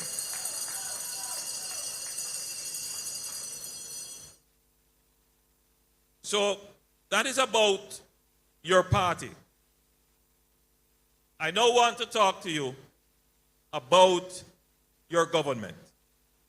And I wish to use certain examples from West Kingston, which you well know, that will make the points I would like to discuss. In this beautiful hall, but this is merely a platform to the rest of Jamaica that is not here, or who may not support the party, or who are just members of the public interested. Many years ago, during the West Kingston incursion, I came into the space and I went to Rasta City. And I observed firsthand conditions that were really, for me, embarrassing. And for the people, substandard. We committed from then, as a political organization that formed the government, that situation where the old Public Works Department building was being occupied by over 150 households, that could not continue and should not continue. And we made a commitment that we would put up a proper housing development. And that was somewhere about 2010, 2011. Governments changed. Policy and interests changed. When we returned to government in 2016, we revitalized the project to build a proper housing development in West Kingston to replace Rasta City. That project hit upon several obstacles, including a procurement obstacle. So we developed the project, and as it was being developed, and it went to procurement, and we thought, yes, we are going to get the project within a year. Now, the process of procurement is a necessary one, because some of you may remember the days when major projects were issued to to Friend and Company. There was no transparency in who got the job. And sometimes it wasn't even the lowest price that was guaranteed, or the best price, or the most qualified. There was no objective process of determining who got the job. And therefore, the process of procurement is an important one. But like everything else, as it develops its institutions, meaning the rules and regulations that determine how procurement works, it starts to become unwieldy. People who are doing it, managing the procurement process, they don't understand it. There's an entire law that governs it, and some people just don't understand it. So they do things that are wrong. And as we go through this process to build Rasta City, there were certain problems that occurred with the procurement. And we had to restart the process all over. Now, the process of procurement, which involves the proper definition of the project that you're doing a proper objective evaluation, advertising it, asking for tenders to be made, for people to respond to it and tell you, yes, I can do it and this is the price, and then to evaluate it against the objective measures, and then to respond, and then to issue a contract, and then the contractor has to come with a bond. All of that can take a year, if you're lucky. 18 months on average. So you can imagine that if there is an emergency, though there are exceptions, but if there is something that you need to do right away, don't expect that as you make noise about it and as you protest about it, that the government can just do it. Because there is a process between when we determine that we're going to do something and when it is done. Part of that process is called procurement. And it can take long. And sometimes errors are made. And so when you're 6 months into the project, you realize something go wrong, you have to start back again, re-advertise the project, wait another 6 months. And that was part of the problem with Rasta City. We made the decision to restart the Rasta City project somewhere around Desmond 2017 thereabout. And to this day, we are just at the point where we can get it done. I say this to make a bigger point. On Tuesday, I made a policy presentation to the country. Again, it was made to business leaders and select sector leaders. But that was merely a platform to explain to the country the new chapter of Jamaica. There are those who have still not come to the full understanding of what the new chapter is, but it takes time. There are those who believe that the new chapter, we are already in the new chapter. We have been at pains to explain that the new chapter is the government changing focus from the fiscal responsibility, managing the responsibility of taxes, of managing monetary policy, managing how we expend your resources. We will continue to manage those well. But we are now going to put our focus on how to get the economy growing. That is the new chapter, getting the economy to grow. Just today, news came that for the last quarter, we had negative growth. And the projection for the full year is that we will probably have negative growth And that is primarily a result of the various weather events that have affected us. Hurricane Beryl, Tropical Storm Raphael.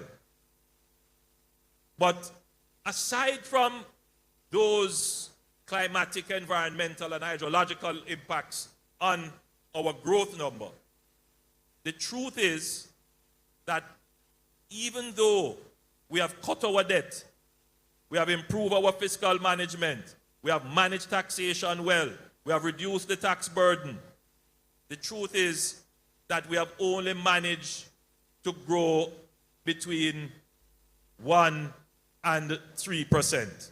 We are growing in that little zone there. But that is not going to be enough growth to deal with your water problem. I hear Minister Matthew Samuda making a valiant attempt, and he's doing an amazing job.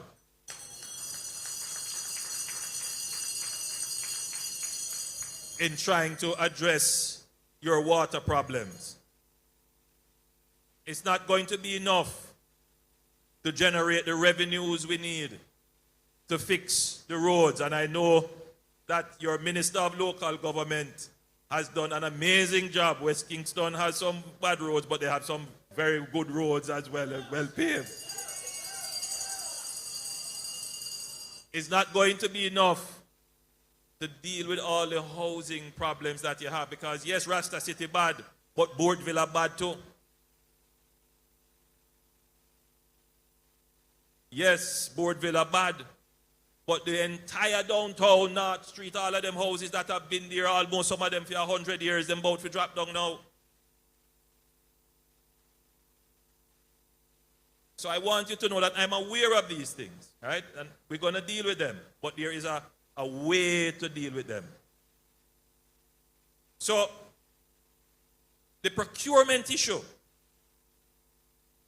is an important one that we must pay attention to.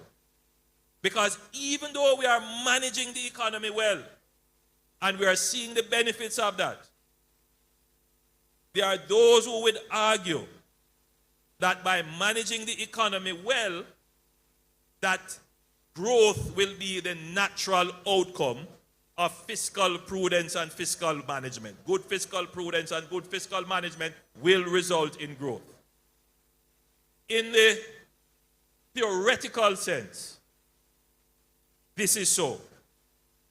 But the truth is that you can manage your fiscal responsibility well and still not get the level of growth that you need because of some other factors that you need to pay attention to. One of them is called government bureaucracy, red tape, the length of time it takes to get things done. So this is how government bureaucracy affects growth. If we had built Rasta City, let's say 2016 or 2017, we made a decision, it went through the normal process, a year and a half, so we would have built in 2019, take a year and a half to build, by 2021 we deliver Rasta City to you. Can you imagine how that would have improved the lives of 150 families?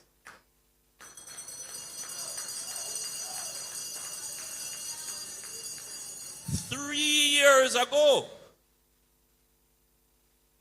So those who have to live in the little room, when the rain fall, them things mash up, wet up, some of those people work at call centers.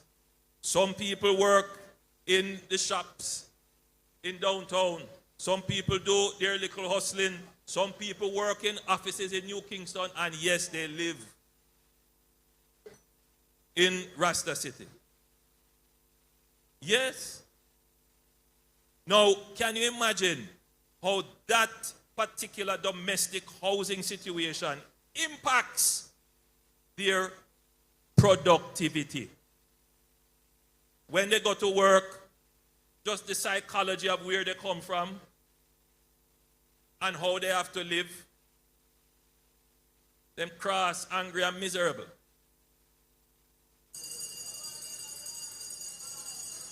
It's true.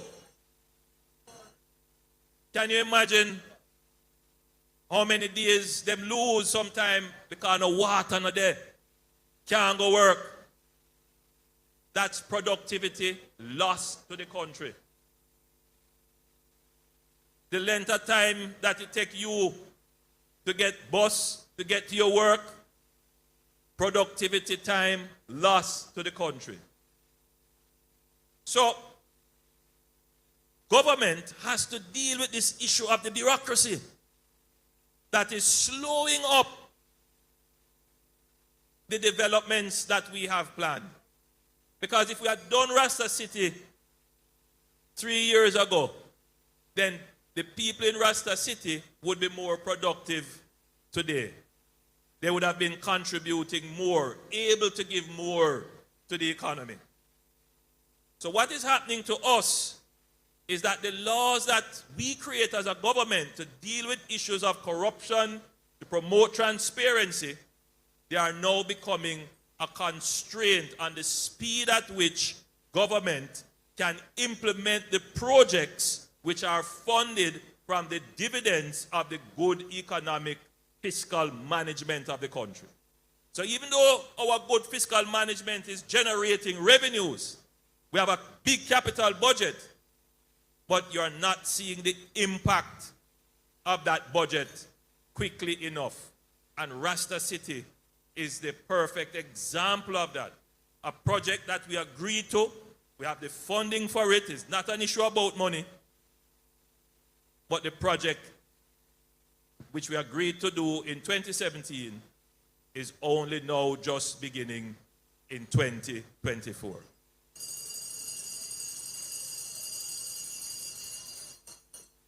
So the next chapter of Jamaica must be to tackle this monster bureaucracy which we have created that is standing in the way of the quick utilization of the capital resources, the capital budget execution. And we cannot allow that to continue because bureaucracy is self-serving. Bureaucracy is wasting time. And we need to start to do business at the speed of thought. When we think about it, get it done. Right now, the thinking is, if it don't take long, it wasn't properly done.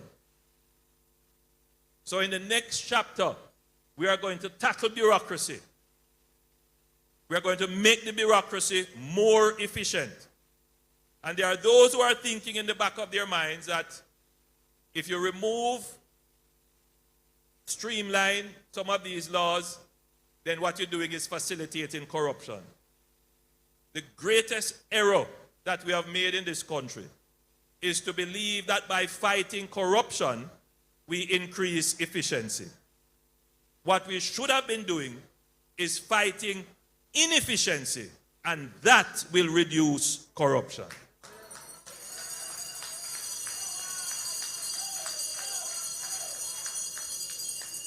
So in our next phase, it is about getting our country efficient. It's about getting our country productive. And the bureaucracy is something that we must deal with. Just stop and think of it. How long the people who have to suffer under the conditions of Rasta City, how long are they going to continue to suffer because of foolish bureaucracy? Just recently, the leader of the opposition made some statements about the collapse of a stairwell in a housing development in his constituency. Housing development not dissimilar to what is here in Tivoli Gardens. And the houses here in Tivoli Gardens face the same problems as the houses in Torrington Bridge or in Spanish Town. The truth is that we have been putting to procurement the repair of that stairwell. And it has gone back and forth and back and forth, signing paper, making sure this right, sending it back, until the stairs collapse. You have to start to think now, is the bureaucracy serving the needs of the people? Or is the bureaucracy serving itself, crossing the I's and dotting the T's, regardless of whether or not the stairs collapse? We had the same situation with the bridge in Troy, in Trelawney. Bridge collapse, and we go through all kind of procurement and design and all kinds of things, back and forth and back and forth. And everybody saying, look, it has to be done this way because I want to stay on the right side of prison. On this side of prison. I don't want to do anything to have my name called up in a public and people accuse me of corruption. No thought about the children who can't go to school, who have to cross dangerous river, walk long miles to get to where they're going. The productivity loss as a result of the collapse of the bridge. So that is the next phase. The next phase is to keep our feet, or rather our foot, firmly planted and managing the economy well. But we are going to now turn to dealing with and wrestling with this problem of bureaucracy. To narrow the time, short the time, condense the time it takes to get permits and approvals. Narrow the time you spend in the bank line. Shorten that time. Remove some of the useless and meaningless requirements for you to get service. So that the projects that we can fund, that we have the money to fund, those projects can be brought forward to now. And when we bring those projects to now, it means that we are increasing economic activity today. And then you get the benefits of it. So that is what we mean when we say we are pivoting. There are a lot of, everybody has their opinion. The country, it's a democracy. But I'm trying to explain that this pivot is necessary for the growth of the country. And I want you, the people who hold me to account, the people who I account to understand what it is that your government is doing and your role in it. Your role in all of this is, yes, to keep us on our toes, to keep us to account. But your role is also to become more productive and more efficient with your time and your resources. Your role is to adopt a pro-growth and a pro-efficiency mentality. This must become part of the DNA of anyone who says, I am a Labourite.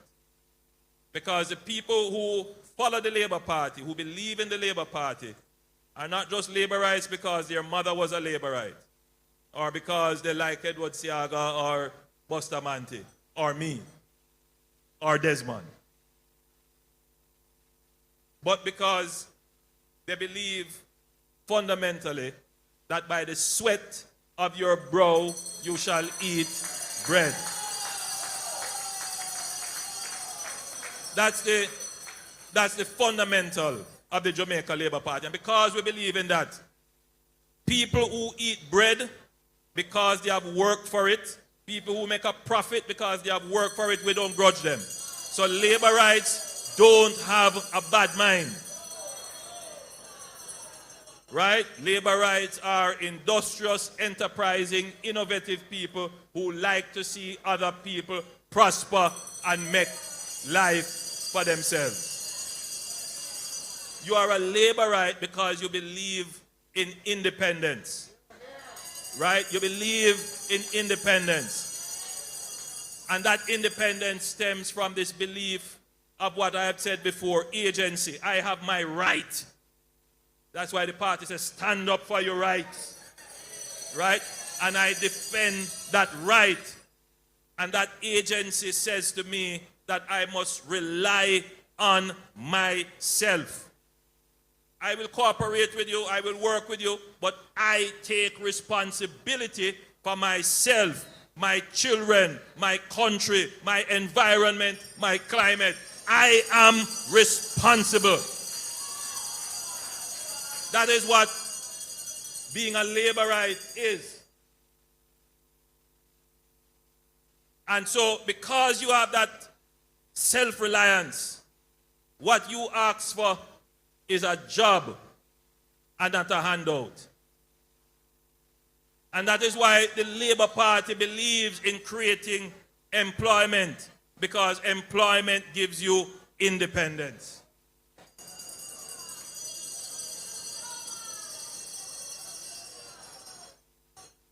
So, what we are going to add to our platform as a party, to our belief system as a party, is that we must be productive, we must be efficient, and we must be innovative. Meaning that whatever we do with our labor, we're going to be working smarter with our labor to get more from our labor. That is who a Labourite is, as opposed to PMPism, who don't believe in the sweat of your brow, you shall eat bread. Who criticize and badmind people who make a profit and do well. That's PMPism. Who believe that if a man have two houses, he must give up one of them. That's PMPism. Right? That's not us. So Labourites, Jamaicans listening, I have given you a tour of the Jamaica Labour Party, what we are doing to improve representation for you, and a tour of what the government formed by the Jamaica Labour Party is doing to increase its efficiency and deliver the services that you need by tackling bureaucracy, a part of which is the procurement system, which is delaying the quick utilization of the dividends from good economic management to convert that into the capital projects like the housing project we are doing in Rasta City to make the lives of people better off. I trust that you have understood what I have said and that you are now ambassadors for the message of Jamaica.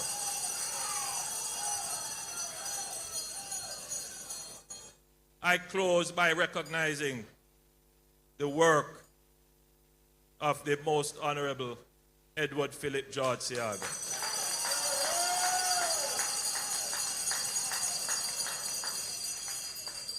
We stand in the manifestation of his vision, this hall that he has built.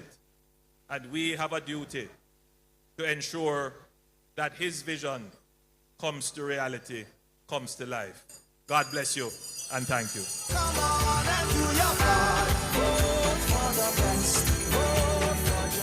Labourites, I ask you to stand and let us acknowledge our party leader. Still, and JLP leader Andrew Holness addressing the conference here of the West Kingston constituency organization of the party as a lead-up to the annual conference of the party on Sunday. Yes, trying to teach and to inspire and motivate the Labourites about what the challenges are in governing Jamaica today. That's where we're going to leave it this evening from this paid political broadcast by the governing Jamaica Labour Party. On behalf of the entire team here, our producer Dana Davey, our broadcast engineer Jermaine Compass, who was assisted by Sheldon Richards, our videographer Jamal Tucker. Thank you all so much. Yes, have a good evening.